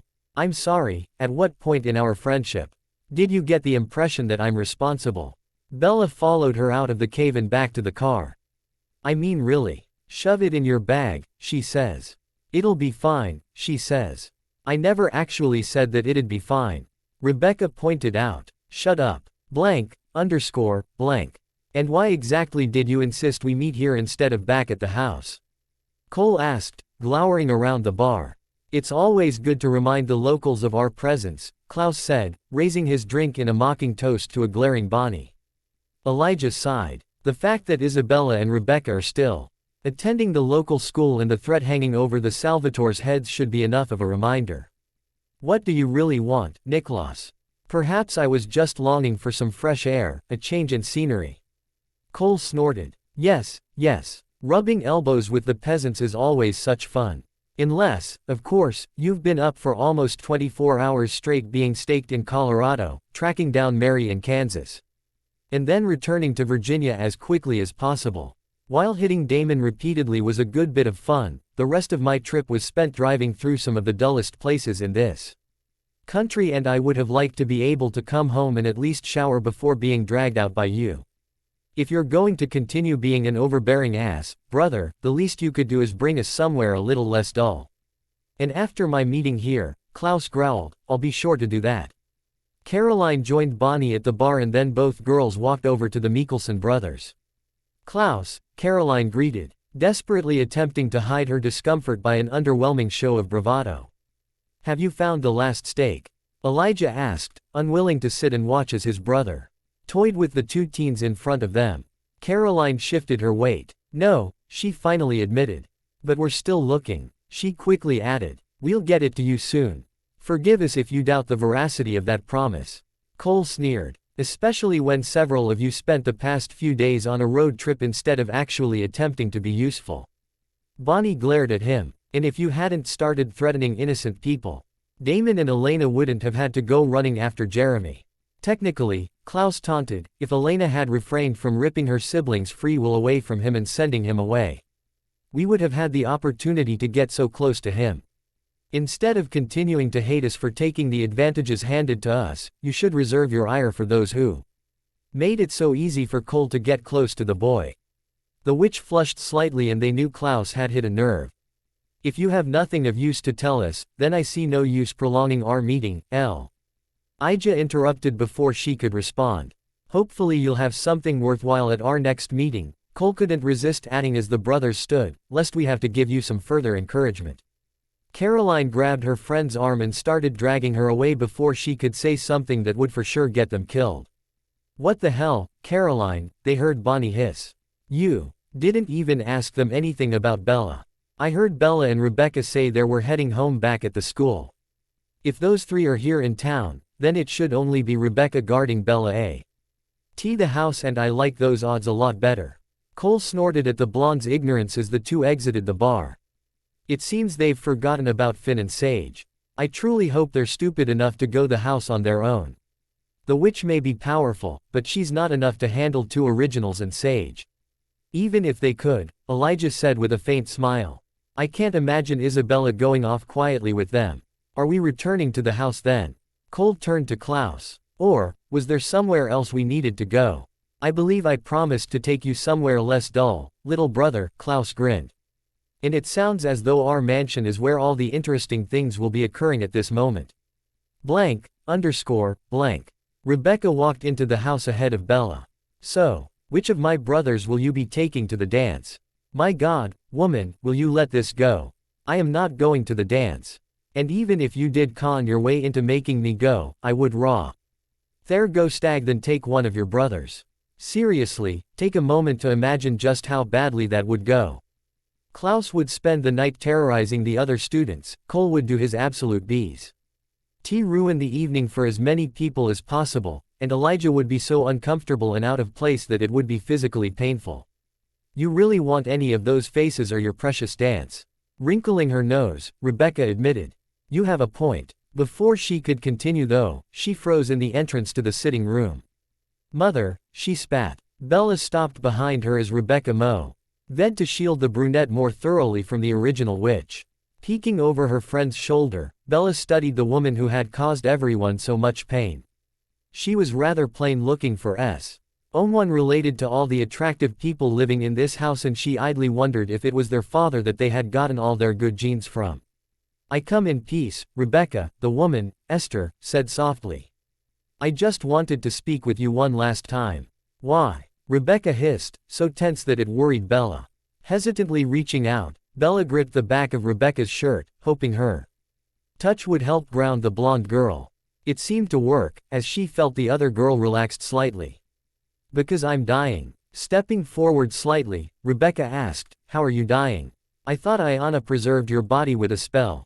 She did, Esther told her, looking past her daughter to study Bella. I'm drawing my power from the Bennett witch line. When Abby died, the connection was severed, so my body has weakened. Rebecca moved to completely block Bella again, feeling a trickle of fear at the idea of her mother knowing about her closest friend. Well, if you've come to spend your last moments with your loving daughter, prepare to be disappointed. You should have spent less time plotting my death. Esther stepped forward, holding a hand out in entreaty. Is that what you think I've been doing on the other side? I've been looking over you for 1,000 years of joy and heartbreak. Your fights with Klaus, the nights you cried yourself to sleep calling out my name. Not a day has gone by that I wasn't right there with you. Bella didn't like this, something didn't feel right. She glanced down the hallway, wondering where Sage and Finn were. They were supposed to be home now, shouldn't they have heard something? And if they hadn't, then had Esther done something to make sure they couldn't hear what was happening downstairs? Her eyes snapped back to the older woman. If that's what was going on, then she had come to speak with Rebecca specifically. Bella felt a flare of protective anger. What did this woman want with her friend? And yet you still tried to kill me, Rebecca spat. Bitterness tinging her voice. Because it shouldn't have been 1,000 years, Rebecca, Esther told her softly, stepping closer. No one should live that long. Rebecca was shaking now. But I haven't lived at all. I'm sorry, Rebecca. I'm so sorry. Esther took another step forward, reaching out to her daughter, and Bella reacted instinctively, pushing Rebecca out of the way shifting forward to intercept Esther's hands. Esther started shaking for a moment before falling to the floor as Bella let out a cry of pain, sinking to her knees. Bella! Rebecca cried, grabbing her friend and pulling her away from Esther's body. Bella, what's wrong? Can you hear me? Bella! Bella! Finn and Sage raced into the room, having just heard Rebecca's shouts. Oh no, Finn breathed, looking between his mother and Rebecca, who was clinging to Bella's unconscious form. What happened? Sage demanded, kneeling down next to Rebecca to check Bella's pulse. I don't know, Rebecca said, tears welling in her eyes. If anything happened to Bella, she didn't know what she would do. Esther grabbed Bella and then she died and Bella collapsed. She was trying to reach me, the blonde admitted with a sob. Esther tried to grab me but Bella pushed me out of the way. Despite the fact that there was no love lost between the two women, Sage still tried her best to comfort Rebecca. It wasn't your fault, Rebecca. Bella's going to be fine. She glanced up at Finn. Right. He pulled his phone out and started to ring Klaus. I don't know, he finally admitted. If Esther did what I think she has, then there might be a problem.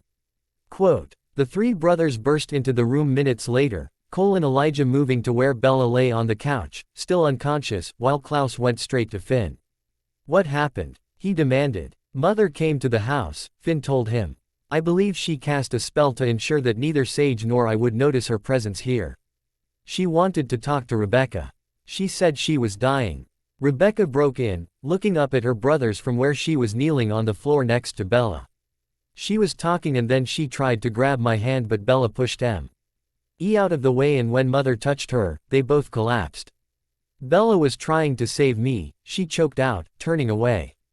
This is my fault. Elijah moved to rest a hand on his sister's shoulder. No, it's not. You can't blame yourself. Isabella is your friend and she would do whatever was necessary to keep you safe, just as you would do for her. Do you have any idea what she was trying to do? Cole asked Finn, brushing a strand of hair away from Bella's forehead and desperately wishing he still had his magic. If he did, he was sure he could find a way to help her. I believe she may have been trying to take over Rebecca's body but Bella got in the way, Finn said slowly. Klaus inhaled sharply. I've used that spell before, it would take a massive amount of power to do it. Which explains why she's now dead, Cole spat. She died casting that spell. The question is, did it work? We all know that Bella's mind is shielded, so there's a chance that Mother couldn't get through. Can we go into her mind? Elijah asked, staring intently at Isabella. It's too dangerous, the former warlock growled. The fact that she's unconscious means that she's most likely fighting against Esther. Too many people in her mind could cause irreparable damage.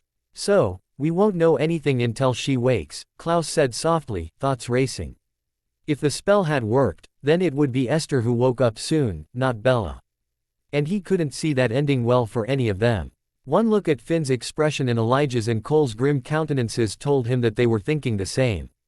If it were anyone else, Klaus would have advocated just killing them and washing their hands of the matter, but it was Bella.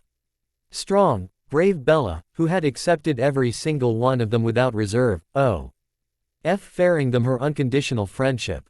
Each of them had lived for almost 1,000 years and never had they met anyone like her. Then I guess we have no choice but to wait and see, Sage said softly. Settling down on the floor next to Rebecca to wait. Blank. There was a storm raging inside Bella's mind. She was curled up in a ball in the forest, shivering at the electricity in the air around her. She could feel Esther's presence pressing against her mind. Bella knew that she was trying to force her way in, to break Bella and take over her body. Esther wanted to hurt her friends, her family. And there was no way that Bella couldn't let her do that. If Esther wanted to take over her body, then she was going to have to kill Bella first, and there was no way the brunette was going down without a fight. Caroline and Bonnie slowly drove past the Mikkelson mansion, and Caroline swore at the sight of Klaus' car parked by the front door. They're already home. I told you we should have headed straight here. And I told you, I needed to stop at the store first, and since I'm driving, it's my decision. Bonnie scowled at the house before spotting the panicked look on her friend's face, and she sighed. Do you still want to go in and check on Bella, or do you want to try again later? Biting her lip, Caroline weighed her options. On the one hand, she really needed to find out for herself if her cousin was okay. Her mother was freaking out right now, worrying about her niece and what Charlie would say if he found out that they let his daughter move in with supernatural serial killers. On the other, there was no way they would let them anywhere near Bella, and it might just make them angrier than they already were if they tried.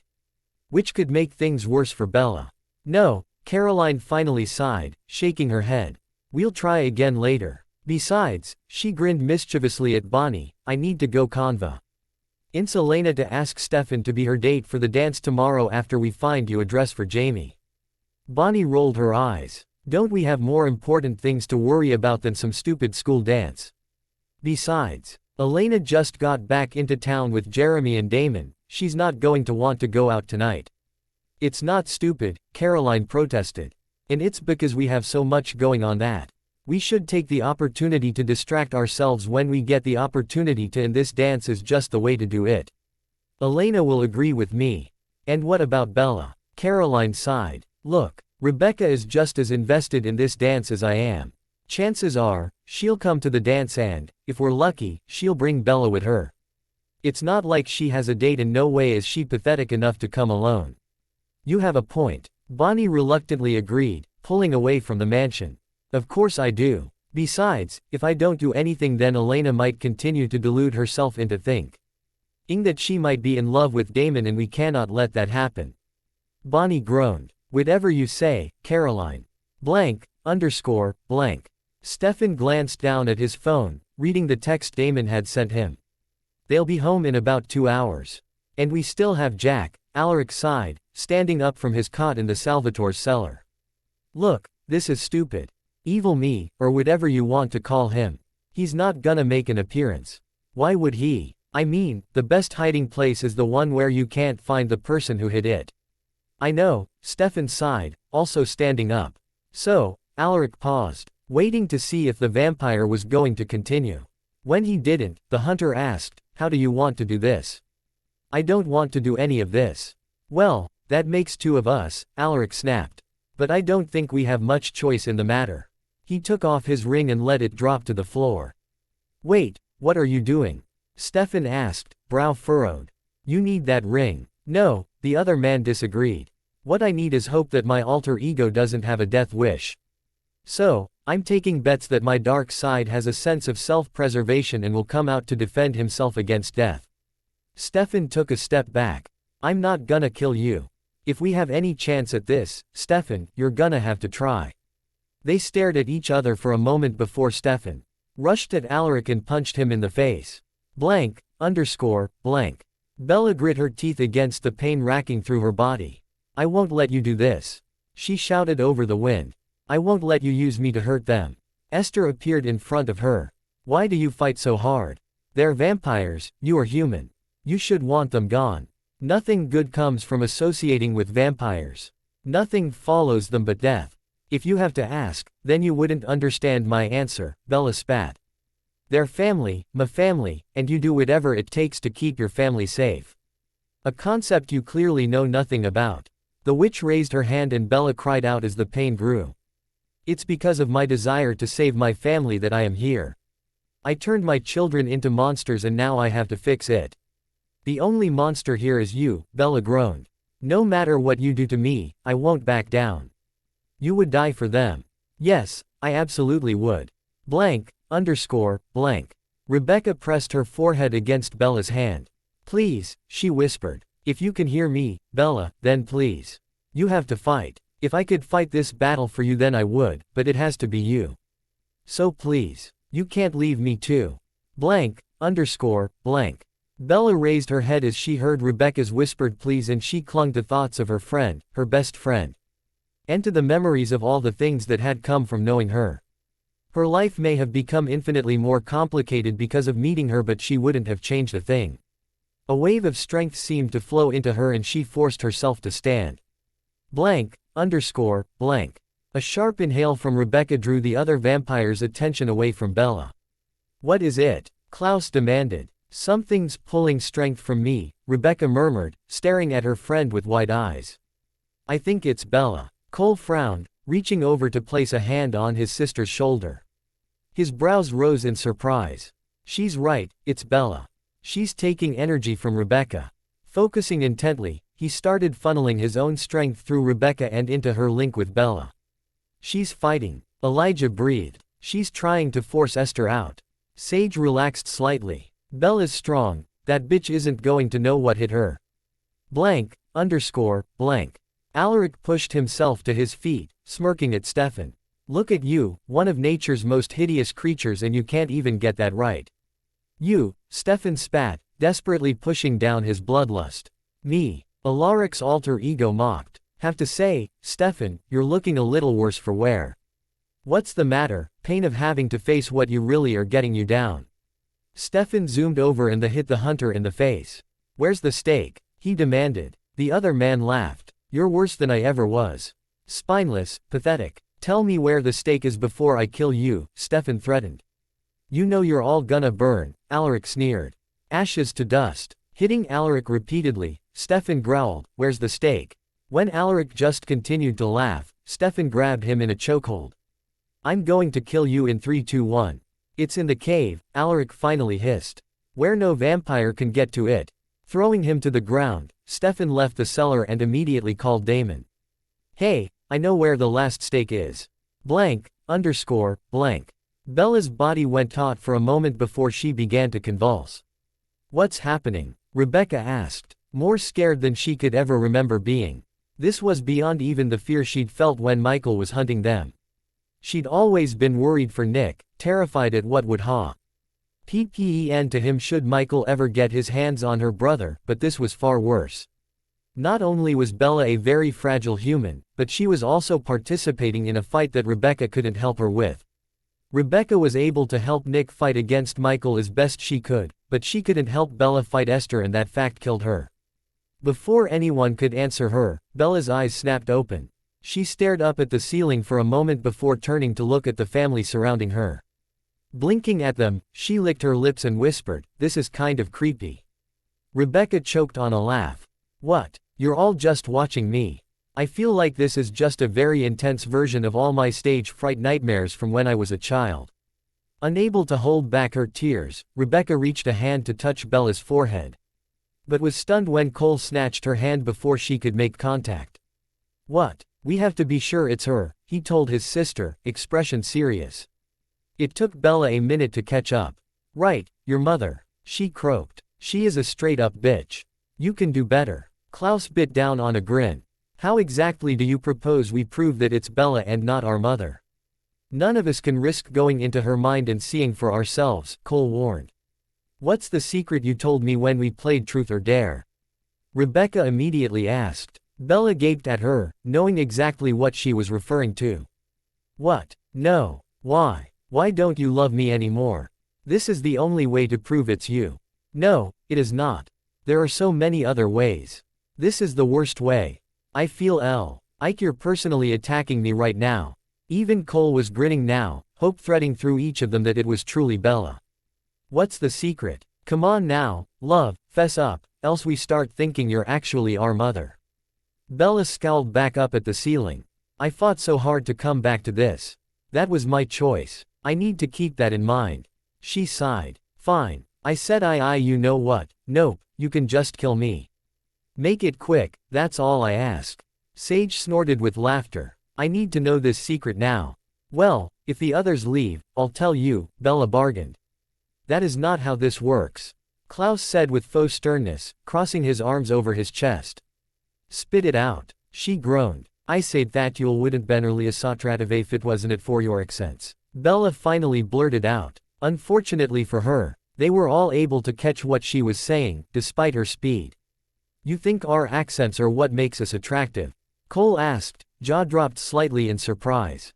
Oh, come on. Elijah talks and women just fall into a puddle at his feet, but take that away and he's just a businessman. Sage fell over in laughter. Oh my god, you are my favorite human. Turning to shoot Elijah a sheepish grin, Bella gave him a weak thumbs up. I meant that as a compliment. A wave of nausea swept over her then. If we're done humiliating me, can someone drop me off in the bathroom so I can die in peace? Rebecca's smile instantly fell, leaning over her friend and checking her temperature. What's wrong? Do you need to go to the hospital? No, no hospitals. I just need to lie down. On a bathroom floor. Alone. Klaus immediately stepped forward and gently lifted Bella off the couch. Of course. Whatever you need. What I need is to not be in a house with a bunch of superhumans. You know what's worse than being sick? Bella asked, resting her head on Klaus' shoulder. Being in a house full of people who can actually hear you throwing up from the next floor. Sorry, love. Can't really do anything to help you with that. He brought her to the bathroom closest to his studio, carefully shifting her so he could grab some towels off one of the shelves and set them down on the floor before placing her on top of them. I can make sure you aren't disturbed more than necessary though. Much appreciated, Bella muttered, laying still for a moment in hopes that the queasiness would pass. Pausing at the doorway, Klaus asked softly, are you really all right? Bella bit her lip, desperately attempting to keep her breathing even as echoes of pain pricked her muscles. I don't want to talk about it right now. Fair enough. Whenever you're ready though, we'll be here. He shut the door softly behind him.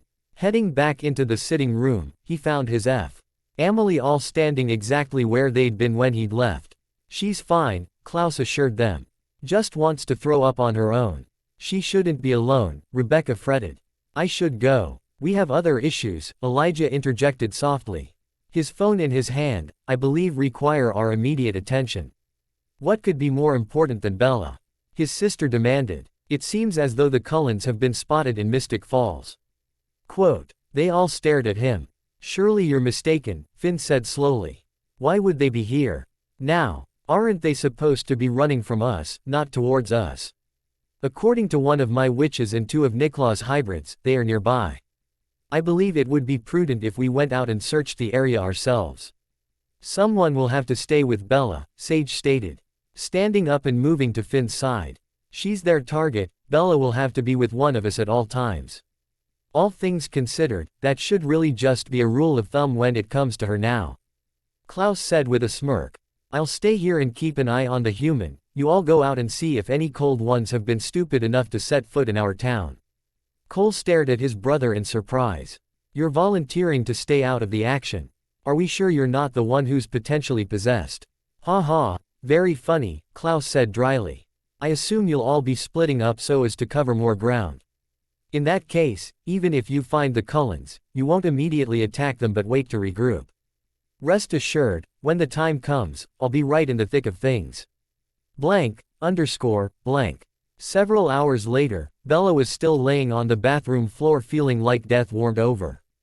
On the plus side, she'd finally stopped throwing up. My life is sad, she muttered. Carefully climbing to her feet.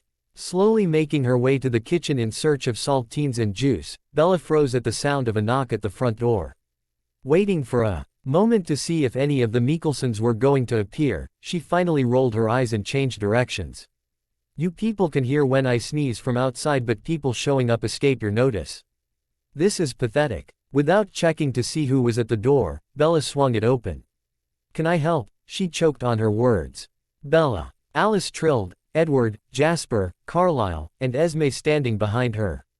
Bella stared at them for a moment. "Nope." She swung the door shut. Bella stumbled away from the door and slumped down a nearby wall, desperately trying to control her breathing. She was freaking out, but she didn't want any of them to know how panicked she was feeling, though considering the fact that they could hear her hyperventilating and Jasper would be able to sense how she was feeling, it was surely a lost cause. "Bella." Alice called through the door. "Bella, open the door. We need to talk. Please, love." Edward joined in and she flinched. It was wrong to hear Edward call her that was Klaus' nickname for her. Pulling out her phone, Bella located Rebecca's number with shaky fingers and called her. "Please pick up," she breathed. The phone rang a few times before going to voicemail and Bella began shaking so badly she almost dropped the phone. "Damn it," she swore. Alice continued knocking on the door, several voices overlapping as all the Cullens tried to get her attention at once. Bella started to call Cole, figuring that taking on a coven of cold ones was right up his alley, when she heard Edward call, "You don't have to worry, Bella. The Mikkelsons are L still in town and won't be back for a while." "Well, that's horrifying," Bella almost whimpered. Her hands were shaking so hard that the phone fell out of them. What was she supposed to do now? Klaus appeared in front of her then, kneeling down so they were eye level. Choking back a sob, Bella stared at him with large eyes.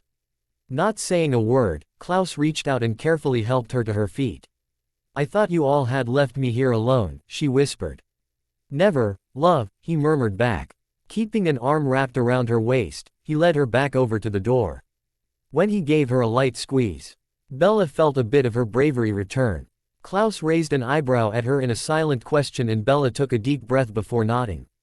Throwing the door open with the hand not resting on Bella's hip. Klaus smirked at the startled Cullens. "Seems your inner eye was mistaken, since one Mikkelson still remains. Too bad for you." Carlisle and Jasper both had the good sense to tell that the vampire standing before them was a threat. But the others just seemed surprised and perturbed to see that there was someone else home. Edward in particular was glaring at the sight of Klaus, arm around the petite brunette. Hello." Carlisle hastily interrupted. "My apologies, I hope we didn't disturb you.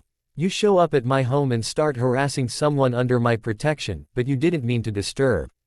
Klaus sneered, brows raised. "Clearly what you meant is, we didn't think you would be home to disturb."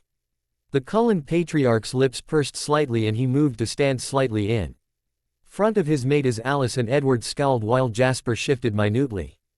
Bella's eyes flitted back and forth between each cold one, face unnaturally pale but expression otherwise unreadable. "We came to speak with Bella." Edward almost growled. Klaus laughed at his pathetic attempt at aggression. "Well, I don't want you to speak with her and more importantly, neither does she. Of course she wants to talk with us." Alice protested. "She loves us." "No I do not," Bella instantly spoke up. Firm no on both counts. She leaned further into Klaus, sighed, horridly uncomfortable at the feeling of multiple gold eyes scanning over her. "Bella," Edward breathed, starting to reach a hand out. "Please, let me explain." He stopped speaking as his hand abruptly bounced away when it reached the doorway.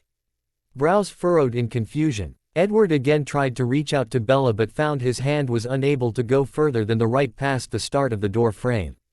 "I suppose one of the few benefits to being a failed attempt at a true vampire is not having to abide by that pesky permission to enter clause." Klaus smirked, though his eyes were still ice.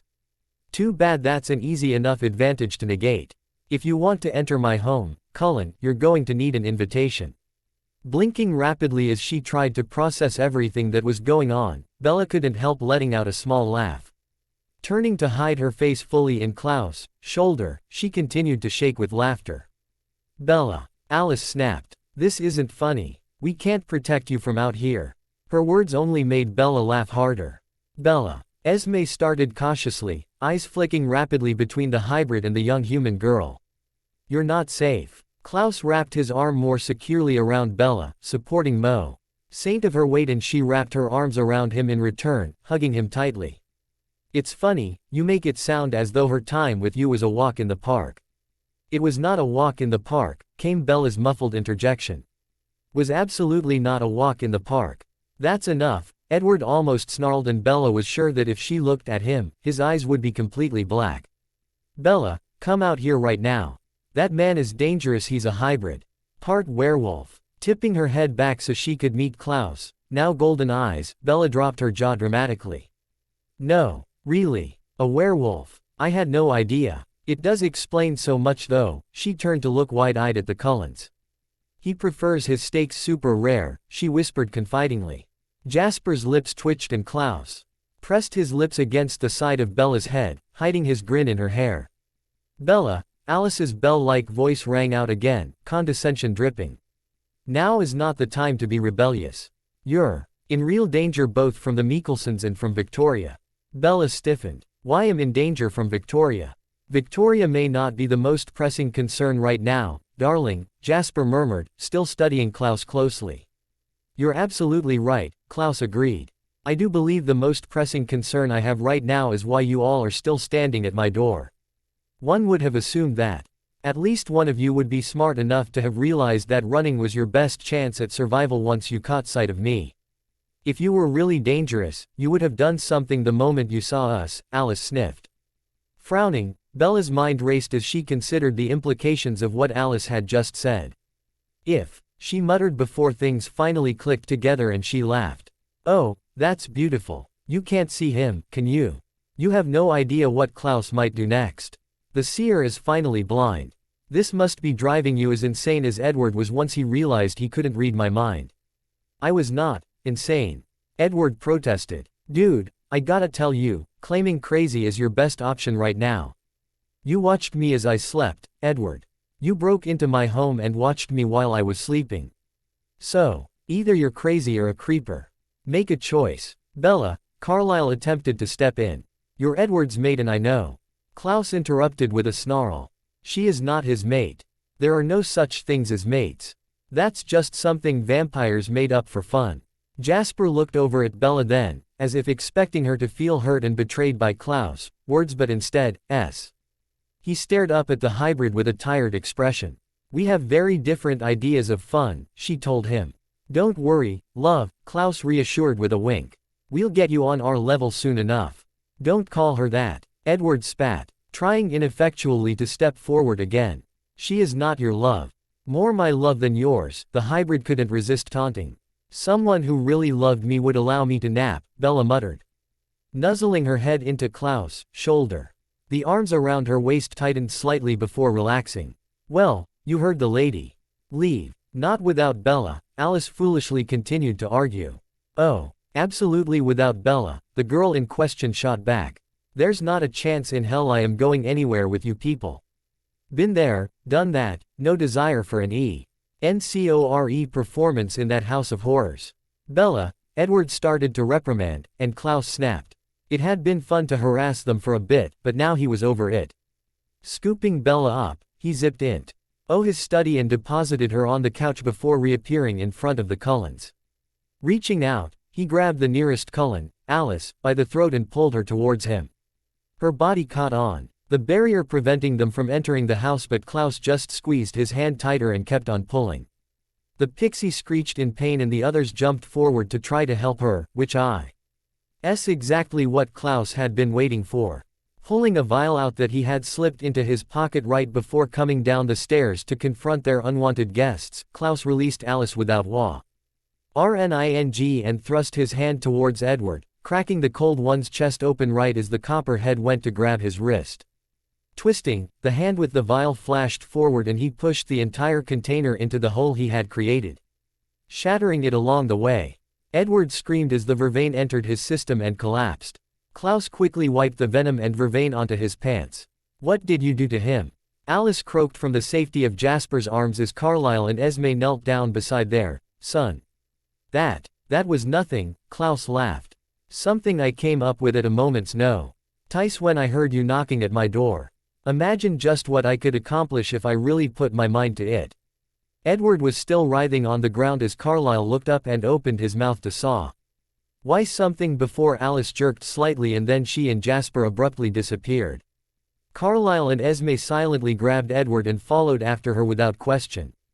Klaus frowned, torn. Part of I.M. wanted to chase after the Cullens and destroy them. The rest of him knew that he couldn't leave Bella alone, especially since he didn't know what it was that made the Cullens flee. He would have heard if another vampire was approaching from close by, so it must have been something else. Had Alice seen something to do with his siblings? Perhaps they had found the two Cullens who were missing from the group. A thump from upstairs pulled his attention away from the Cullens and he went back upstairs to check on Bella, worried that the Cullens had already come up with another plan to get to Bella if their first one failed. When he entered his study, he found Bella lying face down on the floor, muttering to herself. "What happened?" he asked, torn between concern and amusement. Bella's voice was muffled by the carpet. "I stood up from the couch. I fell down on the floor. I have now chosen to remain on the floor. Because you enjoy an up-close view of the carpet, or because you can't muster up the energy to stand?" "Correct." Quote. Chuckling, Klaus lifted her up again. "Why were you standing up in the first place?" "Because I want juice, okay. I have low-key goals here." "God, your memory is short. Aren't you supposed to be the dude who never forgets and can hold a grudge forever? Or, are you just one of those people that resents someone without actually remembering why you dislike them?" Bella rested her head on his shoulder again as he carried her to the kitchen. "My sincerest apologies, it's just that I've never met someone over the age 8 who enjoys drinking juice so much. You hang around with 8-year-olds often, Klaus." Setting her down on a counter, Klaus checked to make sure she wasn't about to fall over again before moving to retrieve her precious drink. "Oh, absolutely. I lead my own troop of Boy Scouts." Bella raised an eyebrow and playfully asked, "Is that so? Tell me then, what is your official title as their leader? You know, with your attitude, I'm just not sure you deserve this." Klaus held up a glass of peach juice just out of reach. "Why is there even peach juice in my fridge to begin with?" Shrugging, Bella answered, "Because it's delicious. And sounds more sophisticated than apple juice." Klaus finally handed her the glass with a short bark of laughter. "And that matters why?" "No idea, but Becca seemed really concerned about it." Bella took a small, cautious sip of the juice before sighing in relief. "Thank you." "No thanks needed, love," Klaus told her, waving away her gratitude. "Yes, there is." Bella caught his gaze and made sure that their eyes stayed locked as she spoke, so he knew that she was serious. "Not just for the juice but for everything. For allowing me to stay here, for protecting me from the Cullens, for everything really. I don't know where I'd be if it wasn't for your family." He shifted slightly, looking away from her. "Considering everything that's happened in just the last few days, I imagine you'd probably be dead by now." Snorting, Bella said, "Thanks. Appreciate the honesty." Taking another drink and steeling her nerves, she asked, "So, Victoria?" "Ah yes, Victoria. It seems that she's been looking for you." "Why?" Bella was honestly confused, unsure of what the red-haired cold one could want with her. "According to Elijah, she wants revenge for what happened in Phoenix. My brother wasn't able to find out what exactly occurred back in May, but he was able to learn that Victoria's partner, James, was murdered by the Cullens there, and you had quite the accident. I assume the two incidents were related." Bella's face had gone pale. "Yes," she whispered. "James found out I was being protected by the Cullens and started hunting me. He lured me out of hiding in Phoenix by making it look like he had my mom and tortured me. The Cullens found me before he could kill me and they destroyed him. That's what we thought might have occurred, but we couldn't be sure." Klaus made sure to keep his tone light in expression, not wanting to worry Bella any further. "There's no need for you to be concerned about her. As of right now, she has no idea where you are. We have people currently searching for her, and as soon as she is located, we will have her taken care of." Looking away from him, Bella closed her eyes and slowly exhaled. She was too tired to properly deal with this information. She still wasn't recovered mentally from her battle of wills with Esther, and the return of the Cullens only made her feel more tired. "Can you walk by yourself?" Klaus asked abruptly. She stared at him for a moment. "I would love to tell you yes." Rolling his eyes, Klaus carefully picked Bella up again, her glass of juice still clutched firmly in her hand, and brought her into the theater room. "Don't get used to this," he warned her as they settled down on a couch with Bella pressed against his side. "I refuse to carry you around forever." "Tragic," Bella commented dryly. "You do a great impression of a pack horse. And it'd be a shame to let all that supernatural strength go to waste." Klaus just rolled his eyes. Any requests on what we should watch? Bella shrugged, sipping more of her juice. You're the one in charge here. I'm probably going to fall asleep here pretty quick anyway, just to warn you. Less than 10 minutes later, Bella was sound asleep. Klaus carefully pulled the empty glass from her hand and set it aside before settling into the couch and putting a movie on he had been meaning to watch. Blank. Rebecca came racing into the room. Where is she? Quiet. Klaus hissed at her, pointedly looking at the slumbering brunette next to him. She only fell asleep a bit ago. Is she all right? Rebecca asked, lowering her voice to a whisper as she moved over towards them. Still exhausted from Esther, he murmured back. The Cullens showing up also didn't help. Sitting down on the floor, Rebecca sighed in frustration. Yes, we caught their stench when we arrived back at the house. She locked eyes with her brother. There were at least 6 or so others in and around the town, though, with there being only 7 members in the Cullens coven. 5 of which were here at the house. That means that there were at least 4 unknown cold ones scouting the area. Klaus' eyes flashed. Did you manage to find any of them? She shook her head. Cole, Finn, and Sage are still out searching. Once we realized that the Cullens had split up, Elijah and I returned to the house. I think I will join them, Klaus said, carefully FTing Bella away from him so that she was curled up on the couch and stood. You should know that I have had a spell placed on the mansion that keeps all cold ones from entering. Should any come here, do not let them draw either of you or Bella out. Clever, Rebecca praised, moving to take his place on the couch beside Bella. Good luck. Once Klaus disappeared, Rebecca stared blankly ahead at he movie playing without taking a single thing in. Her thoughts were racing, trying to connect facts and ideas together but unable to make anything fit properly. Over an hour later, though it felt like only minutes to Rebecca, Bella began to stir. Sitting up slowly, the brunette glanced around the room with hazy eyes until her gaze landed on Rebecca. Becca, she sighed. You're back. I'm back, Rebecca said, coming back to herself. How are you feeling? Shrugging listlessly, Bella answered, not great. I think it'll take a few days for me to really get back to feeling like myself though. Rebecca shifted closer to the other girl. Can you tell me what happened? With the Cullens, or with Esther? Whatever you're comfortable with. Bella hesitated before recounting only the Cullens' visit. Once she was done, the 2 girls sat quietly together for a moment. Can I tell you something, even though I know how weak and pathetic it's going to sound? Bella eventually whispered, staring down at their joined hands. Rebecca squeezed her fingers, fighting back tears at how broken the brunette sounded right then. Bella forced herself to look up, to meet the other girl's gaze. I don't want to fight the Cullens. I don't. I really don't. I just want this to be over, but I don't want to be the one who actually has to end it. And I know how that sounds. I know how it makes me look. But I don't want to. I am perfectly content to let you fight this battle for me. They sat in silence for a moment before Rebecca asked, why? I feel like if I make this fight my own, then I'm letting them have control over my life again. Like I'm giving them more of me to break. And I can't do it again, Rebecca. I can't let them have that hold on me. If I made this fight personal, then I'd have to dedicate myself and everything I do to the goal of ending their lives with my own hands. My world would revolve around the Cullens again, in a very different form, but it'd still be about them all the same. And I don't want to do that anymore. I don't want to be that person again. I've never really been a vengeful person and I don't want to become one because of a stupid reason like the Cullens. Tears starting to stream down Rebecca's face as Bella confessed her thoughts to her. Ducking her head down, Rebecca admitted, I'm so relieved that you don't want to fight. Staring with wide eyes, Bella asked, you are?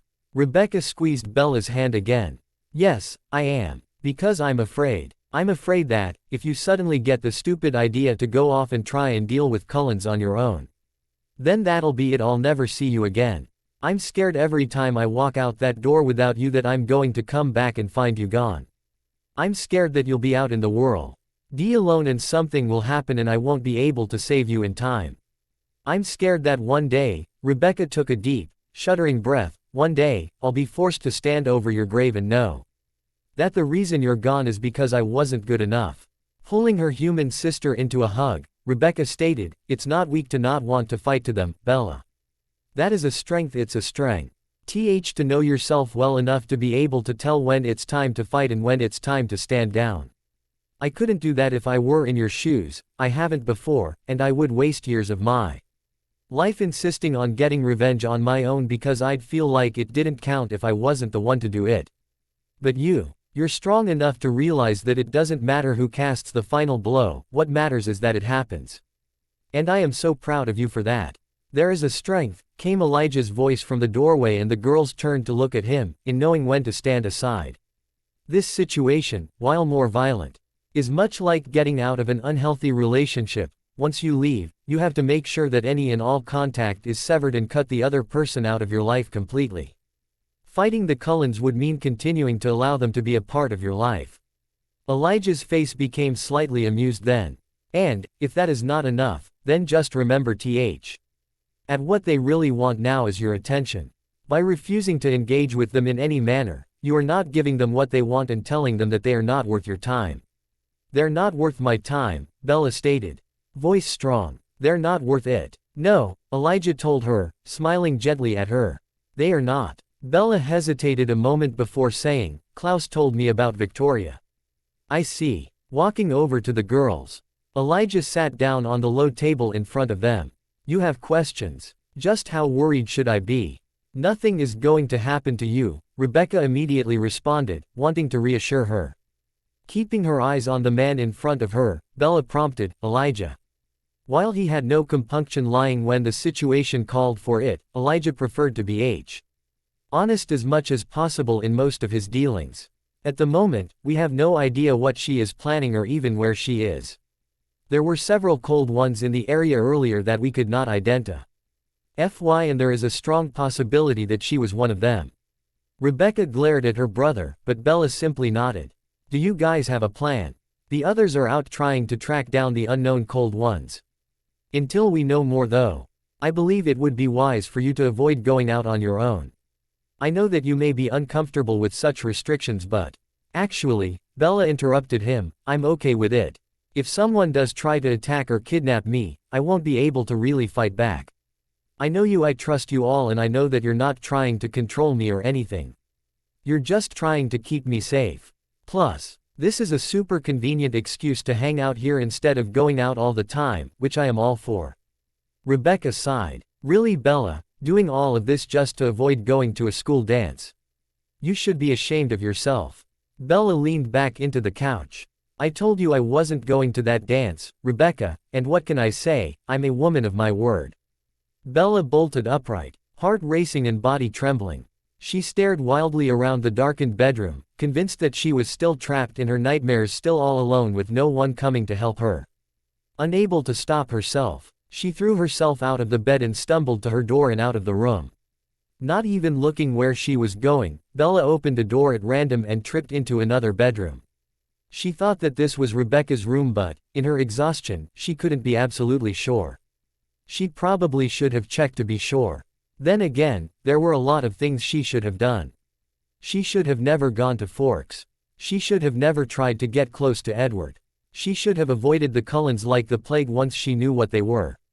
She should They said no when Edward invited her to watch his family play baseball. She hated sports, both playing them and watching them, so there was no real reason for her to go there. She should have ended things with Edward in Phoenix. She should have. The room was dark, its occupant clearly asleep. Bella swayed back and forth in her spot by the door, unsure of what to do. If they were asleep, then maybe they would resent her for waking them up. Suddenly, Bella was scooped up and found herself bouncing lightly on the bed. Something wrong, came Cole's voice from beside her. She turned her head, even though she knew she wouldn't be able to see him. Cole, Bella whispered, still trembling. A hand suddenly touched her arm. What's wrong? He asked. Nightmare, she answered, automatically shifting closer to him. Bella trailed off, suddenly unsure if she should tell him this. Cold ones are the wicked witch. Cole's tone was even, surprisingly unpushy, yet she still hesitated. He seemed to inherently understand why though. That woman you faced wasn't my mother. There was a hesitant touch on Bella's face, fingers pushing a piece of hair behind her ear. My mother died 1,000 years ago. The woman you faced was just a shell full of her regrets. It was like every muscle in her body relaxed at his words. He didn't hate her for what happened.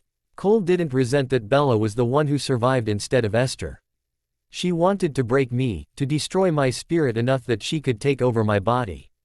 And she got so angry when it didn't work. Cole's arms carefully circled around her and pulled Bella into his chest. What happened? At first, she was just pissed off that I stopped her from getting Rebecca. Then she started talking about how this would be better because using me would truly break you all.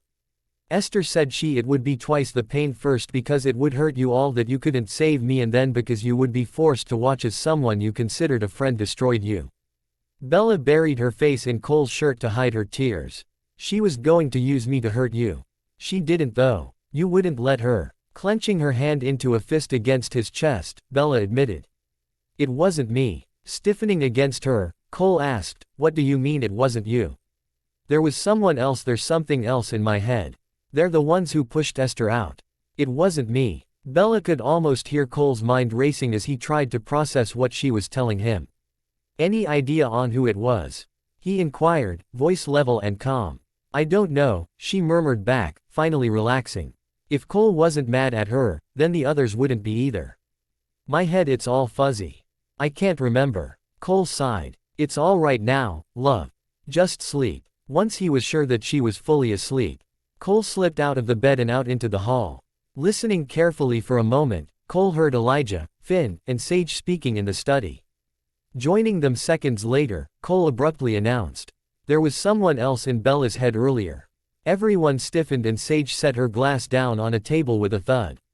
What do you mean there was someone else in her head? Who? She just told me. Bella said there was someone else there who pushed Esther out, but she doesn't know who. It makes sense, Elijah sighed. Both you and Rebecca said that Bella was drawing energy from you. I had originally thought that Isabella may have some dormant magic shut away that she'd had no reason to use, but it seems that she might not have been the one funneling strength from the two of you. Whoever it was inside her head would have needed to be far more powerful than our mother in order to drive her out, Finn mused. As far as I'm aware, Esther is still one of the most powerful witches to ever exist.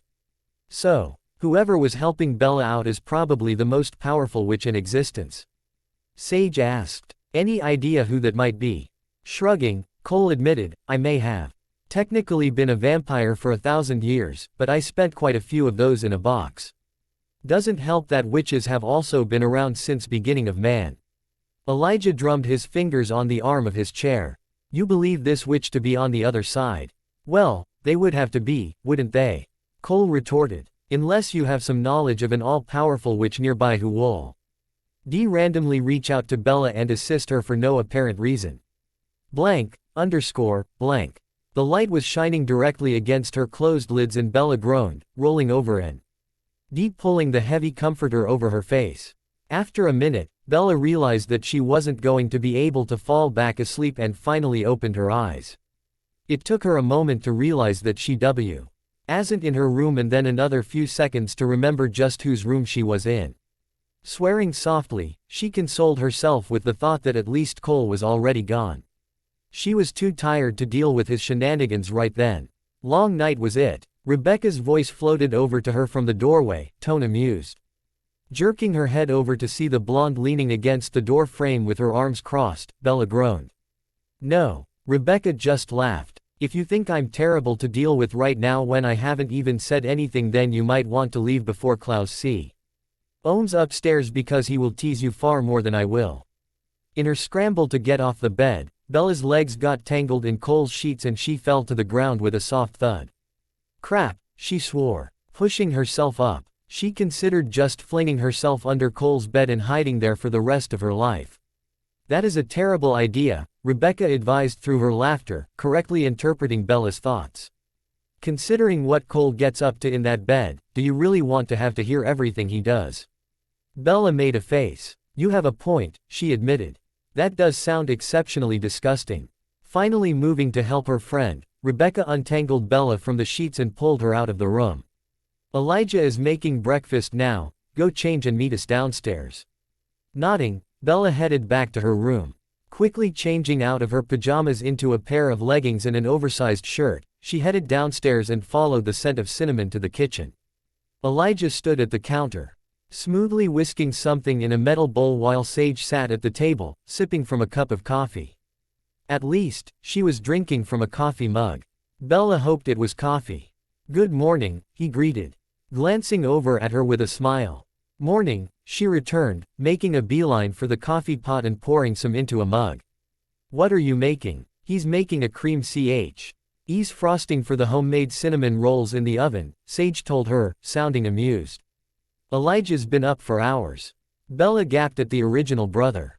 "You made homemade cinnamon rolls?" His lips twitched in amusement. "I assure you, it's not as big a deal as you seem to think it is." "Yeah, it kind of is," Bella laughed, and then took another deep breath. "You know, I told Rebecca that I wasn't going to play favorites with her brothers, but if I were to, you'd definitely be top of the list right now." Sage laughed loudly. "I'm sure the others will be heartbroken to hear that." Slipping into the seat next to the redheads, Bella told her, "Cole and Klaus will get over it. But I've claimed Finn as my own already, so I doubt he'll care." "Your own, huh? Am I gonna have to fight you for him?" "Oh, don't worry, I've claimed you too. I've always wanted older siblings and you both are it." Elijah set aside his bowl and turned to face them, leaning back against the counter with his arms folded. "You don't consider the rest of us siblings?" "No. Cole and Klaus flirt far too much for that. We might be living in the South now, but we're not that kind of redneck." Sage was visibly shocking with amusement beside her, and the genuine smile on Elijah's face gave Bella a warm and fuzzy feeling. She could be wrong, but she doubted that these people had much to feel happy about the past few years. Or, more likely, the past few decades. "And myself?" he asked. "If I'm not in the same category as Sage and Finn or Cole and Klaus, then what am I?" Bella playfully narrowed her eyes at him. "I'm not sure yet. But I've got my eye on you, Elijah Mikkelson. I'll figure out your category eventually." He shook his head and turned back to his bowl. "What category is Rebecca in?" Sage asked, sitting back in her seat. "Rebecca," Bella repeated, blinking at her. I don't think she has a category. Our relationship is far too complex to be broken down into measly categories." Rebecca complained, wandering into the room. "That's too rich for my blood. We might need to go on a break." Bella choked on her coffee. "What the hell," she spluttered. "Where did you hear that saying? And why the hell would you use it? You're a goddamn Mikkelson, nothing is too rich for your blood. You're so rich, there's an actual ballroom in this house."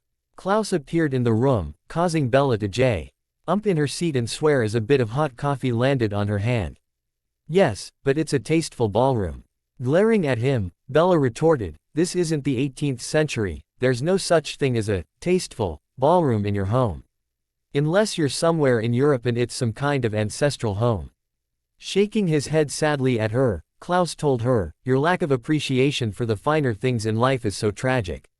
You rip people's hearts out with your bare hands," she responded flatly.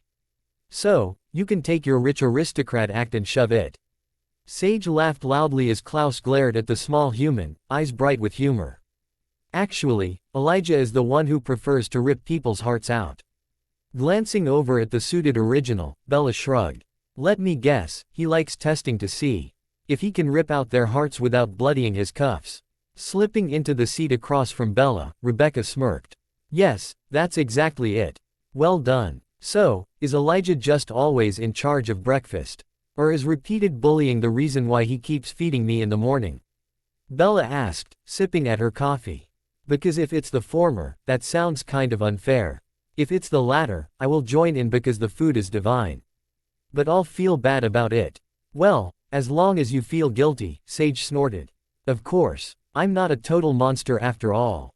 I have standards. I have morals. I have lines in the sand, if you will." "I've never understood that saying," Klaus commented, wandering over to stand beside Elijah. "No matter where you place a line in sand, it'll eventually disappear." "Yeah, well," Bella started. But then trailed off with a sigh. "I've got nothing. It's early, I'm tired, and you people are a lot of work." Sage tilted her head to the side. "Do those things all go together?" "Yes. But it's a human thing. You wouldn't understand. I knew you were going to throw the fact that we're vampires back in our faces," Klaus sighed dramatically, shaking his head. "I just didn't expect it to be like this." Bella grinned. "I know. I thought it'd take longer for me to have to use that. The oven beeped and Elijah was beside it in a flash, grabbing a thin dish towel. ND opening the door to remove what Bella could clearly were large, puffy cinnamon rolls. Her eyes tracked his movements intently as the vampire gently touched the top of one of the rolls before setting the pan on top of the oven and shutting it off. You're watching my brother like he's the human and you're the vampire, Rebecca commented, beyond amused. I take my cinnamon rolls very seriously. Bella told her before casually tossing out, heathen. Cole's laughter rang through the kitchen before he arrived. You know, I don't think our dear sister has ever been granted that particular description before. Well, I'm happy to be her first, she joked, quickly turning to look at Cole and pointing a finger at him. Don't do it. Do what? He asked innocently. You know what? I know what you were thinking and I'm telling you now. Don't say it. You're always ruining my fun, Cole complained as he drifted over to the fridge. It was in the job description for my position. Human, danger magnet, loads of enemies. And ruiner of fun. Klaus raised a mug of what Bella prayed was coffee. She hadn't seen him pour any, but she also hadn't seen him grabbing any blood, so it was possibly coffee. And you're doing a fantastic job of fulfilling your duties, love. Bella sat back in her seat. A first time for everything. It didn't take long for Elijah to remove the rolls from the pan and ice each of them before bringing them to the table. When Bella bit into one, she couldn't help sighing in happiness. Once she swallowed, she turned to Rebecca. I know I said that it goes against the furry ND ship code to get with your best friend's sibling, but that was before, so how mad would you be if I proposed to your brother? Just because of his breakfast-related culinary skills.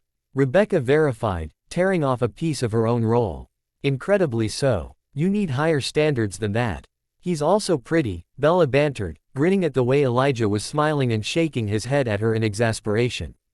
And he reads. How much higher should my expectations be? Yes, what is above a Mikkelson? Sage asked. Is it the body count thing? The brunette continued, pausing for a moment to consider what she'd just said. Body count? Cole questioned, wanting to make sure that did mean what he thought it did. How many people he's bagged, Bella explained and then groaned. Wait, no. That could also be taken in multiple ways. Is it because of how many people he's killed? Or had sex with, I guess. You can choose either meaning there. Considering how old he is, I have assumed the number for both is pretty high. Where's Finn? Elijah interjected, clearly ready to move on to another topic. Sage shrugged. Running an errand. What kind of errand? Klaus asked, and Bella could instantly the tension start to ratchet up. None of your business, Bella answered before Sage could. You wouldn't understand. It's a secret. Cole smirked at her, ignoring the way his brother was starting to seethe. Is it a secret? Or would he not understand? It's a secret, Cole. You wouldn't understand, Rebecca told him, though she was a bit more obviously leery than her brother was. He went to the library to get some things Bella needed for school, Sage snapped, setting her mug down on the table. When Klaus looked to Bella to verify, she shrugged. I was telling him about my coursework and he offered to grab a few things I need. He was curious about my textbooks and what I'm learning in school. And he was curious about school in general. Not at first, but I figured out that if you talk about something for long enough to a person who can't escape you, they'll grow interested out of self-preservation. And you couldn't just say that. The hybrid snarled. I could. I chose not to. It's fun watching you get all twitchy. Rebecca sighed. You really do have no sense of self-preservation, do you? I mean, I never got into the car with strangers growing up. That's gotta count for something, right? Blank, _ blank. Bella lay slumped on the floor in the family room, feeling full and warm. All right, she announced. I can die now. No, you can't, Cole responded, playing with his phone on the couch. I want to see how many enemies you can make just by breathing. It's only been a short while since you learned about the supernatural and you've already made an respectable amount. It is pretty great. Sage agreed. Why do you talk? Rebecca demanded. Oh, Bella suddenly exclaimed, popping up off the floor and racing out of the room. The vampires glanced at one another in confusion, unsure of what Bella was up to. They could hear her footsteps heading into the sitting room and then the sound of a bag unzipping and papers bumping into one another. Then, the bag was tossed aside. And Bella started running back to them. "Here," she announced as she hurried into the room, a white oak stake clutched in her hands. The original family froze, automatically.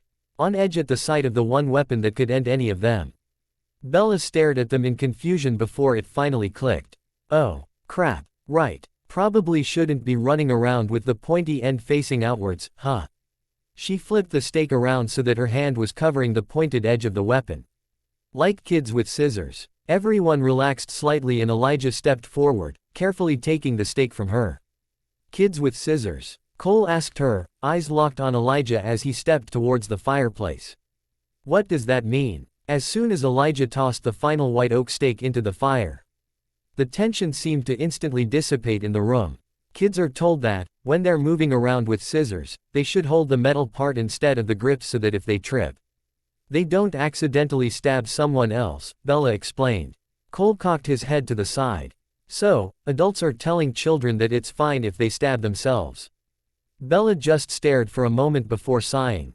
"You know, I don't really think there's a good response to that, so I'm not even going to try." Sage stared at her. "I have to ask, did you ever stab yourself with scissors?" Bella stared up at the ceiling. "I mean, I lightly poked myself in the abdomen with a pair of scissors when I tripped and fell. But I bled way more when I stapled my finger that one time in 2nd grade." The redhead nodded, lips pressed tightly together. "I wish we could have met you when you were a child," Cole stated bluntly. "You wouldn't have lived for very long, but it would have been incredibly entertaining." "What's that supposed to mean?" Rebecca asked. "He's right," Bella nodded, retaking her prone position on the floor. "I would have died pretty quick. Don't get me wrong, you would have tried to save me. But there's only so much you can do when my natural instincts are to move towards death rather than away from it."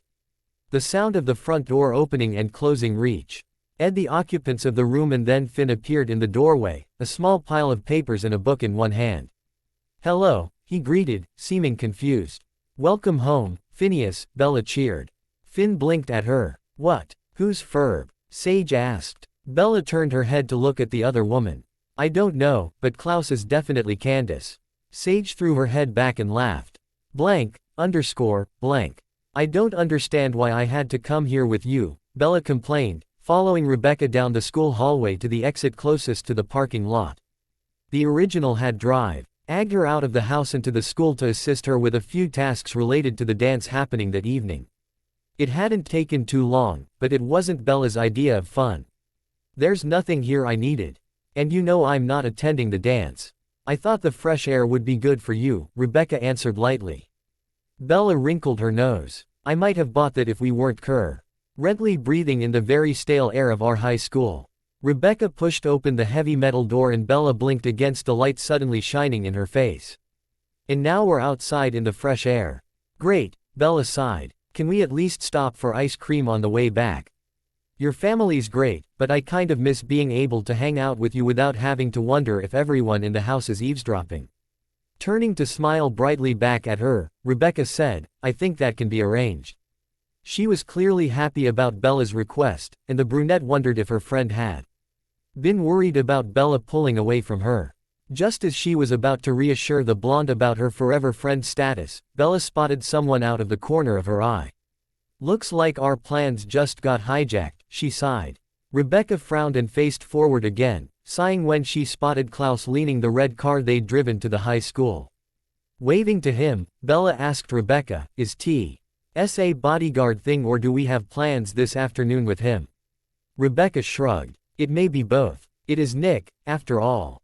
If that justification doesn't work when he says it, why would you think it would for you?"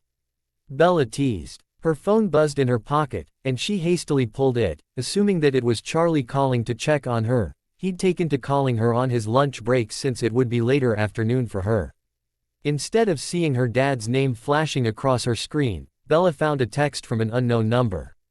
"Don't bother checking on mommy, I got there first." She stared at the screen with furrowed brows.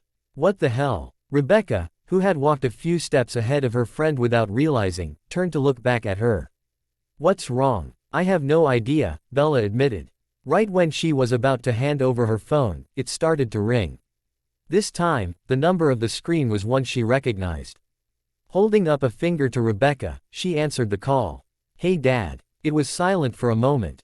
And then Deputy Mark's voice came down the line. Hey Bella. She frowned. Deputy Mark. His shaky inhale was surprisingly loud, as though the phone volume had been turned all the way up. Bella, I'm so sorry. Bella's legs gave out underneath her as she finally realized what the text meant. No, she whispered, as Rebecca was suddenly by her side again and catching her before she could hit the ground. Charlie was out searching the woods, Mark was saying, but Bella couldn't process it. Rebecca snatched the phone out of Bella's hands as Klaus raced over to them. Pulling Bella into his arms, he demanded, "What happened?" She shook her head, inhaling and exhaling far too quickly and shallowly to be helpful, but she couldn't help it and she couldn't breathe. "This is Bella's friend, Rebecca," the blonde stated. Even though she already knew, Rebecca had to ask, "What's going on?" "Charlie," Bella gasped, pressing her face against Klaus' chest so hard it hurt. "Charlie, Victoria, oh God." Klaus' stomach dropped and his eyes flickered up to meet his sister's as they both listened to the deputy's stuttering explanation of what they thought had happened to the chief of police. Hastily telling him that they would call him back once Bella had calmed down, Rebecca hung up the phone and immediately pulled Bella's text messages, having heard her phone buzz right before the call. The blonde's jaw clenched as she read the taunt. "We need to go," she told her brother, reaching down to snatch up Bella's bag from where it had fallen to the ground. "Now." Scooping Bella up without another word, Klaus strode quickly for the car. After they'd gotten Bella situated in the backseat with Rebecca, Klaus slipped behind the wheel and pulled out of his parking spot and out of the lot so quickly the wheels squealed in protest against the pavement. Picking up his phone, Klaus called Elijah. "Victoria's made her move," he stated softly enough that Bella wouldn't be able to hear the moment his brother answered. Rebecca silently held out Bella's phone so that he could see the text. "Her father's death has apparently been confirmed, and Victoria texted to say that she'd also killed her mother." Elijah must have put him on speaker, because he could hear Cole and Sage begin to swear in the background. "I'll have someone check for sure," Elijah told him calmly, though Klaus wasn't fooled. "We should have anticipated this," Finn stated. Klaus hung up the phone knowing that his eldest brother was right. After all, it's what he would have done what he had done before. It was cruelty at its finest. "My mom." Bella finally spoke, voice hoarse. "Klaus, my mom." "Elijah's checking now," he told her. He wished he could reassure her, but he knew the odds. "She's dead," she said, growing more and more hysterical. "They're dead. They're both dead. How could I not have seen this coming? I didn't even consider." "This is not your fault," Rebecca interrupted, pressing her friend tightly against her. "You couldn't have known." She continued to murmur reassurances as they reached the manor and whisked Bella inside. Elijah was waiting for them inside the house, expression grim. "We should know in a few minutes," he told them, gaze locked on Bella's wide eyes and pale skin. Bella's phone started to ring again, and she flinched away from Rebecca, who was holding it. She could guess who was calling. After glancing at the screen, Rebecca disappeared, and Bella finally let the tears start to fall in earnest. The end.